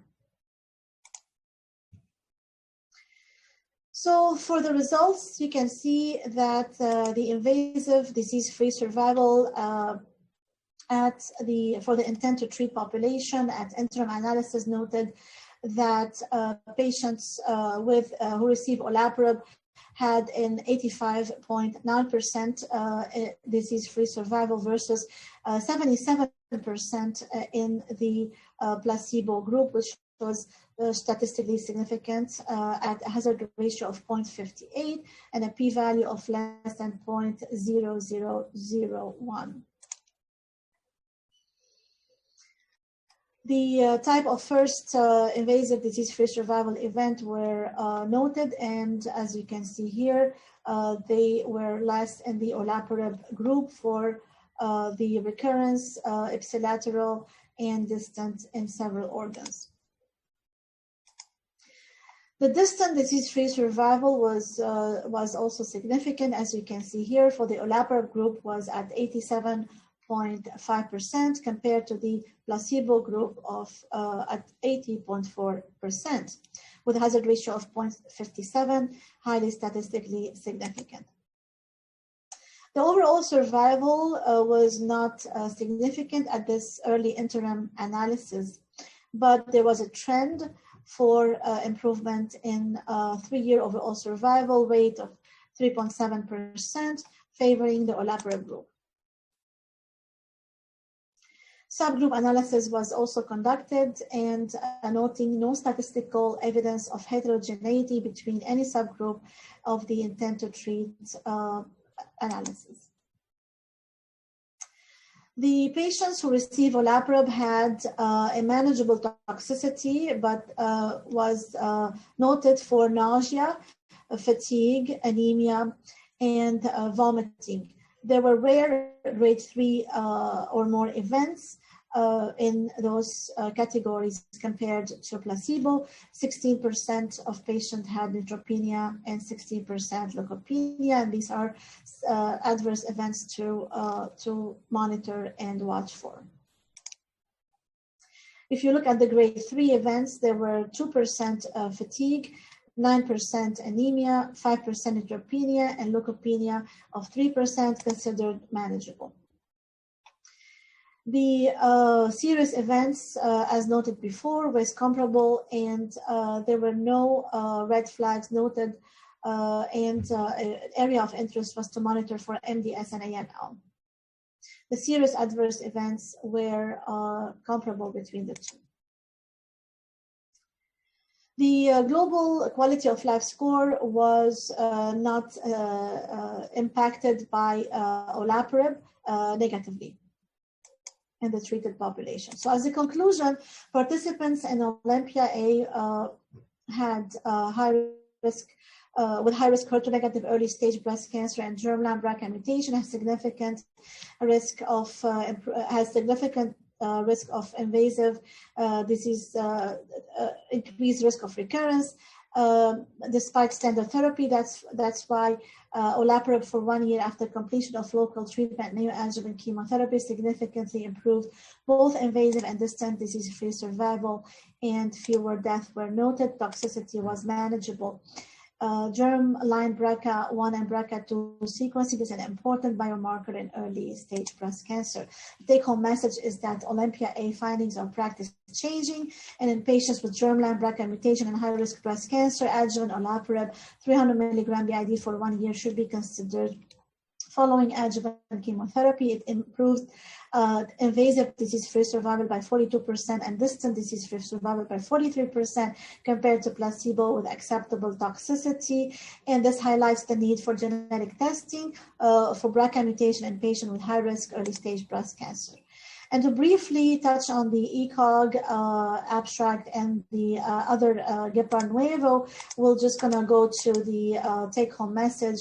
There was a study, the ECOG study showed that in patients with triple-negative breast cancer, particularly basal cell type with residual disease after neoadjuvant chemotherapy, the risk for recurrence is high, regardless of whether to receive platinum or capecitabine treatment. Therefore, capecitabine remains the standard of care because there was no benefit for platinum in this particular group. And therefore, better treatment options are needed in this category. And finally, the neoadjuvant GEPAR Nuevo study that was presented in 2018 had a follow-up, and in 2021, noting long-term benefits and outcome in triple-negative breast cancer in patients with randomized to the durvalumab in addition to chemotherapy.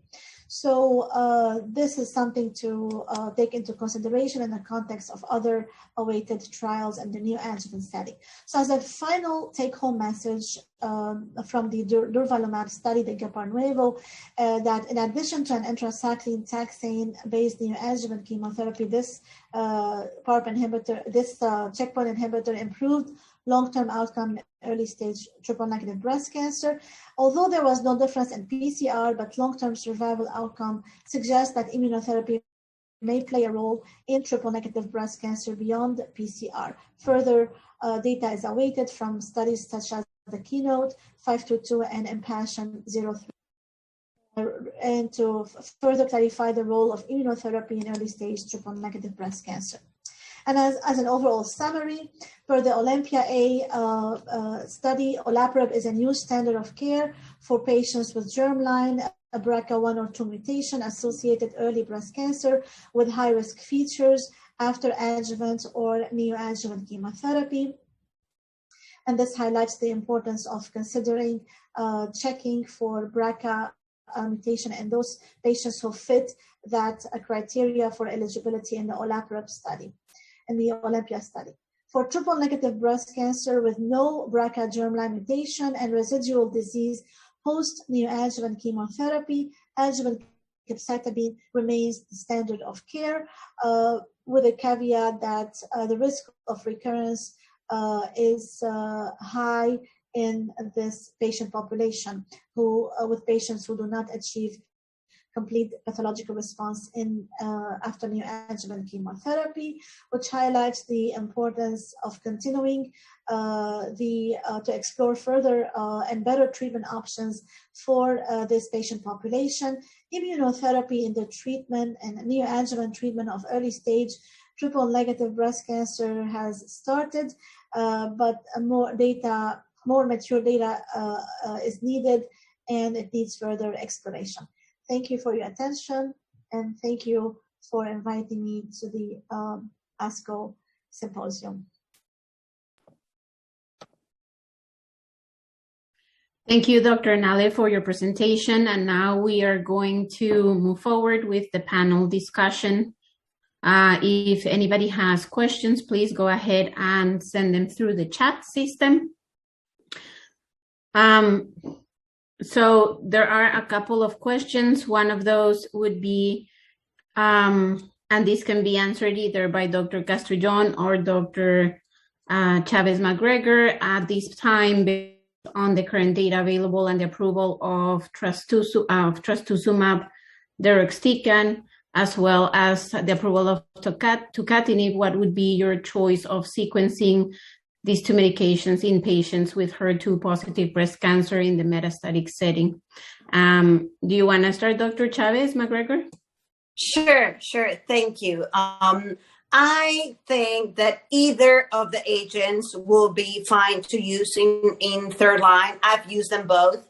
I personally think that the data on tucatinib is more mature. Let's remember that's a phase 3 study compared to a phase 2 that was the results that we have from Destiny.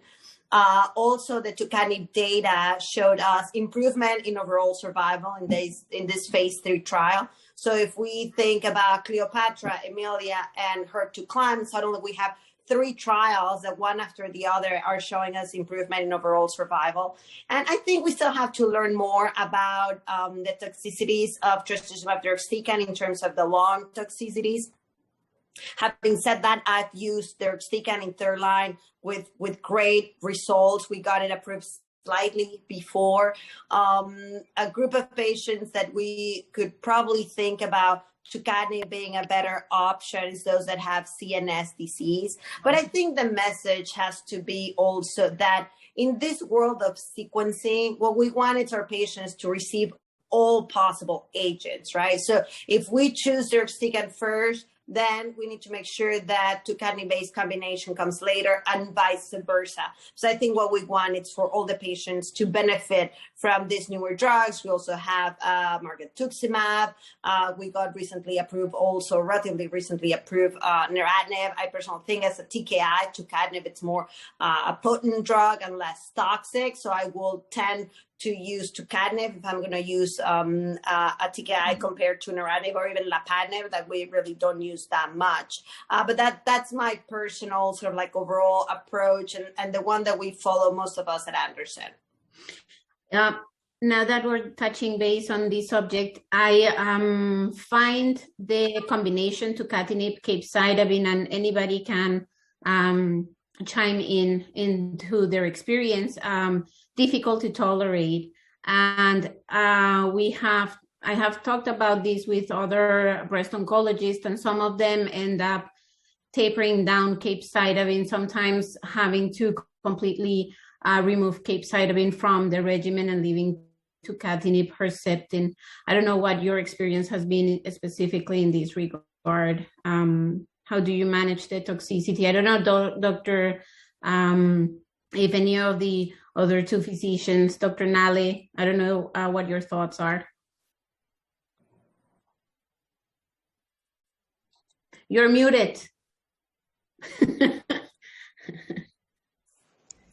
Yes, hi.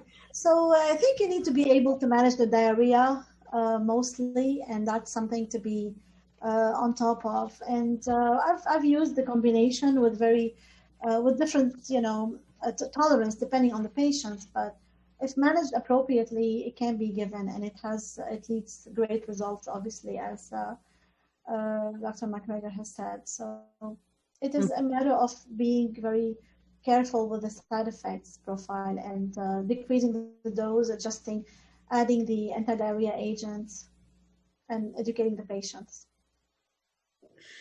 Given the approval of margetuximab, with the data available, any of you can comment in regards to where do you see margetuximab being used, or what would be the setting where you're thinking of using it, more so given the fact that it was approved without any biomarker and the trial was using a biomarker as part of showing us how margetuximab was superior to the other regimen?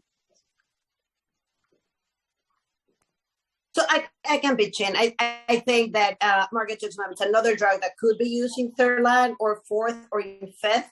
I actually have 2 patients on this drug on the 5th line setting, both of them in combination with vinorelbine. The SOPHIA trial led to small benefit compared with trastuzumab with chemotherapy. So I think if we think that a patient has seen a lot of trastuzumab, right, maybe that can be a good drug to try to give them something else. I think a lot of our decisions are going to be based on the toxicity profile of the patients, right? Maybe we have somebody that has bad COPD or a lot of shortness of breath or some type of pulmonary fibrosis. We might want to hold back on the deruxtecan, maybe a patient that already saw a TKI in combination with capecitabine, right? Maybe somebody that already saw tucatinib with capecitabine might not be a great candidate to then receive it to tucatinib. So I think we're going to have to take into account toxicities, previous treatments, and eventually try to use all of the agents if patients' performance status and overall wishes are to continue treatment. Correct. Any thoughts from the rest of the team, the other speakers? Oh, yeah. I think we have many more agents now than we did 2-3 years ago. People are going to hopefully be able to benefit of sequential therapies. And at the end of the day, let's not forget that you could go on trastuzumab and combine it with a variety of single agents chemotherapies as well. That's what we used to do in the old days. So I think now the HER2 therapy has had the most options ever, and that's true for pretty much everything in breast cancer. So although this was not discussed in any of the presentations today, we have a question from the audience. Sorry. There is a question in regards to ctDNA and the role, whether there is a role at this time that is not investigational in early stage or metastatic breast cancer. I will leave any one of you to comment. I personally don't use it because we are still trying to figure out how to use it. I don't know if Dr. Chavez-McGregor or Dr. Nale have anything else.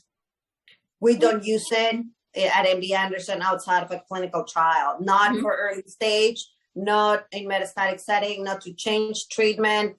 We don't. Yeah, we're not doing much of that at Memorial either, as you know, Connie.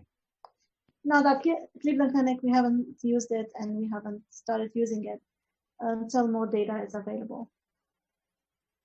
So given the data from durvalumab that you presented, Dr. Nale, are you more inclined in using more immunotherapy in the early setting?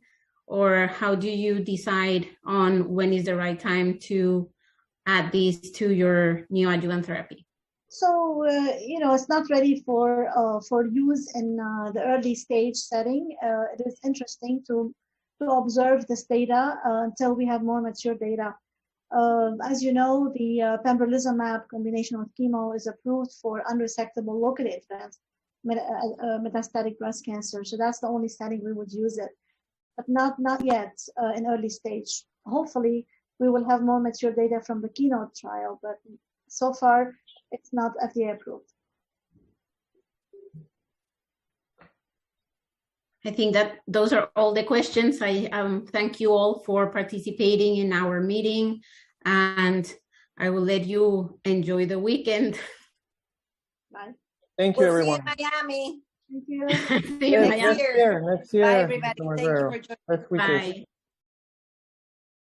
And welcome back, everyone.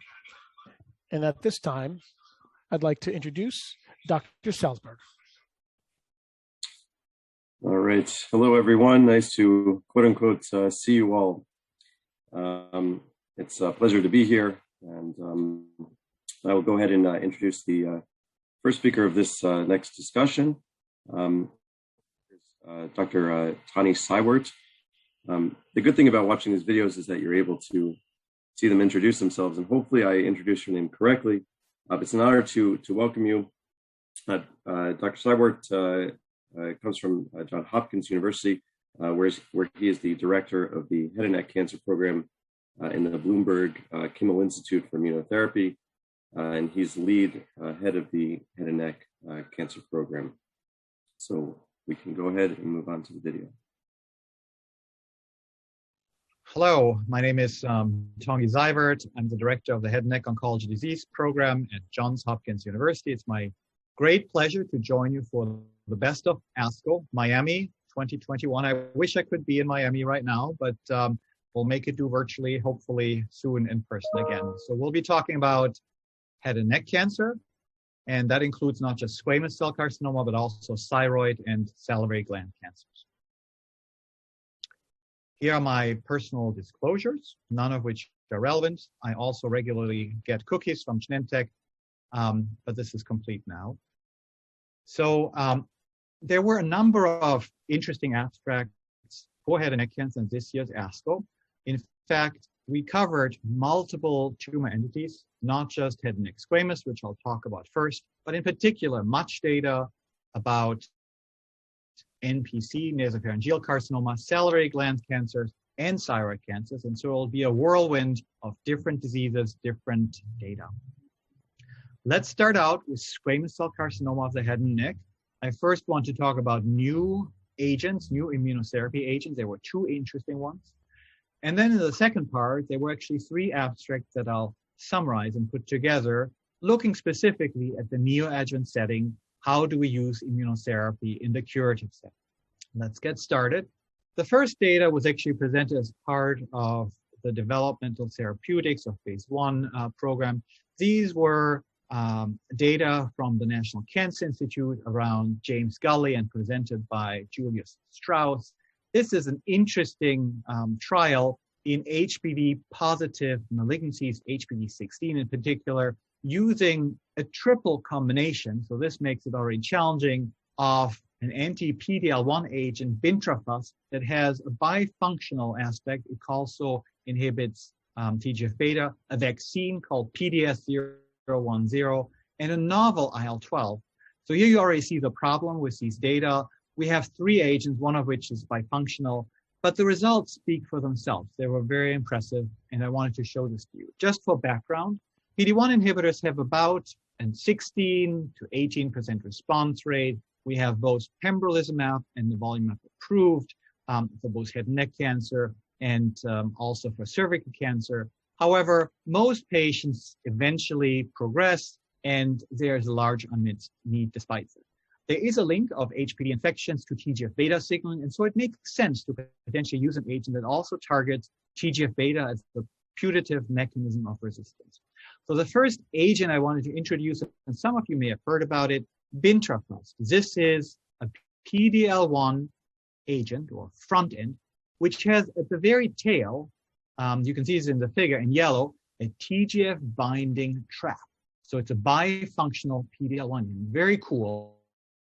And even by itself, it actually has activity in HPV-associated cancer. These are old data with a response rate of about 30%, which seems better than just a PD-1 agent, and also activity in checkpoint refractory patients.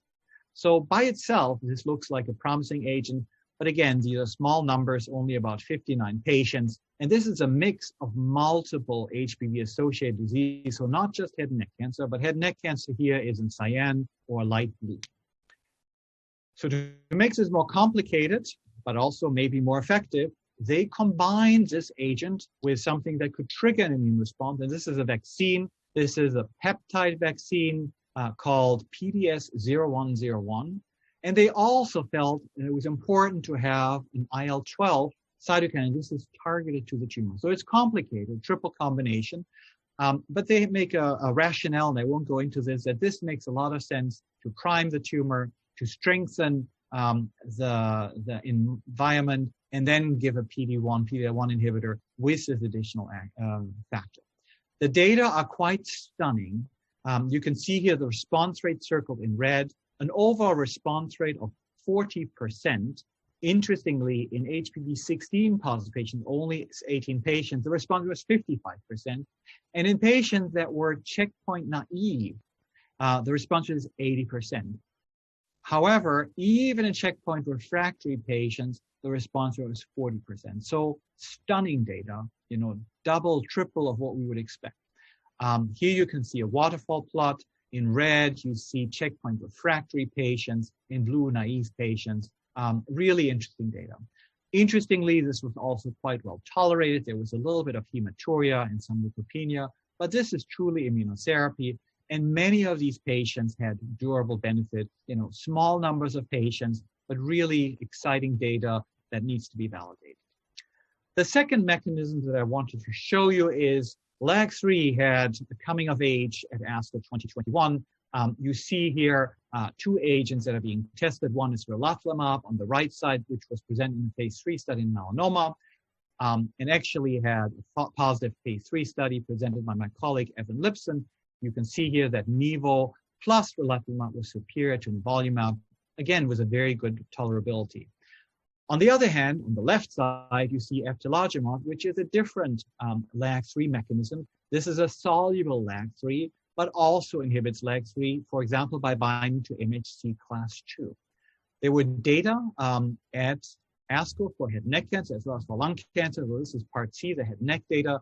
You can see here that overall response rate was 45%, so encouraging. And you can see here on the spider plot in the middle, a number of deep responses. So again, small numbers, but encouraging data. And I would say that for LAG-3 now, we have at least two agents with promising data, including relatlimab and now eftilagimod. Again, more study is needed in head and neck cancer. So in the second part, talking about squamous cell carcinomas of the head and neck, I wanted to briefly, in a whirlwind, get you through the neoadjuvant data using established PD-1, PD-L1 agents. So Ravi Upalluri from Dana-Farber previously presented neoadjuvant use of pembrolizumab before surgery. And here you can see cohort 1. These are data that were previously presented, 1 dose of pembrolizumab and then surgery. However, at this year's ASCO, he provided updates on the study using 2 doses, so 6 weeks of pembrolizumab. And these are actually the dosing regimen that is used in the currently ongoing phase 3 study of KEYNOTE-689.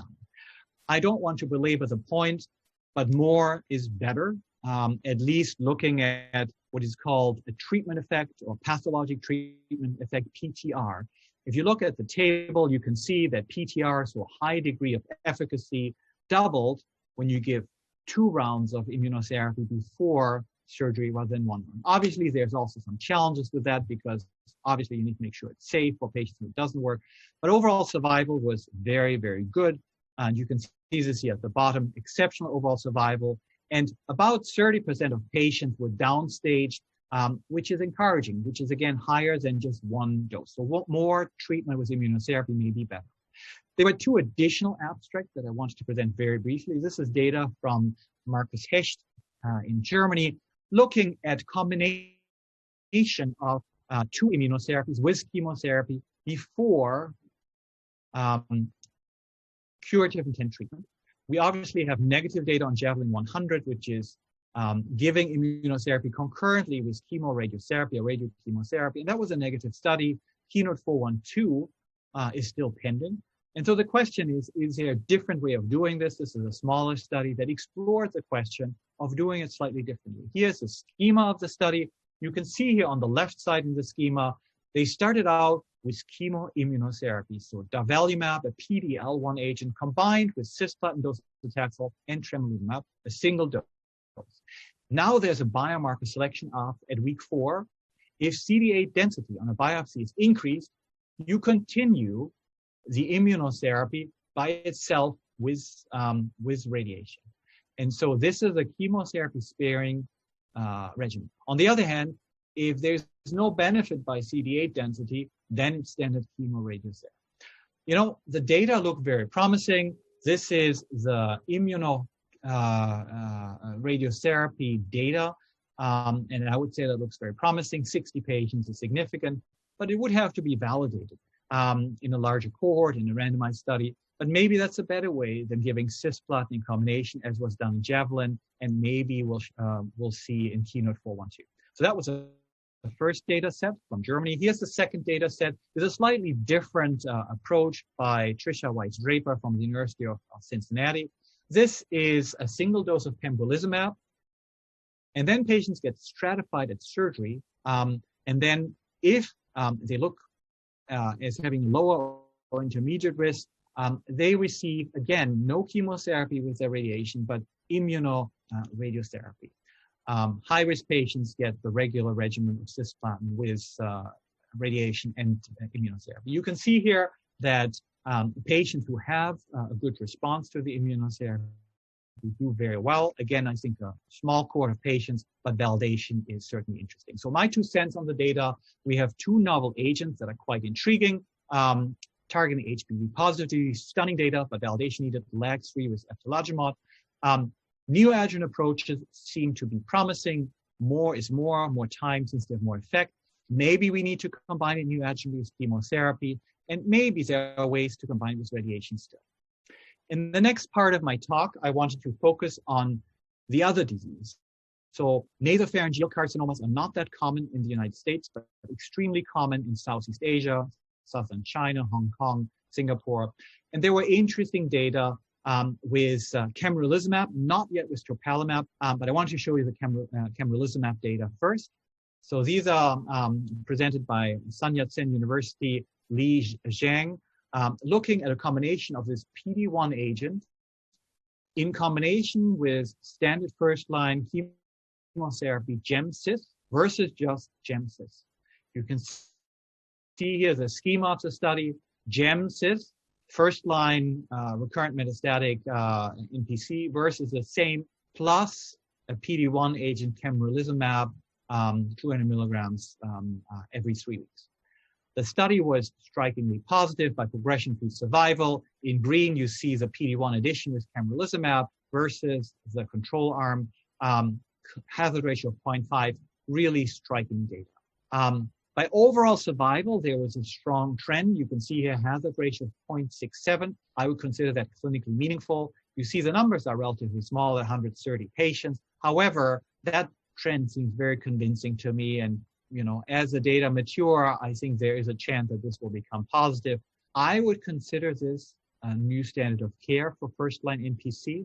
I would also like to add that there was a second study just announced of top-line data with a different PD-1 agent called tislelizumab from BeiGene, again in combination with chemotherapy. That was also positive. So I do believe that for NPC, we're now at the same stage what Keynote-48 did for squamous cell head and neck. Combination with chemotherapy is to be considered. Subgroup analysis was positive across, and this was tolerable, very similar to chemotherapy alone. So let's move on to other abstracts, the 2 other abstracts that were presented for nasopharyngeal carcinomas. There were 2 phase 3 studies using adjuvant, so not neoadjuvant, but adjuvant capecitabine. The first study was presented by Jingjing Miao, using adjuvant capecitabine in treatment of local region advanced nasopharyngeal carcinomas. You can see here the schema.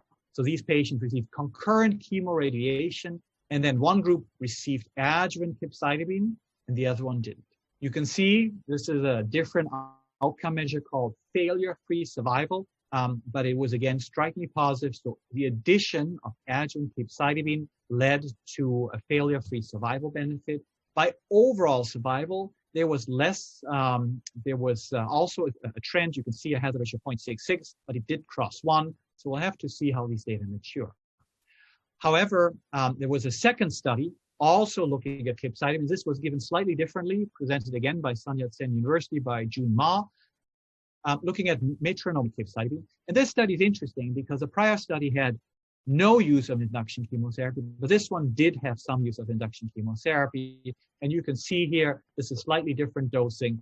And again, a randomized study, large trial. You can see here, again, adjuvant capecitabine works quite well and has a survival benefit with a hazard ratio of 0.5. Again, very striking data.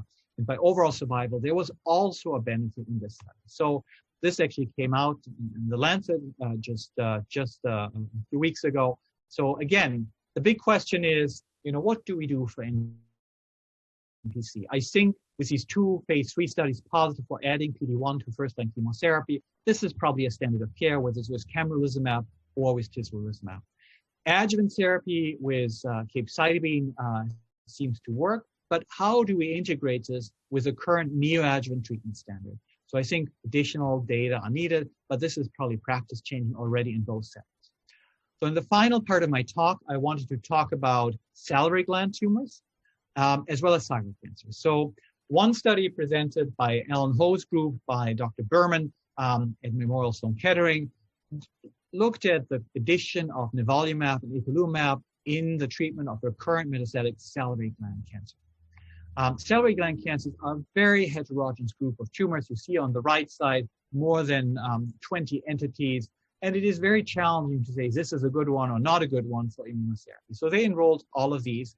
Prior data with immunotherapy suggests that there's about a 6 to 10% response rate, but it depends on which histology looked at, especially for adenoid cystic. You can see here with Pembro, there was 0 response, whereas with Ipi/Nivo, there was 6% response. So this is a different cohort. What is shown here is the non-ACC cohort, so cohort 2. These patients were treated with Ipi/Nivo, and again, remember, ACC patients may be resistant to immunotherapy, but this is a non-ACC cohort. Here are the data, rather respectable, with a response rate of 16% and 5 partial responses. These were durable responses, and you can see here in particular, salivary duct carcinomas, which was not known before, seem to have these really striking deep responses. In addition, there was one myoepithelial cancer that also showed benefit. So I would say that these data are encouraging, especially for salivary duct cancer. In my mind, the big question is, do we need the ipilimumab, which may add toxicity, or do we just stick with PD-1? But again, this is encouraging for our patients with salivary gland cancers who have few opportunities for treatment otherwise. So this is my summary. Immunotherapy is active. I would say salivary duct, high-grade tumors in general, and then some adenocarcinomas probably respond to immunotherapy. This is based on the older Keynote-28 data. But what do we do with adenoid cystic tumors? Notch1 mutations may be drivers, PSMAs may be active with a radiopharmaceutical. So we'll have to see for this unmet need patient population. In the last part of my talk, in the last 2 minutes, I wanted to talk about thyroid cancer. And as you know, the standard of care for radioactive iodine refractory thyroid cancer is either lenvatinib or sorafenib. And there were data presented by Marcia Brose from a multi-center study looking at a phase 3 study, the COSMIC 311 study, of using cabozantinib versus placebo in patients who had been treated with a prior VEGFR target therapy. You can see here the study. It was randomized 2-to-1 cabozantinib versus placebo. Primary outcomes are response rate and PFS. Here you can see the response rate. Cabozantinib clearly has a better response rate with target reduction in 76% of patients and a solid 15% response rate. Placebo has some shrinkage, but that may be measuring artifact. Here are the progression-free survival data, rather striking, with a hazard ratio of 0.22. And the most important point I would like to make is if you look at prior sorafenib and prior lenvatinib, you can see here that across the board there's activity. So it doesn't matter whether you get sorafenib or lenvatinib, but there seems to be benefit. So in my mind, this is probably a new standard of care. We'll see how the FDA looks at this. But also by overall survival, there was a strong trend. Although it does cross one, I would like to see these data obviously mature. So cabozantinib is distinct from lenvatinib and sorafenib. It may achieve regulatory approval based on these data. The outstanding question to me is, how do you use these 3 distinct TKIs? How do you sequence them? Do we give all 3, or do we start with lenvatinib and then do cabozantinib? What about cabozantinib first line? So I think there's still some questions, but I think this is very encouraging. In the last slide, I want to just summarize all the things we talked about. For squamous cell carcinoma of the head and neck, novel agents are promising. This interesting triple complicated combination of intrafast, PDS0101 and IL-12, stunning data, but small numbers, but I would certainly like to see more of that. LAG-3 looks promising. Finally, in the neoadjuvant setting, We clearly see promise, giving more, maybe with chemotherapy. We still haven't figured out how to give it with radiation. And then finally, we saw interesting data in salivary gland tumors, in particular in ductal and high-grade salivary gland tumors for the combination of PD-1 and CTLA-4. And finally, I believe that cabozantinib is a new standard of care post-lenvatinib and sorafenib. Thank you so much for your attention.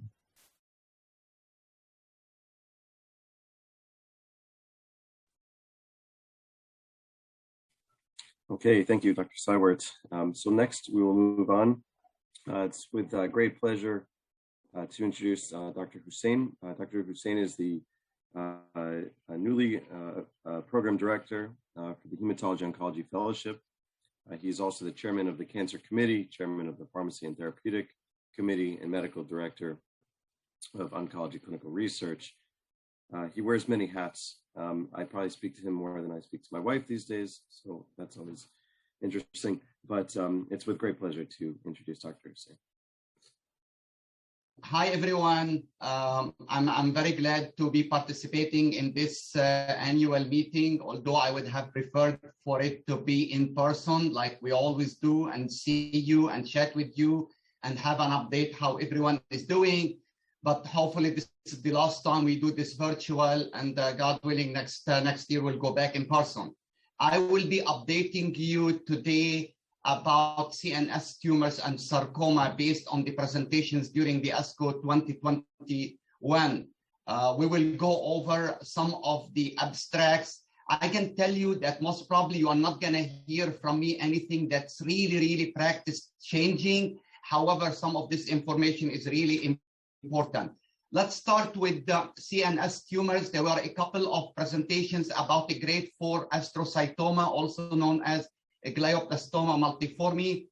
As you all know by now, for the last 15 years, the standard of care for patients with glioblastoma multiforme after an attempt at total surgical resection is to give a combination of radiation therapy and concurrent temozolomide, usually 6 weeks, followed by adjuvant temozolomide for 6 cycles, given 5 days every 28 days. Again, this study did only 6 cycles of temozolomide. I'm actually going to update you about something regarding the extended use of temozolomide beyond 6 cycles. This is the landmark study published now, like I said, more than 15 years ago, where patients receive radiation with concurrent and adjuvant temozolomide, and clearly temozolomide added to the overall survival, 14.5 versus 12.1 months, and progression-free survival of 6.9 compared to 5 months, highly statistically significant. Since that time, we have been attempting to improve on those statistics, and I will be presenting to you a couple of presentations to see if we have been able to do that. This is the EORTC 1709, which is a phase 3 trial of merizumab added to the standard of care. Therefore, the standard of care, like I presented in the last slide, concurrent radiation and temozolomide, and this study tried to see if adding a new drug will improve in the outcome. Merizumab is an irreversible proteasome inhibitor with broad activity against proteasomal activities that crosses the blood-brain barrier. Based on phase 1 and 2 studies in recurrent glioblastoma, there was some activity with good safety profile, and that's why a phase 3 trial was launched. This is the design of the phase 3 trial. I know it sounds very busy, but it's everything I presented before. We added merizumab, which is an intravenous infusion weekly for 5 weeks during the radiation and concurrent temozolomide, and then 3 weeks on, 1 week off, up to 18 cycle or unacceptable toxicity or progression after finishing the 6 cycles of maintenance temozolomide. The primary endpoint in this study was overall survival between the 2 treatment arms, the merizumab versus the one without it, the placebo, and in the overall population, as well as in patients with MGMT promoter and methylated tumors. The reason that was going to be looked at because these patients don't do well at all. The unmethylated MGMT, a progression-free survival was a secondary endpoint. Unfortunately, this is the overall survival with the primary endpoint of overall survival, there was no change in the overall survival between the two arms, 15.76 months versus 15.90 months, with 1 year survival of around 70% in both arms.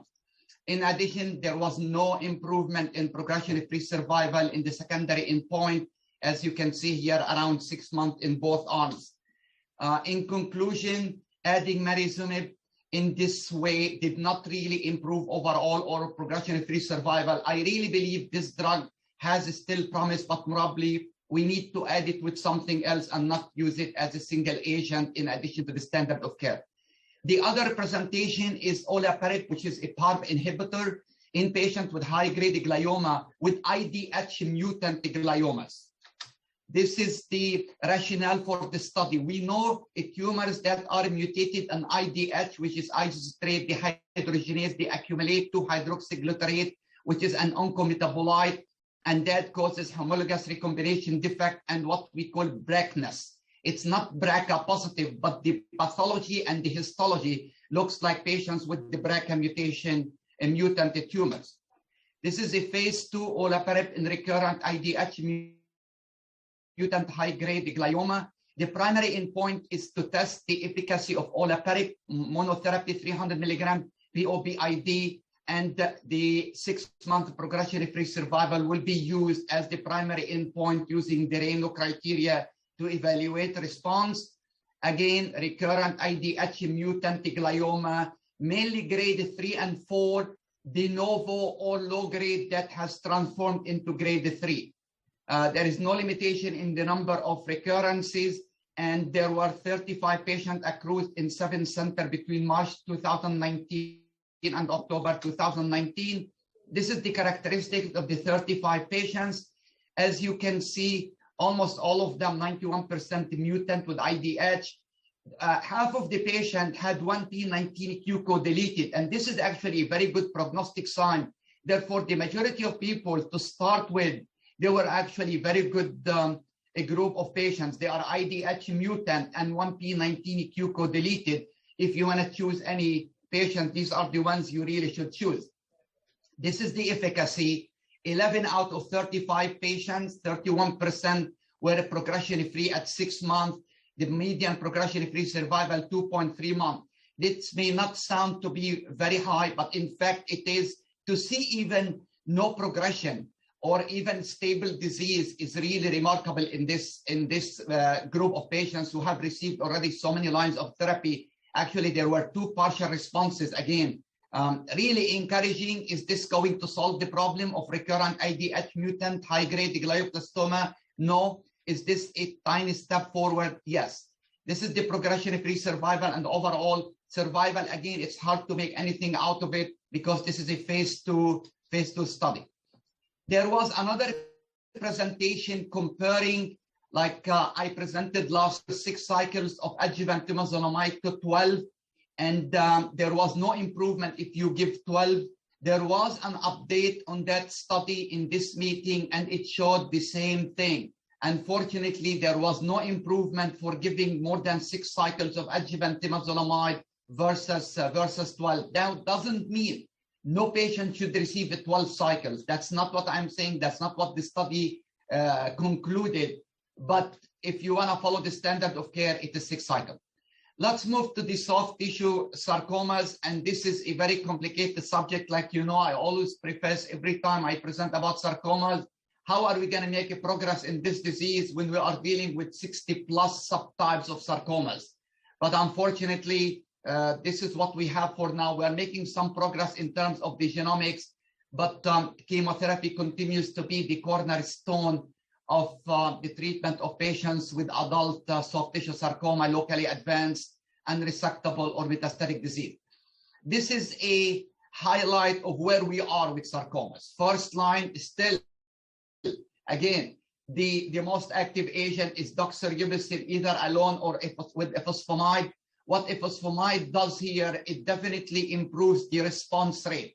It does not really improve overall survival. Therefore, if you have a patient metastatic disease, single agent doxorubicin is really enough. Now, if you have a patient where you want to reduce the tumor so that you can take them to surgery and resect them, where response rate actually counts, then I would definitely add ifosfamide with mesna, which is a uroprotective agent.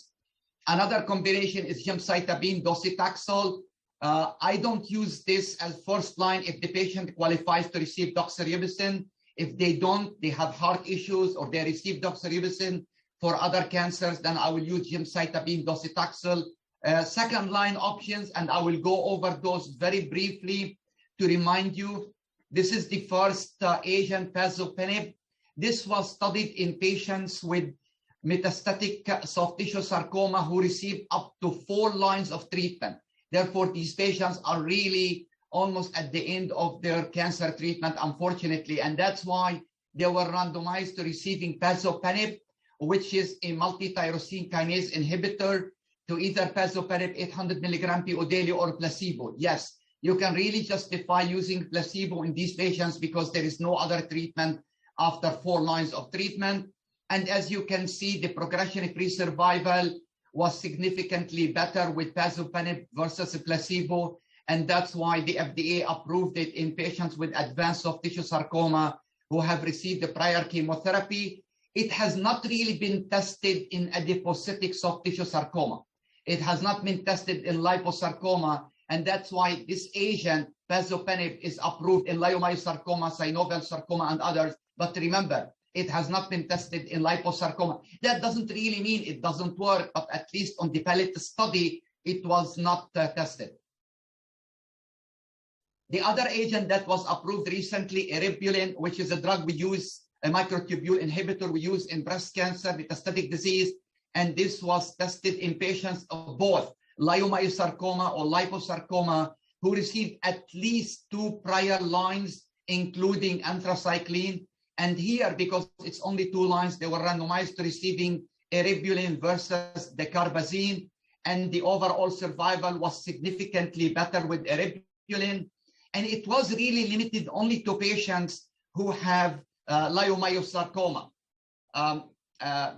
who had actually, liposarcoma. And that's why this drug, although it was tested here in both leiomyosarcoma, LMS, and liposarcoma, the FDA approved it only in liposarcoma. And it's very well tolerated treatment, and it can work in a lot of patients. This is the drug we have been very involved in since its inception. Trabectedin in a phase 3 trial was tried and tested against dacarbazine in patients who have had received anthracycline or are not candidate for anthracycline, and patients were randomized to either trabectedin or dacarbazine. A word of caution, this study was, the primary endpoint was overall survival, and unfortunately that was not met.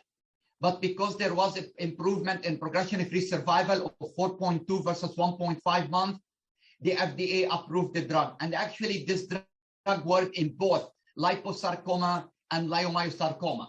Therefore, the first drug we talked about, pazopanib, is only leiomyosarcoma, eribulin only liposarcoma, and trabectedin in both lipo and leiomyosarcoma. We will give you access to all these slides. I'm not trying to make you remember all of these indications because sometimes I even go back to remind myself of the real indications. There were a couple of presentations in sarcoma I would like to go over. One is the phase 3 study of a drug called AL3818. Now it has a name, catiquintinib or anlitinib, and this is in patients with metastatic or advanced synovial sarcoma. We know synovial sarcomas tend to be more responsive to chemotherapy. Catiquintinib is a drug, is a multi-tyrosine kinase inhibitor, but it targets mainly the receptors. That's what RTK is, receptor tyrosine kinase, and you can read here VEGF receptors, the FGFR, platelet-derived growth factor receptor beta, and c-KIT.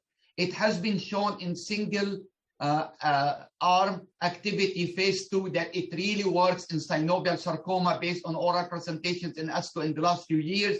And that's why this drug was taken to a randomized study, randomizing people between catiquintinib or dacarbazine. The primary endpoint in the study was progression-free survival. The reason it's progression-free survival, as you can see, patients on dacarbazine, if they progress, they can cross over to receiving catiquintinib. And that's why it really complicates overall survival. These are the patients that were randomized, 79 patients, 2-to-1, 52 quetiquintinib, and 27 dacarbazine. It's very well balanced. Patients, they were allowed to have received pazopanib. Therefore, you really can tell this is like at the end that we have to use pazopanib in these patients.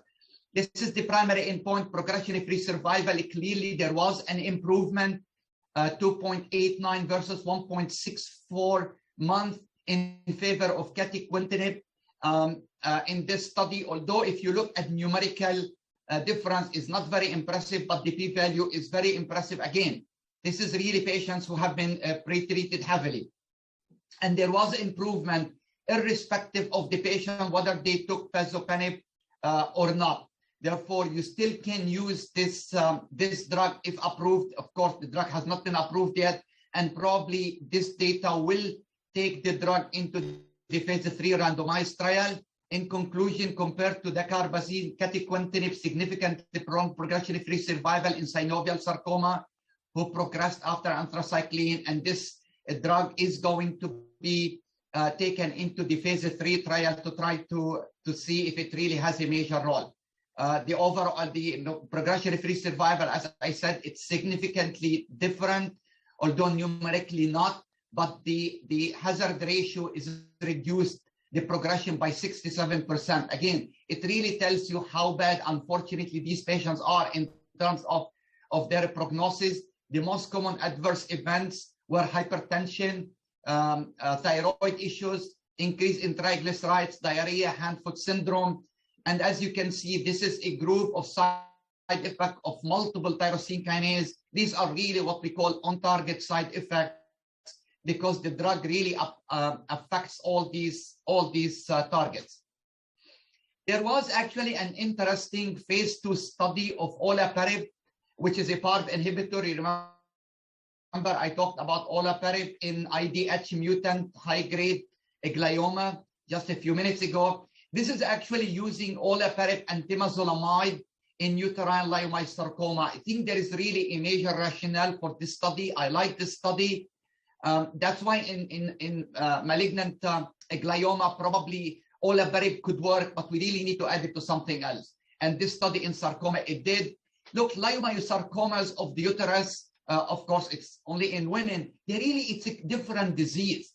We have studied some of these characteristics of leiomyosarcoma uterine versus even leiomyosarcoma in women in other sites, like retroperitoneum or other sites. And we found that the uterine leiomyosarcoma, their prognosis is different, their outcome is different, their response to treatment is different. We know from genomic markers, they tend to lose tumor suppressor genes. They lose the retinoblastoma, the P53, the P10. And unfortunately, these are not really actionable targets, at least not yet. We know there are studies ongoing trying to restore the function of P53, the tumor suppressor gene that's lost in so many cancers, but at least nothing is really approved. Therefore, this group of patients of uterine leiomyosarcoma is almost an unmet need, what to do with them. The most active combination is really gemcitabine docetaxel based on a couple of phase 2 trials with a response rate of around 25 to 30. Please remember this number.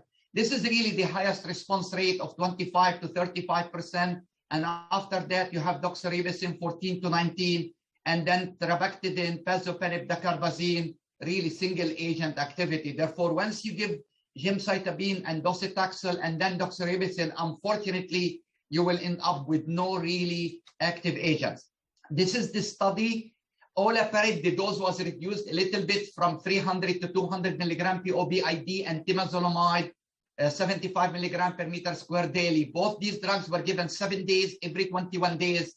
And a lot of genomic and pharmacokinetic studies were done to try to understand the interaction, not really just to treat the patient, but to try to benefit what happens with the interaction of the drugs. Locally advanced or metastatic uterine leiomyosarcoma, biopsies were taken, again, to study the genomics and see how these drugs affected. Prior treatment with PARP inhibitors or temozolomide were excluded. The primary endpoint was the objective response rate within 6 months. This is the main one, and 24 patients were accrued. 2 patients were not eligible or evaluable. Therefore, there were only 22 patients who were eligible and evaluable. These are the 22 patients, young patients, the median age 39 to 71. This is the primary endpoint. The best overall survival within 6 months, 23%. Remember what I told you about gemcitabine and docetaxel, 30 to 35 single first line. For us to have this second, third, fourth line, I don't think it's really bad. There were 6 patients who achieved a partial response. I really believe this combination is very promising, and we need to try to identify who of those patients really respond. In this study, I will be very interested to look at to try to differentiate between a BRCA and non-BRCA, between homologous recombination defect and not, because I bet you most of these responses were among the BRCA or homologous recombination defect. Overall survival hasn't really been reached. A lot of patients are still doing well on this study. Therefore, this is really promising. I don't think it's ready for prime time, but I think it should be taken to phase 3 trials. Overall, a lot of work being done, very promising, and hopefully we continue to work on the immune therapy in these cancers. At the end, I would like to thank all of you for your attention. I know I'm the only one standing between you and your dinner. And if you have any questions, thank you so much. And thank you for the organizing committee for inviting me to speak. Thank you. Okay, thank you, Dr. Hussein. So I guess we will now move on to the panel discussion, and I'll welcome in the speakers, Dr. Saward and Dr. Hussein.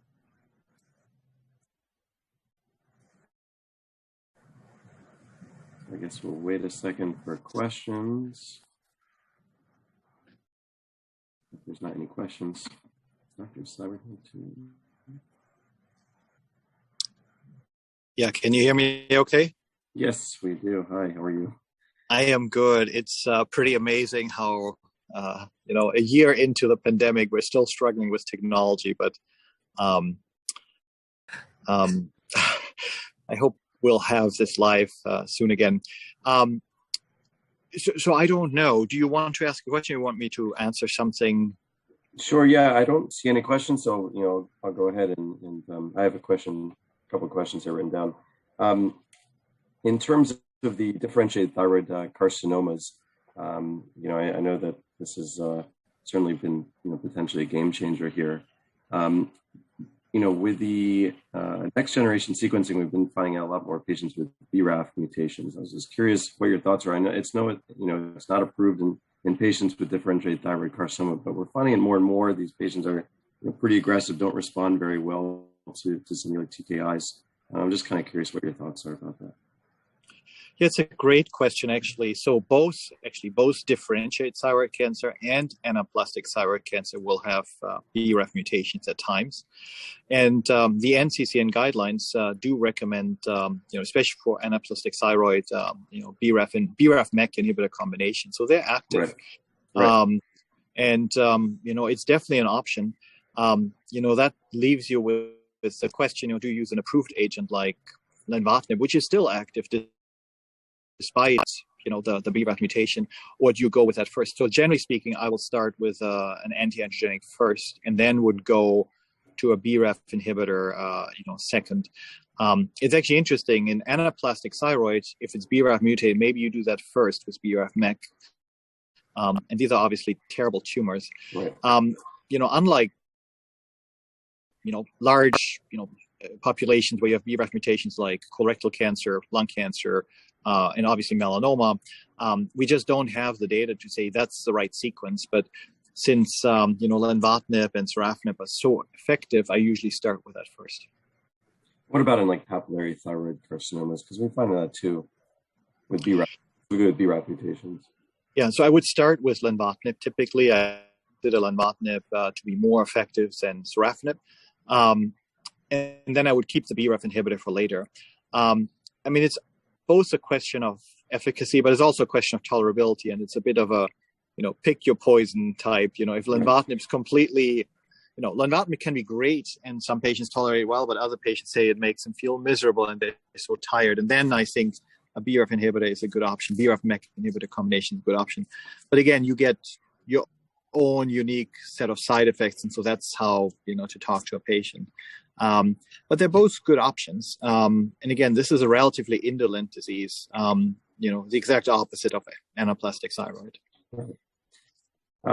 Dr. Hussain, you had touched about 6 cycles versus 12 cycles in the use of adjuvant Temodar, and I just was curious what your practice was. Do you extend it beyond 12 cycles in certain patients? I know it remains a question, but I just wanted to see what your thoughts were about that.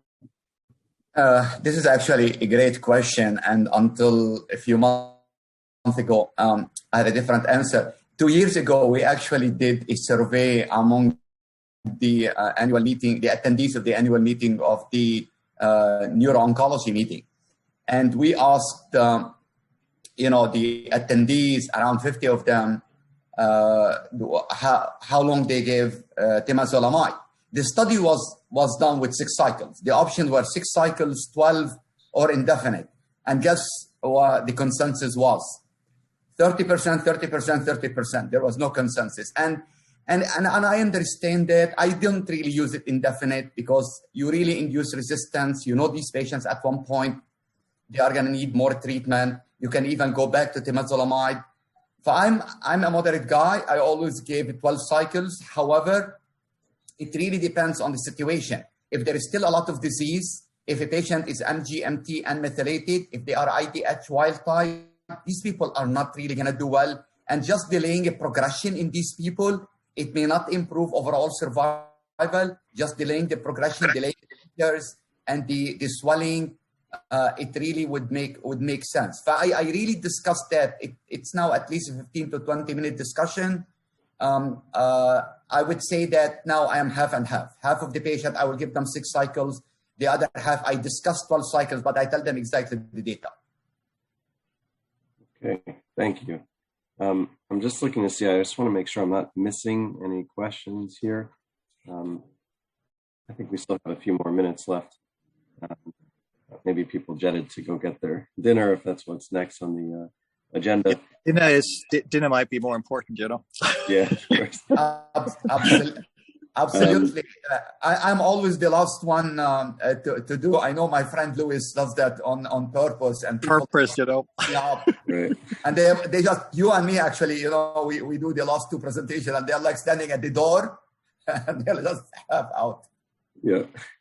Dr. Sauer, I guess I'll ask, one other question here. What are your thoughts were, would you start to utilize adjuvant capecitabine in those specific head and neck cancer patients? Yeah, so capecitabine, the NPC data was interesting. I mean, both studies came out of China. So your first question is, is that applicable? But I would argue it probably is applicable. The obvious induction, you should use adjuvant capecitabine. I don't know if I lost the connection here. The unanswered question is, if you use induction, do you still use capecitabine? And that's a less clear question to me. I don't know if we're still on. My screen just switched. At least the 3 of us are. This is, it's an interesting online experience, obviously, but kudos to the organizers for pulling this off. Yeah, no, it's impressive. What I told Dr. Hussain before was that it's tough if you try to tell a joke and you obviously hear crickets, and so you never know if people actually find you funny or not. So yeah, it's always tough. With the crowd, you can get a sense. I mean, crowd is so much nicer. I miss that. Yeah, next year. Oh, we're still on. Actually, this is good. We're still talking to the entire audience. Okay, good. We won't go too off label here. So I think we're essentially going to move on to the next what I believe is a breakout room. Let me click out of my chat so I can see what we're doing here. So the next 20 minutes, we will do that. Move on to the visited exhibitors or for dinner. Thank you to both presenters. That was excellent. Thank you very much. Have a good evening and thank you. You too. Look forward to seeing everyone in person next year. I look forward to that.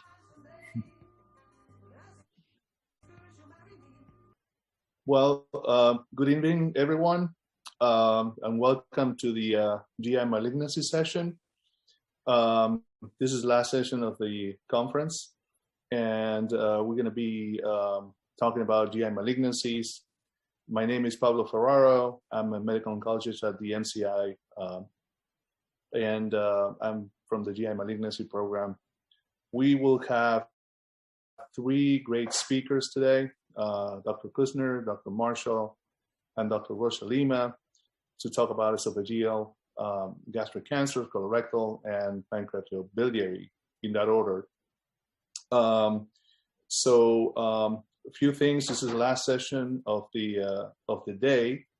Remember to send questions. We're going to have the 3 presentations that are recorded back to back, and then we have a Q&A part, about 10 minutes.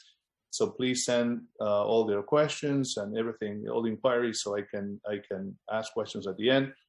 I would like to thank the sponsors and the exhibitors before I forget to do that. And also remember the code for the credits. When we close today, then the conference opens back tomorrow. So without any delay, I'm going to introduce the first speaker, Dr. Kusner. He is the medical director of Mount Sinai Medical Center, Comprehensive Cancer Center, and the chief of hematology oncology. So we can roll that video and then we'll continue. Well, thank you very much for inviting me to be part of this lecture. I'm Mike Kusner. I'm the division chief of hematology and oncology and the medical director at the Mount Sinai Comprehensive Cancer Center in Miami Beach, Florida. And I'm tasked with reviewing the data of gastric and esophageal cancers that was presented in ASCO of 2021. So without further ado, as they say, the science is long and the time is short. So we're going to go through a lot of different abstracts. I added a few more than the ones that were initially intended. So I'm going to try to cover everything as fast as possible. The first one that I wanted to cover was a trial in which the European authors compared the different neoadjuvant approaches for esophageal and gastric junction adenocarcinoma. And essentially, the conundrum that we've had for the past, I would say, close to 10 years is what's best. And there's still a lot of people that are on the side of chemotherapy, a lot of the people that have been on the side of chemoradiation. And the question is what to do on the patient with completely surgically resectable gastric or esophageal cancer. And what this trial was doing was really a comparison of the MAGIC initially versus the CROSS trial. And then subsequently, as data evolved, the FLOT regimen was added, and that was the comparison in this setting. What they ended up finding was that the chemotherapy arm did have an increased amount of toxicities. However, that did not translate much into any detrimental care. And at the end of the day, the overall survival of the patients with either chemotherapy on the arm B or chemoradiation on the arm B was essentially equal. What that tells us is that it still is a perfectly valid option. There is no clear winner, as the authors said, and the data supports to be using either one of the two. Now, they did find some differences in the amount of clinical responses that did not translate into survivor data, which is waiting to be updated on the amount of recurrence rates, as well as patterns of failure that are going to be interesting. Now, the big difference here, and you're going to see it in a second with Checkmate 577, is that we do not have the possibility of doing adjuvant immunotherapy on the chemotherapy arm. So that is something that is going to be important. And that segues precisely into the update of the newly approved treatment. However, it was updated in ASCO, the data of using nivolumab after resected esophageal or gastroesophageal junction cancers following neoadjuvant chemoradiation. So we all know this trial. This it's been already approved. The median follow-up that they presented in ASCO was already at the 24-month mark. And they did look at how the data continues to evolve, and looking at the data is super strong for all comers, not just PD-L1 selected patients, but with a median disease-free survival that it's already double the one of placebo, which is the standard of care prior to the inclusion of this trial. And again, you can see here how the PD-L1 expression just in the middle of this table does influence, with PD-L1 less than 5 being at disease-free survival of 16 months, still superior, but not reaching statistical significance. However, on the PD-L1 of less than 1, on the tumor expression and not by CPS, it's still significant and actually higher than the one of more than 1. So this is something interesting. Obviously, the number of patients that had residual disease were the ones that benefit the most, and that's where the FDA approval came. What they updated this year in ASCO was a distant metastasis-free survival, passing almost 10 months with a 26% risk reduction, as you can tell from the slide, and even the progression-free survival too. So meaning if the patients progressed and then they got the immunotherapy that was also getting approved at that time for frontline therapies in this setting, that has not even reached the median survival, which means that the patients do benefit from the upfront therapy, and it did not affect the quality of life. There were 2 scales that were presented. I'm just showing this one as an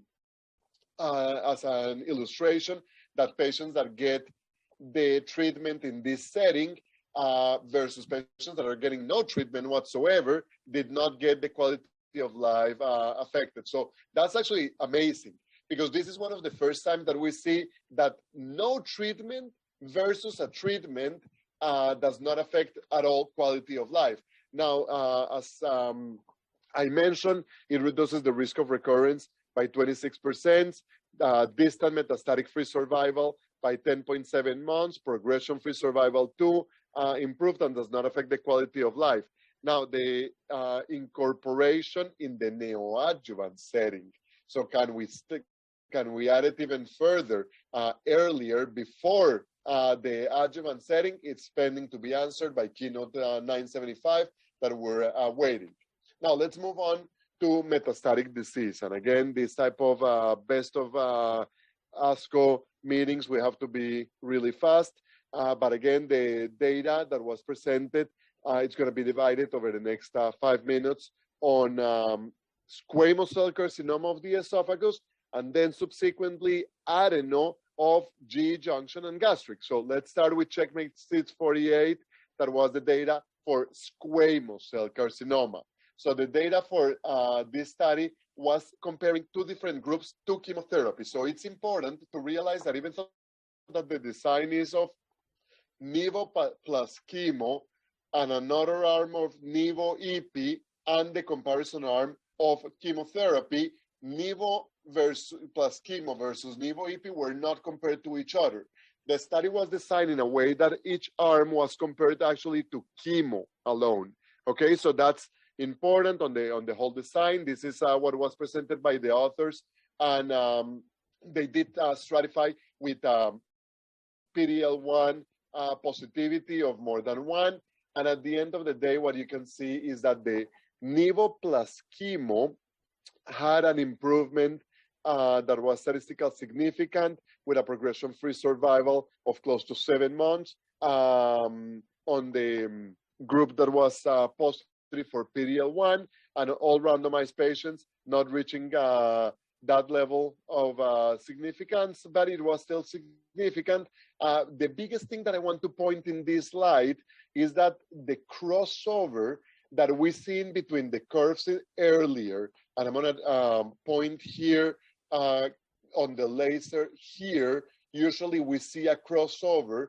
It's not occurring when we use chemo plus nivo, similar to what it has been shown in the lung studies of the 2 cycles of chemotherapy, but it's important, and you're going to see it, how it does occur in some of the other settings, and the overall survival, also that crossover is not occurring, and the significance is much more, with 15.4 months versus 9 months, showing significance, and again, being one of the first times that we see the data for squamous cell carcinoma only. Again, this is the data for squamous cell carcinoma, duration of response holds through at the same level, and we are seeing how those patients are still benefiting subsequently on the Nivo plus EP. So again, don't forget, we compared previously, I showed you Nivo plus chemo. This is Nivo plus EP versus chemo. We see how those curves are crossing now. So you see here the crossover of the immunotherapy doing worse in the beginning, the same happening in all the randomized patients, and then subsequently crossing over and being beneficial. So it does further ratify the possibility that using chemotherapy up front could get rid of this crossover that we see in the initial 3 to 6 months of therapy, and that it's been also seen in the lung studies. So interesting data, again, not to be compared to each other. We're seeing also a benefit here, 13 months, perfectly holding through with the duration of response. And at the end of the day, what we always fear is that if Nivo plus EP is more toxic than Nivo alone plus chemo, and then there's always a question of Nivo alone without chemo even, but the toxicity, honestly, I am not overly concerned. We do see a slight amount of adverse events. However, on the grade 3 to 4 is barely at 10% difference in between the groups, but it's something that we need to consider. Summary at the end, and this is the table that was actually on the abstract book. You can tell that there is a difference in between chemo of the median overall survival. I always say that that's at the end of the day the most important, of 10.7 months versus 12 and 13, which are very close. That is actually been seen, and on the highlights of the day, Mariella Blum actually presented this summary, which I found that it was quite insightful, showing that there is, for the PD-L1 groups, the Nivo plus chemo being superior and the Nivo plus EP also superior. However, the superiority is only seen then later on really on the overall survival, however, not on the progression-free survival. At the end of the day, the overall survival is the one that is the most important. But if you remember the number before of the 10 months, you're going to see how it compares similar to some of the other studies. Now, the summary is that this is still a good option. Either one of the groups, it's very similar in results of the Checkmate 590, but the benefit now being seen in all the patients, and when in Checkmate 590, it was only for CPS more than 10. And then the $1 million question that it's in our mind is if we do need to use such an intense regimen of chemo, or that if maybe a single agent 5FU may be able to get that crossover out of the way and give us a similar benefit. And that's what we need to start doing, de-escalation studies probably in the future.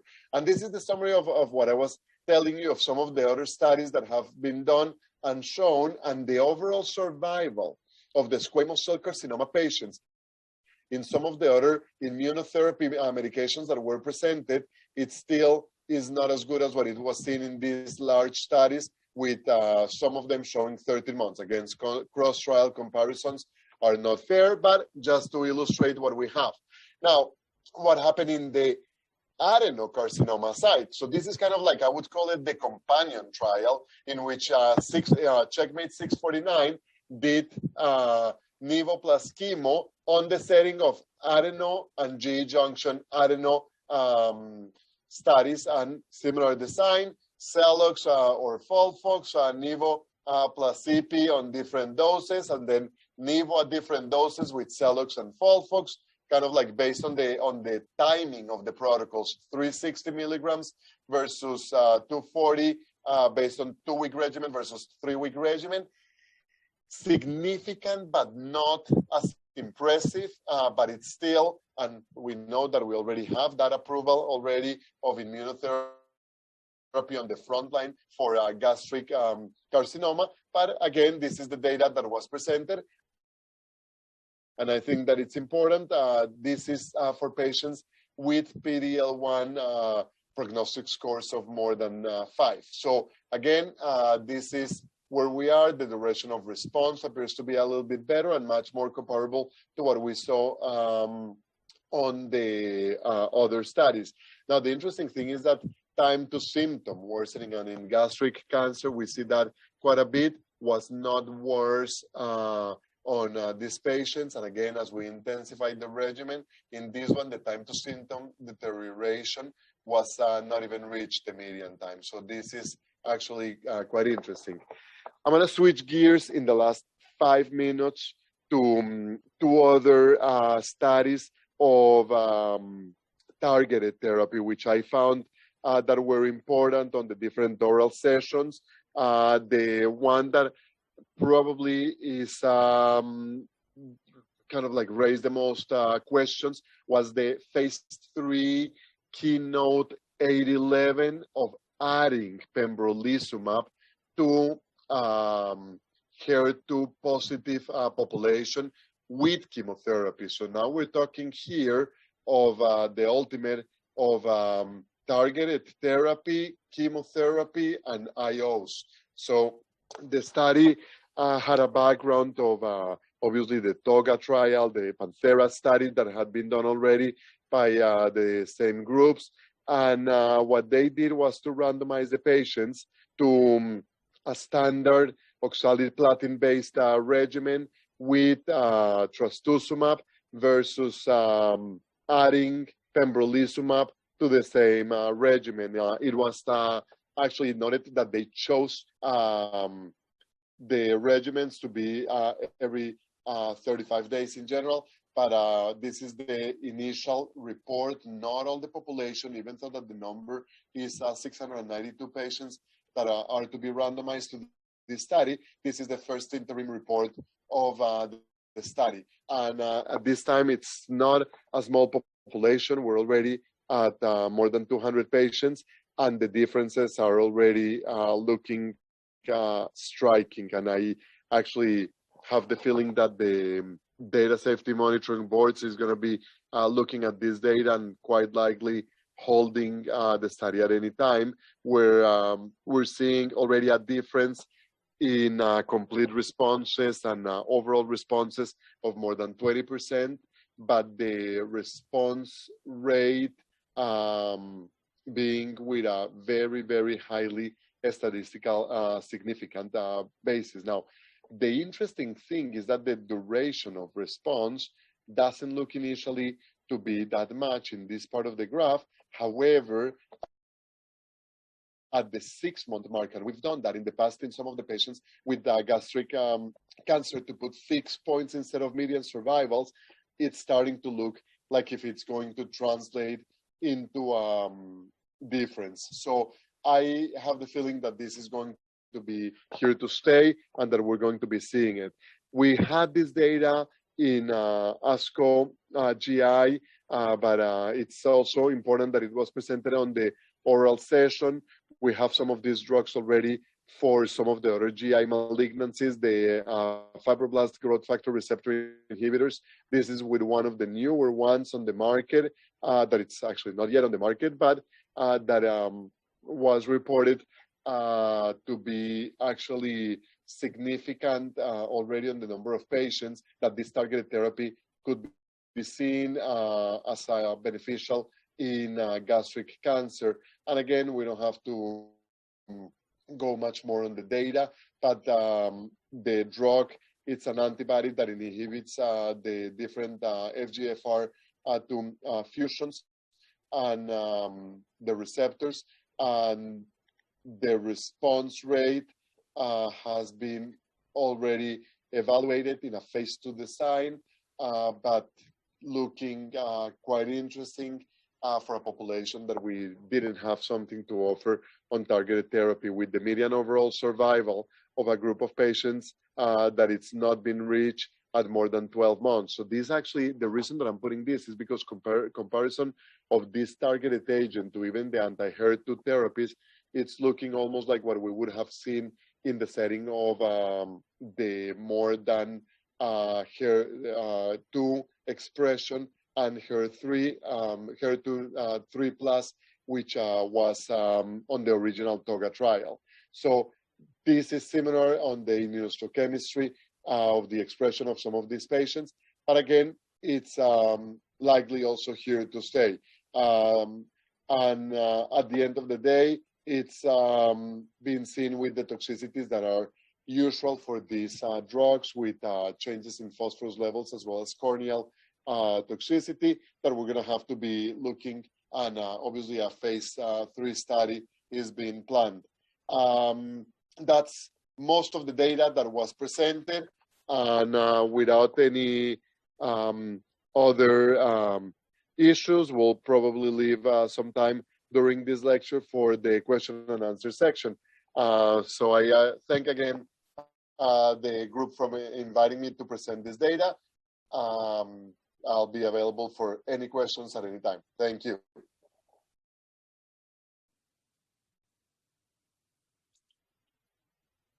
At this point, I'm going to introduce the second speaker of the night, Dr. John Marshall, who is a chief in hematology oncology at the Lombardi Comprehensive Cancer Center and director of the Otto Rouge Center for Cure of the Gastrointestinal Cancers.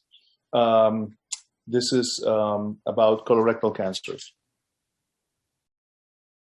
Hey everybody, my name is Dr. John Marshall. I'm the director of the Rouge Center for the Cure of GI Cancers in Georgetown University's Lombardi Comprehensive Cancer Center in Washington, D.C. And I'm very pleased to be part of this great event as we review the events of ASCO. Both it was virtual as well as we are virtual. So this is my list of disclosures. There are several important abstracts. 4 we were assigned. I add one more extra, but probably the most important of the GI cancer abstracts is Keynote 177's overall survival data. Everyone knows this was MSI positive colon cancer in frontline, pembrolizumab single agent at fixed dosing versus investigator choice of chemotherapy with an optional crossover. And this was the overall survival report coming forward. So I think it's very important to look at the patient characteristics. First off, that you see a lot of MSI in right-sided colon cancers. You also see a lot of multiple mutations that are targetable now with V600E mutations. So this is commonly co-expressed in MSI high. And I think it's important for us to remember, because we'll have some choices as we go forward. Here's the progression-free survival. And you've already seen these curves. They were updated, but they changed very little. We always focus on this first half, the left side of the curve, to really say, well, why did chemotherapy perform better up front? And then you see this big switch over. And we still don't really understand this upfront switch over, but I think it's something that we know exists, but I'll come back to that in a minute. Here's progression-free survival number 2. So this is after they crossed over to some other therapy, either on the trial or even off the trial. And you can see that through this 2 lines of therapy, you see this still impressive delta for single agent pembrolizumab versus chemotherapy first. So clearly establishing a standard of care. The response rate, we've been teaching you that chemotherapy doesn't work in MSI high colon cancers. Yes, it does. Remember, this is mostly right-sided, so a 33% response rate. And remember, they're also BRAF enriched. 33% response rate is nothing to sneeze at. So chemotherapy does work in this patient population, but clearly single agent pembro worked better with regard to response rate. And then you get into the crossover between these. There was a automatically allowed crossover, but really a lot of patients didn't follow that. When you look here, the chemo first group, only about 60% ended up getting some form of IO in subsequent lines of therapy. And that's really a shame and something the discussants brought out as a problem here, and certainly would influence the overall survival curves further. But these are the overall survival curves. Now, do note that even though that looks like statistically significant curves that are different, that p-value didn't meet the requirement that was designed for this clinical trial. So it's not statistically significant better, but clearly it looks better, right? You have a clinical improvement here that's probably meaningful. So it's no worse than chemo frontline, but certainly OS trending in that positive direction. And again, when we looked at subgroups, there's a lot of talk about RAS mutated patients. Well, they did a little less well than RAS wild type, but not dramatically. So I don't think that's a deal breaker. Even the BRAF patients and the right versus left seem to perform the same. So no clear co-marker that tells us that we should or should not use Pembro in the front line.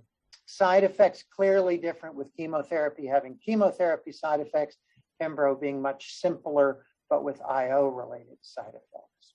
So the take-home points: new standard for MSI high metastatic colon, survival benefit, as I said, trending positively, but not statistically, didn't have a lot of crossover as much as you would have wanted.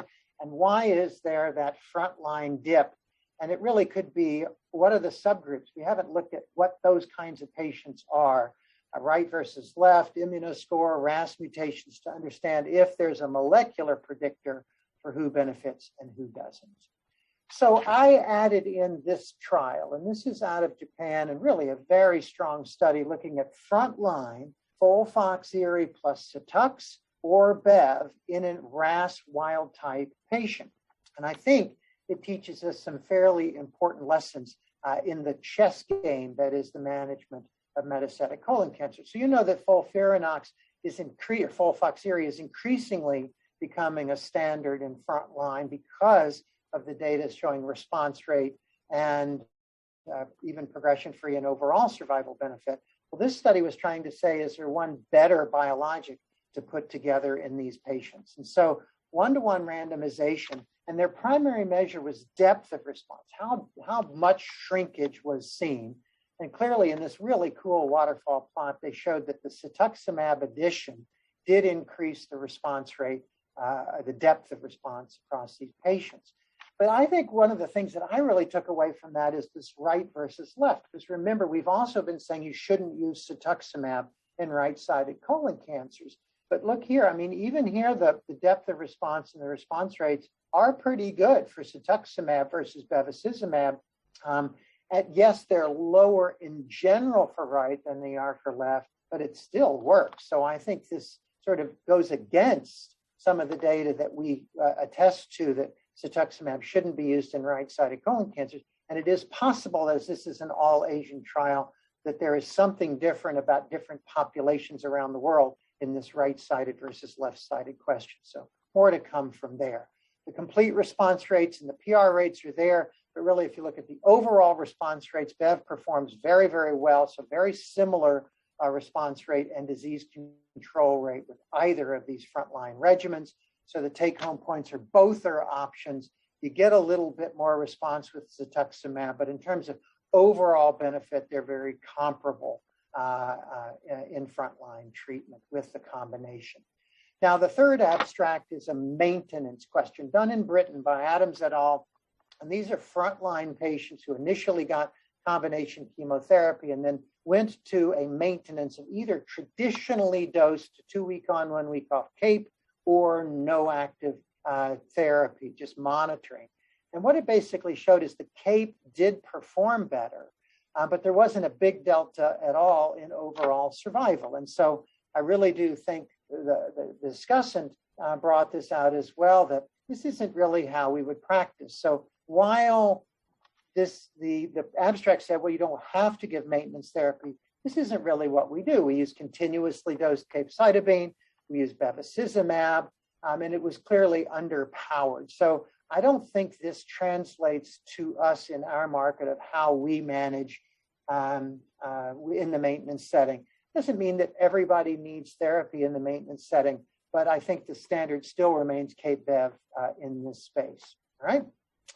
The next abstract is the deruxtecan trastuzumab treatment in HER2 positive colon cancer presented by my good friend and pandemic buddy Takayuki Yoshino from outside Tokyo. And this study they led basically looked at various HER2 levels of expression in metastatic colon cancer. They divided it into 3 cohorts. High normal expression, if you will, or that breast cancer model of expression, a little lower expression to low expression, remembering that this drug works as a sort of targeted, payloaded monoclonal antibody. So basically, the benefit was seen really in the higher expressing group. So the group with traditional IHC3 plus or IHC2 plus ish positive, it falls off for the next group and the next group. So here's your patient population. Remember, these are mostly left-sided colon cancers. When you look at the prior therapies that they've had before, you can see they were heavily pretreated, and many of these patients had received prior HER2 therapies, at least in that first cohort. Remember, that's where the benefit was seen. Remember, too, that we've been talking about EGFR therapies don't work all that well in HER2 positivity. And note that all these patients had EGFR positive treatment and therapies there. So here's the money slide with a response rate of about 45% in that first cohort, even though lots of them had seen prior HER2 targeting, and no real responses at all in the other 2 cohorts. So it really said that the expression of HER2 mattered in the benefit rate when using deruxtecan trastuzumab. All right, here's your waterfall plots, which show an impressive response, deep responses in the proper patients. And the spider plot demonstrates the nice prolongation of response. So these are durable responses when they happen in the right patient. We must be checking this in all patients with colorectal cancer because we have these options for us going forward. Here's your progression-free survival comparing the higher responders, higher expressors to the lower expressors, and you can see a clear separation of those curves. So I think this answered our question pretty well, is would this drug work in the lower responders? And the answer was, I think, pretty well no. So remember, with this compound, the interstitial lung disease, many of you have been using this in breast cancer. Now we have gastric cancer approval, so you have to watch out for the pulmonary toxicity that is seen in this patient population. And then the last study I'm going to review is the TRUSTY study, and this is a very interesting study, again, done out of the NCC East in Japan, just outside of Tokyo, but it was a big consortium study. And the design is here. So, right, we have a trifluoridine tipiracil or Lonsurf TAS-102, we call it all of those things, plus Bev. We'd already shown some pretty good data, even in frontline with that compared to Cape Bev. We'd already done some refractory studies. So this was a second line study comparing it to fluoropyrimidine irinotecan Bev. This is really 2 drugs, TAS-102 plus Bev versus 3 drugs, sort of a FOLFIRI Bev approach. And it was designed to be non-inferior. They weren't looking for a win here. They were just looking to say, could this be an alternative to an irinotecan containing second line regimen? But otherwise, it was a very standard clinical trial design. Now, it was supposed to be a bigger study than it ended up being because they actually showed that the Data Safety Monitoring Committee terminated the study because they weren't going to meet the equivalence bar. So we still got almost 400 patients from 65 institutions accrued to this clinical trial. So I think it is important to look at the data. So first, who was enrolled in the clinical trial? Well, you see these here, the age, the RAS status, right-sided versus left-sided, prior biologics, et cetera. All right, pretty well balanced across these 2 cohorts. And then you see the toxicities that were seen. And this is completely as you would expect, though. You see a lot more hematologic toxicity with the TAS-102 approach, but you see more of the sort of traditional irinotecan toxicities with the FOLFIRI Bev. So that one was not really less toxic than the other, but they did have different toxicity profiles as is depicted in these in this table. But here's the punchline slide, and this is why they shut it down at this point, is that the overall survival was favoring the control arm, the FOLFIRI Bev kind of approach, and the TAS-102 or the trifluridine tipiracil Bev arm was not faring as well in overall survival. The same was true in progression-free survival, so there was a difference between these curves. They weren't going to make an equivalent sort of bar, but I do think this is an interesting graph with time to treatment failure because they do overlap. So, you know, I think statistically this is a negative study, but I do think in the right patient, in the right moment, this is a valid therapy as we sort of looked at this doublet across lines of therapy now, and I think becomes an option in certain patients in certain settings. So if you look at response rate, it reminds us that in second line, there isn't a very good response rate anyway, right? We have a 7% with the standard of care. We have a 3.8% with the experimental arm. You have a better sort of disease control rate at 70 or 60%. So both are active, with the standard of care, FOLFIRI being a little more active in this patient population. So I think it remains the standard, but it raises an interesting option in the right clinical scenario and may justify using this in certain patients. So it also noted the subsequent treatments that these patients received, and it is important to note that there was solid crossover, so these things are influencing overall survival, if you will. So I do think that it doesn't replace FOLFIRI. It's not a valid substitute, but is certainly something you could consider, as I said, in the right patient population. So the summary of this is it did not show a non-inferiority, and you can see the overall survival, progression-free, and time to treatment failures data there for the two arms. There were no new safety signals that were seen. You get more neutropenia versus diarrhea depending on the arms, but otherwise okay. And your OSs were, you know, in the same ballpark, let's put it, but we couldn't say that they were equivalent. With that, I am done, and I just can't help but put a pitch in for those of you, thanks to those of you who read the book and provided us with some interesting feedback, but my wife and I and co-author there did publish this book, and it really is a deep dive in our world of cancer. And for those of you looking for a little summer reading, we understand it's not a bad summer read. So if you have had a chance to read it or you're interested in reading it, let me know what you think after you have done so. So without any further delay, thanks very much for considering you know, GI cancers and the new data that I presented at ASCO as you work towards the weeks ahead in managing our patients. John Marshall, thanks very much.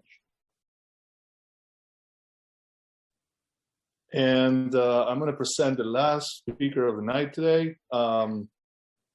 We'll introduce Dr. Rocha Lima. He is the co-leader GI Oncology and co-leader Phase 1 program, Division of Hematology and Oncology, Wake Forest School of Medicine, and he will be talking about pancreatobiliary malignancies. Good day, everybody. I will be summarizing the pancreatic biliary abstracts from this year's ASCO. Unfortunately, we did not have any earth-shaking, practice-changing biliary and pancreatic abstracts, but we will have some of the presentations that will highlight what we tend to do today and what is forthcoming. So let me start with pancreatic cancer. Neoadjuvant therapy is one of the most debatable and challenging settings in pancreatic cancer. As a background, we had two recent trials. One, the pre-op PANC, that has been presented as a full publication in JCO, but at the time of the publication, the survival did not reach a statistical significance, although it favored here in 16 months neoadjuvant treatment compared to 14.3 months for patients undergoing surgery followed by adjuvant therapy. keeping in mind that the neoadjuvant treatment and adjuvant therapy were based on gemcitabine, was not with the current standard with modified FOLFIRINOX or gemcitabine, capecitabine, and also in the neoadjuvant setting, radiation with gemcitabine was used. However, at this year's ASCO, we're going to have an update that I will present it to you from this trial.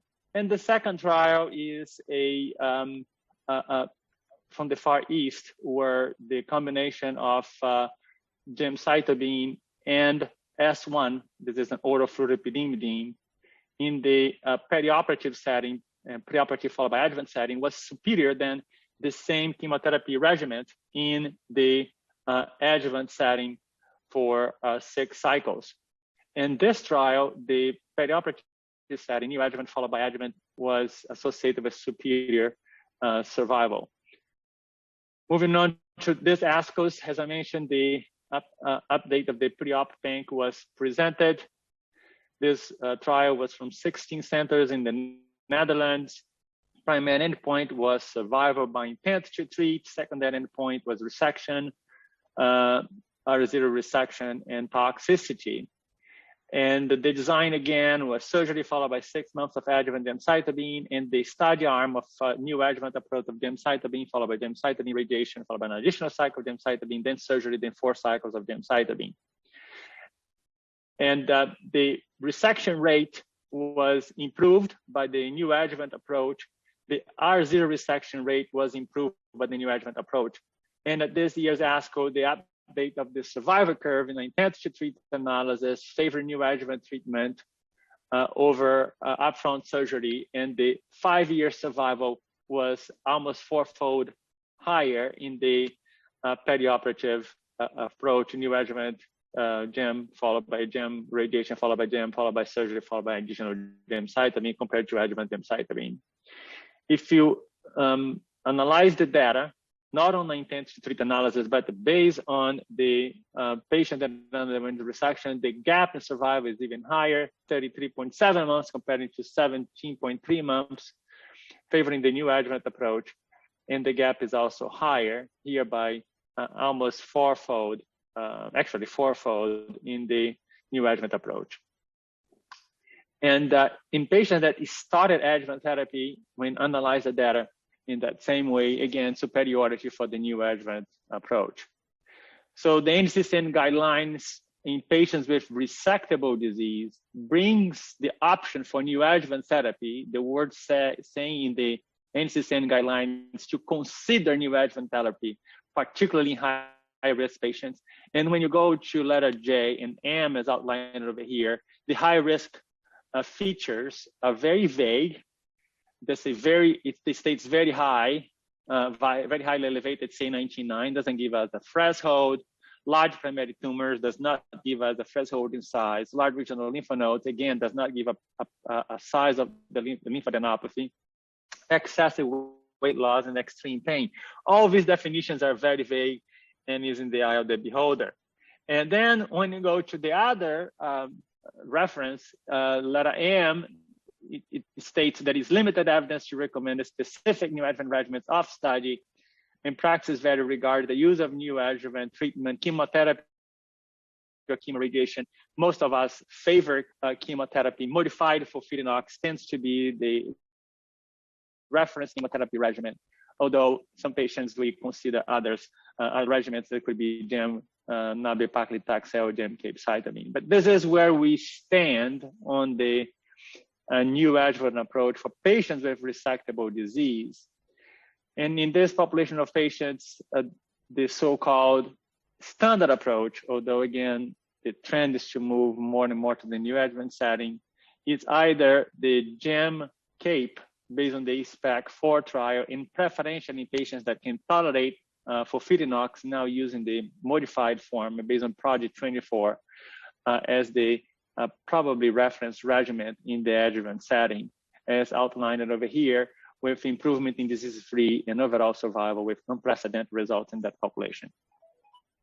So the preferred regimens in the adjuvant setting is either modified FOLFIRINOX or gemcitabine, capecitabine, as discussed. And this is still outlined at the NCCN guidelines. Moving on to borderline resectable. Again, here, the neoadjuvant approach is considered for most patients. However, we consider getting a biopsy in most of the patients that are to be considered for the neoadjuvant setting. And based on the results, we recommend the neoadjuvant treatment here, favoring systemic chemotherapy rather than chemoradiation therapy. Although when you look at the reference here from the NCCN, the statement is that it's limited evidence to recommend a specific neoadjuvant regimen of study, but most of us would favor either modified FOLFIRINOX and in selected patients, gemcitabine and nab-paclitaxel. In locally advanced pancreatic cancer, there is one abstract presented at ASCO 2021 that's worth mentioning. JCOG 1407 is a randomized phase 2. And here, probably the very first trial evaluating side-by-side modified FOLFIRINOX versus gem-nab-paclitaxel. This is a Japanese trial. Median progression-free survival the same. Median survivals were the same.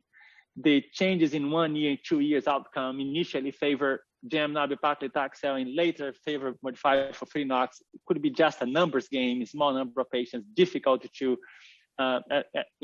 evaluate comorbidities and other factors that may influence outcomes, such as small population size. Another effective measurement of effectiveness is surgical conversion, that is few and far in patients with locally advanced disease were basically the same, 8% in both arms of locally advanced disease, 5 of 62 patients and 5 of 64 patients in the modified FOLFIRINOX and gem-nab-paclitaxel respectively. So no earth-shaking results, no change in our practice based on those this randomized phase 2.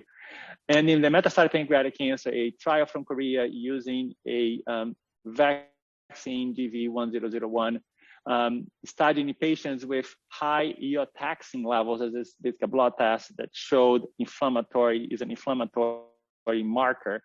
It basically shows activity of eosinophils among other markers of inflammation. It was reported as a positive trial in a small randomized phase 2 setting, 2-to-1 randomization. Keeping in mind that the eotaxin low was those patients were all treated in the gemcitabine cape. The reference regimen in metastatic disease was gem cape in this trial rather than modified FOLFIRINOX or gem-nab-paclitaxel. That is generally what we consider our standard approach. Taking at face value, there was an improvement in survival, 11.3 months compared to 7.5 months if you take all comers in an intent to treat analysis. Keep in mind that if eotaxin is a biomarker, maybe a prognostic marker, we do not know, but all the low eotaxin levels went to gem cape arm. When analyzed based on eotaxin level of the patients that had high eotaxin levels in the gem cape arm, that gap in survival is much smaller and did not reach the statistical significance. So very interesting results. This should be replicated in a eotaxin high level population only in a more sizable randomized phase 3 setting. And it should not only include a homogeneous population like this study that was done only in Korean patients. So the take-home messages in pancreas cancer in ASCO 2021, no changes in standard recommendations. I believe that we, again, are gathering more and more evidence that neoadjuvant should become the preferred approach, even in resectable pancreatic cancer. It's already a preferred approach in patients with borderline resectable disease. However, the jury is still out to some degree and will be settled, in my opinion, based upon the results of Alliance 021806, that randomized patients either to modified FOLFIRINOX for 12 cycles in the adjuvant setting after surgery in resectable patients, or to the study arm of perioperative modified FOLFIRINOX, 8 cycles prior to surgery, followed by 4 cycles in the adjuvant setting. This trial is currently enrolling patients. Shifting gears now to biliary cancers, and there is a abstract that is worth mentioning coming from Korea as well. Patients with metastatic biliary cancers were randomized 1-to-1 randomization either to 5-FU leucovorin with infusion of 5-FU here given along with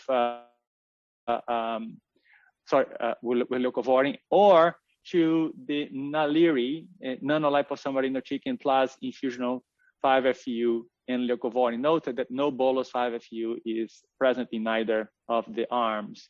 The primary endpoint was progression-free survival based on blinded central review, and I think that's an important way to evaluate PFS. But the secondary endpoints will include the investigator-assessed PFS, OS, response rates, and safety. This is the way the protocol randomized patients to either the study arm or to the felt to be a reference arm, Naliri or 5-FU, infusion of 5-FU leucovorin. The end result, the end sample size was 88 patients in the Naliri plus 5-FU arm and 86 patients in the 5-FU leucovorin arm. This is the distribution of patients, no major imbalances between the two arms. The distribution of among patients with intrahepatic, extrahepatic, and gallbladder cancer are outlined here, and they are very similar. The duration of first-line therapy, that may be a way to look for chemotherapy resistance, also not significantly different between the two arms, and the investigator looking into that. Based on blinded review of the radiology studies, the PFS was improved significantly by the nanoliposomal irinotecan and 5-FU arm compared to the infusion of 5-FU leucovorin arm, 7.1 and 1.4 months respectively. The 6 months PFS was also improved, favoring the Naliri arm, and investigator-based evaluation of PFS shows similar results, although this gap was narrower when evaluated by investigator, but it's still superior, favoring the Naliri arm, 3.9 months compared to 1.6 months, as well as the 6 months PFS. Looking at overall survival as the secondary endpoint, the median overall survival was superior to the Naliri arm, 8.6 to 5.5 months. The 6 month overall survival, as well as 1 year overall survival, both favor the Naliri plus 5-FU arm compared to the 5-FU leucovorin arm. Looking at the post-study treatment, patients receive similar treatments after progression and no significant differences between the two arms. So the conclusion of the investigator was that Naliri plus 5-FU significantly improved PFS assessed by blind central review, and investigator review OS, and investigator assessed response rate after progression of gemcitabine and cisplatin. And in Korea, this is currently a reference arm in second-line therapy in patients with metastatic biliary cancer post-GEM-CIS.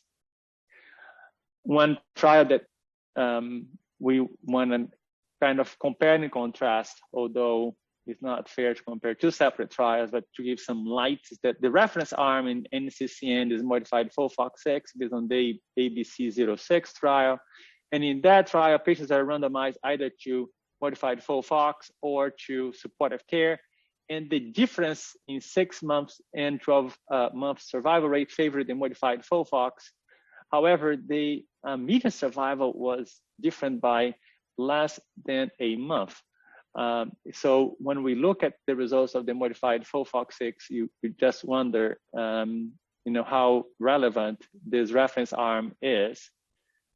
So when we look at the NCCN guidelines, first-line biliary cancer, you have gemcitabine as category 1, and some of us would consider a more aggressive approach by the addition of nab-paclitaxel based on phase 2 data in selected patients with locally advanced disease.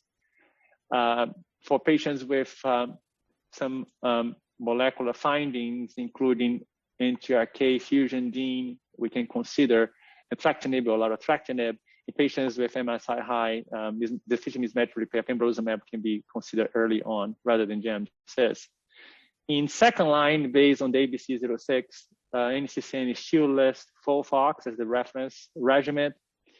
However, there is a gamma of opportunities based on next generation sequencing or molecular target evaluation, and that is basically a recommendation to have tissue or circulating tumor DNA, preferentially tissue, tested for gene sequencing. And based upon the findings other options that are more attractive than FOLFOX should be considered. Interesting is that NCCN lists FOLFIRI as other recommended regimens, does not yet list NALIRI as other recommended regimens. Again, it was a randomized trial out of Korea with results more interesting than FOLFOX. One of the issues with nanoliposomal irinotecan is that you need to have very good biliary drainage to be able to use nanoliposomal irinotecan, since SN38 is predominantly excreted for the biliary system. But I think that trial brings us a opportunity to consider nanoliposomal irinotecan and 5-FU in selected patients. So in summary, for advanced metastatic biliary cancer, again, as I discussed, tissue is the issue.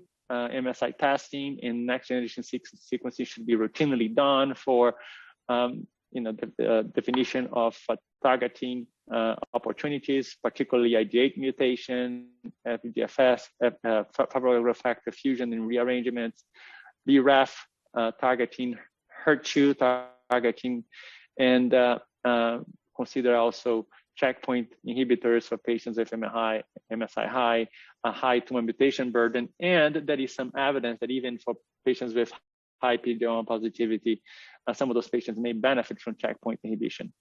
Gem-cisplatin is still as a first-line reference regimen based on NCCN guidelines on the ABC trial.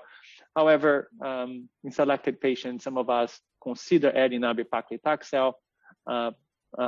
However, the randomized phase 3 trial to establish the merit of the addition of nab-paclitaxel to gem-cisplatin compared to gem-cisplatin is currently ongoing. FOLFOX is a second-line regimen as a reference for patients with no targetable mutation in the NCCN, as I just showed you. However, the recent results out of Korea brings the 5-FU nanoliposomal irinotecan as a potential regimen to be considered in selected patients. Thank you very much for your attention, and enjoy the rest of your day and the rest of this exciting meeting. I want to thank all the speakers. Now we're getting into the Q&A section. And I have one question from Dr. Al-Saharani. What do you think about circulating tumor DNA-driven rechallenge of anti-EGFR in light of Kronos study presented last ASCO? This question is for Dr. Marshall. Can you all hear me? Perfect. All right. So it's a great question, actually, about reusing EGFR therapy, and I think we're all increasingly doing this kind of approach, where you give your initial approach to EGFR therapy, again, RAS wild type, BRAF wild type, HER2 negative, probably left-sided, so it's a highly enriched patient population where you're trying it.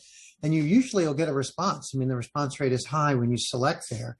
And then the question is, okay, you stop and you come back. And so how do you decide in whom to re-challenge is really the question, I think. And, there are no clear right answers to the question. Is there a clear marker of resistance, a clear marker of, still sensitive?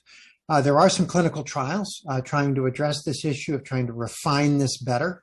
And a lot of times, if you've got a clinical hunch, I think I would do it. I would try it again. But I do think, certainly, I don't think ctDNA, I think we have to make sure and separate our language here. We're talking about circulating markers of resistance. So actual specific molecular abnormalities. Yeah, there may be some evidence to support evidence of resistance, but it's not so hard and fast that in the right clinical scenario, I wouldn't try it. I have a question based on, not on that, but you talk about the FOLFOXIRI today, and people are using more, and it obviously looks like it's a great regimen combined with Bev or cetuximab in the right setting. Now, when do you use it? Would you apply it all the time, or it's a question everybody has all the time, and nobody knows when to use it specifically. Then I think it's a fair question too, because it's like, do you use 2 drugs? Do you use 3 drugs? Do you use 4 drugs? And then that's really where we are. And we do know that 4 drugs has a reproducible increased response, PFS, and trend towards OS. And you can't really use frontline therapy the way we used to. So if everybody will just let go of the magic of 12 cycles first, there's nothing magic about 6 months. And in fact, for most patients with initial therapy, I rarely go beyond 3 to 4 months of initial induction therapy. So the question about when I would go to 4 drugs, a lot more, I have to say, lately. Patients in whom a response will make them feel better. Patients who might be converted to resectable. And then don't forget, you're not throwing out those drugs. You're not using them up. You're using them and stopping them, and then converting to a sort of maintenance approach fairly early on. So they're still available to you. There are some new molecular profile sort of artificial intelligence analyses that are being done that may, in fact, make us smarter about is if you're going to use 3 drugs, is it Ox or Erie, right? Do you have to use all 4 drugs? So there is some science heading in that direction. So the answer to your question is, if they're fit enough and they have essentially bulkier disease, I'm using that. In a patient who is really asymptomatic, very small volume disease, I'm actually going to the other end of the spectrum and using 2 drugs. Back to the old Cape Bev kind of approach. So it really depends on the patient in front of me, to be honest. Thank you. Yeah, and on the circulating tumor DNA side, do you use that as of today? You use it to reuse or decide about new lines of therapy, or basically you still go with the classic imaging and the classic way of doing oncology until now? Yeah, so there's a lot of information. Yeah, I'm old, so I guess I'm still using classic, but I'm totally embracing any sort of molecular information that might help. Now, I honestly, unlike our lung cancer friends, I haven't really joined in on the liquid biopsy through treatment because we only have the EGFR that kind of comes and goes so far, and we're studying that. But I would quickly embrace that if we could show that that's right. So I wouldn't hesitate. But when you look at the other stuff, the MSI, the PD-L1, the tumor mutational burden, the HER2, those are less volatile. And so having good, solid, broad molecular testing at the beginning, I actually think is just so important for all of our patients, and not a sort of salvage approach, but more of an initial approach. Because, as I was mentioning, you get a lot of MSIs and BRAF. You've got a lot of, unusual RAS mutations. We now have G12C RAS mutations. So you want to know which RAS mutation. And I will say that I've actually become less lazy in documenting this too, because I think in GI cancers, we haven't been as disciplined in bringing forward to like the first line of our HPI of what the molecular characteristics of our patients are. And I think, again, that'll help us improve our outcomes for patients. Very good. Thank you so much. I don't have any other questions from the public. I guess another question for Dr. Rocha-Lima. I don't see him on the video. I don't know if he's there or he's not there. He may be. I know Dr. Rocha-Lima. He's hiding somewhere. He hides. I know he hides all the time. He hides. We're done. But anyway, so we were talking about resectable, borderline resectable, pancreatic. The issue of pancreatic in the borderline resectable, which is kind of the point here that we all have to struggle a little bit with. You use a chemotherapy, and then after that, when is the surgery coming? The chemoradiation, surgery in the middle. The surgeons seem to have different approach to all the things, and they all come to us, and we come to them, and then we look at each other, and there we are. So I don't know if he has an approach, or anyone has an approach specifically for that. You have a response, and then the surgeon comes to you and say, "Well, why don't we do surgery now?" I say, "Well, okay. So do we do it? We don't do it? What is your approach in that?" Caio, are you there? Yeah, there he is. There's Caio. Suddenly he shows up. It's like magic. But Pablo, is a good question. I don't think there is a one size fits all. This is a question that comes at tumor boards many times. It's not only a question of one question when, then a question of how. The patient is potentially resectable, but we know that the R1 resection rates are very high in the patients that are borderline resectable. And when you have a responding patient to systemic therapy, the question is when to stop. Some of us use CA19-9 in the patients that have high CA19-9 levels as a surrogate. Some of us use, some other information. PET scanning is a forgotten test in pancreatic cancer, but in the borderline resectable patients may actually play a role. And it's not in the NCCN guidelines. Some insurance is going to give us a hard time, but functional scanning, has been kind of more challenging pancreatic cancer because inflammation that generally accompanies patients with pancreatic cancer, pancreatitis, is going to be highlighted in some cases in pancreatic cancer. The desmoclassic reaction may be false negative in patients with pancreatic cancer. So that is both the false, a positive and false negative. Any patient that has a positive PET scanning, in addition to the CA19-9, this could be indication of that the chemotherapy did its job. We most favor modified FOLFIRINOX in that setting. Although if you look at SWOG, I believe the number was 1505. Neither of the two regimens in the resectable setting, not borderline resectable setting, did not really achieve the hallmark.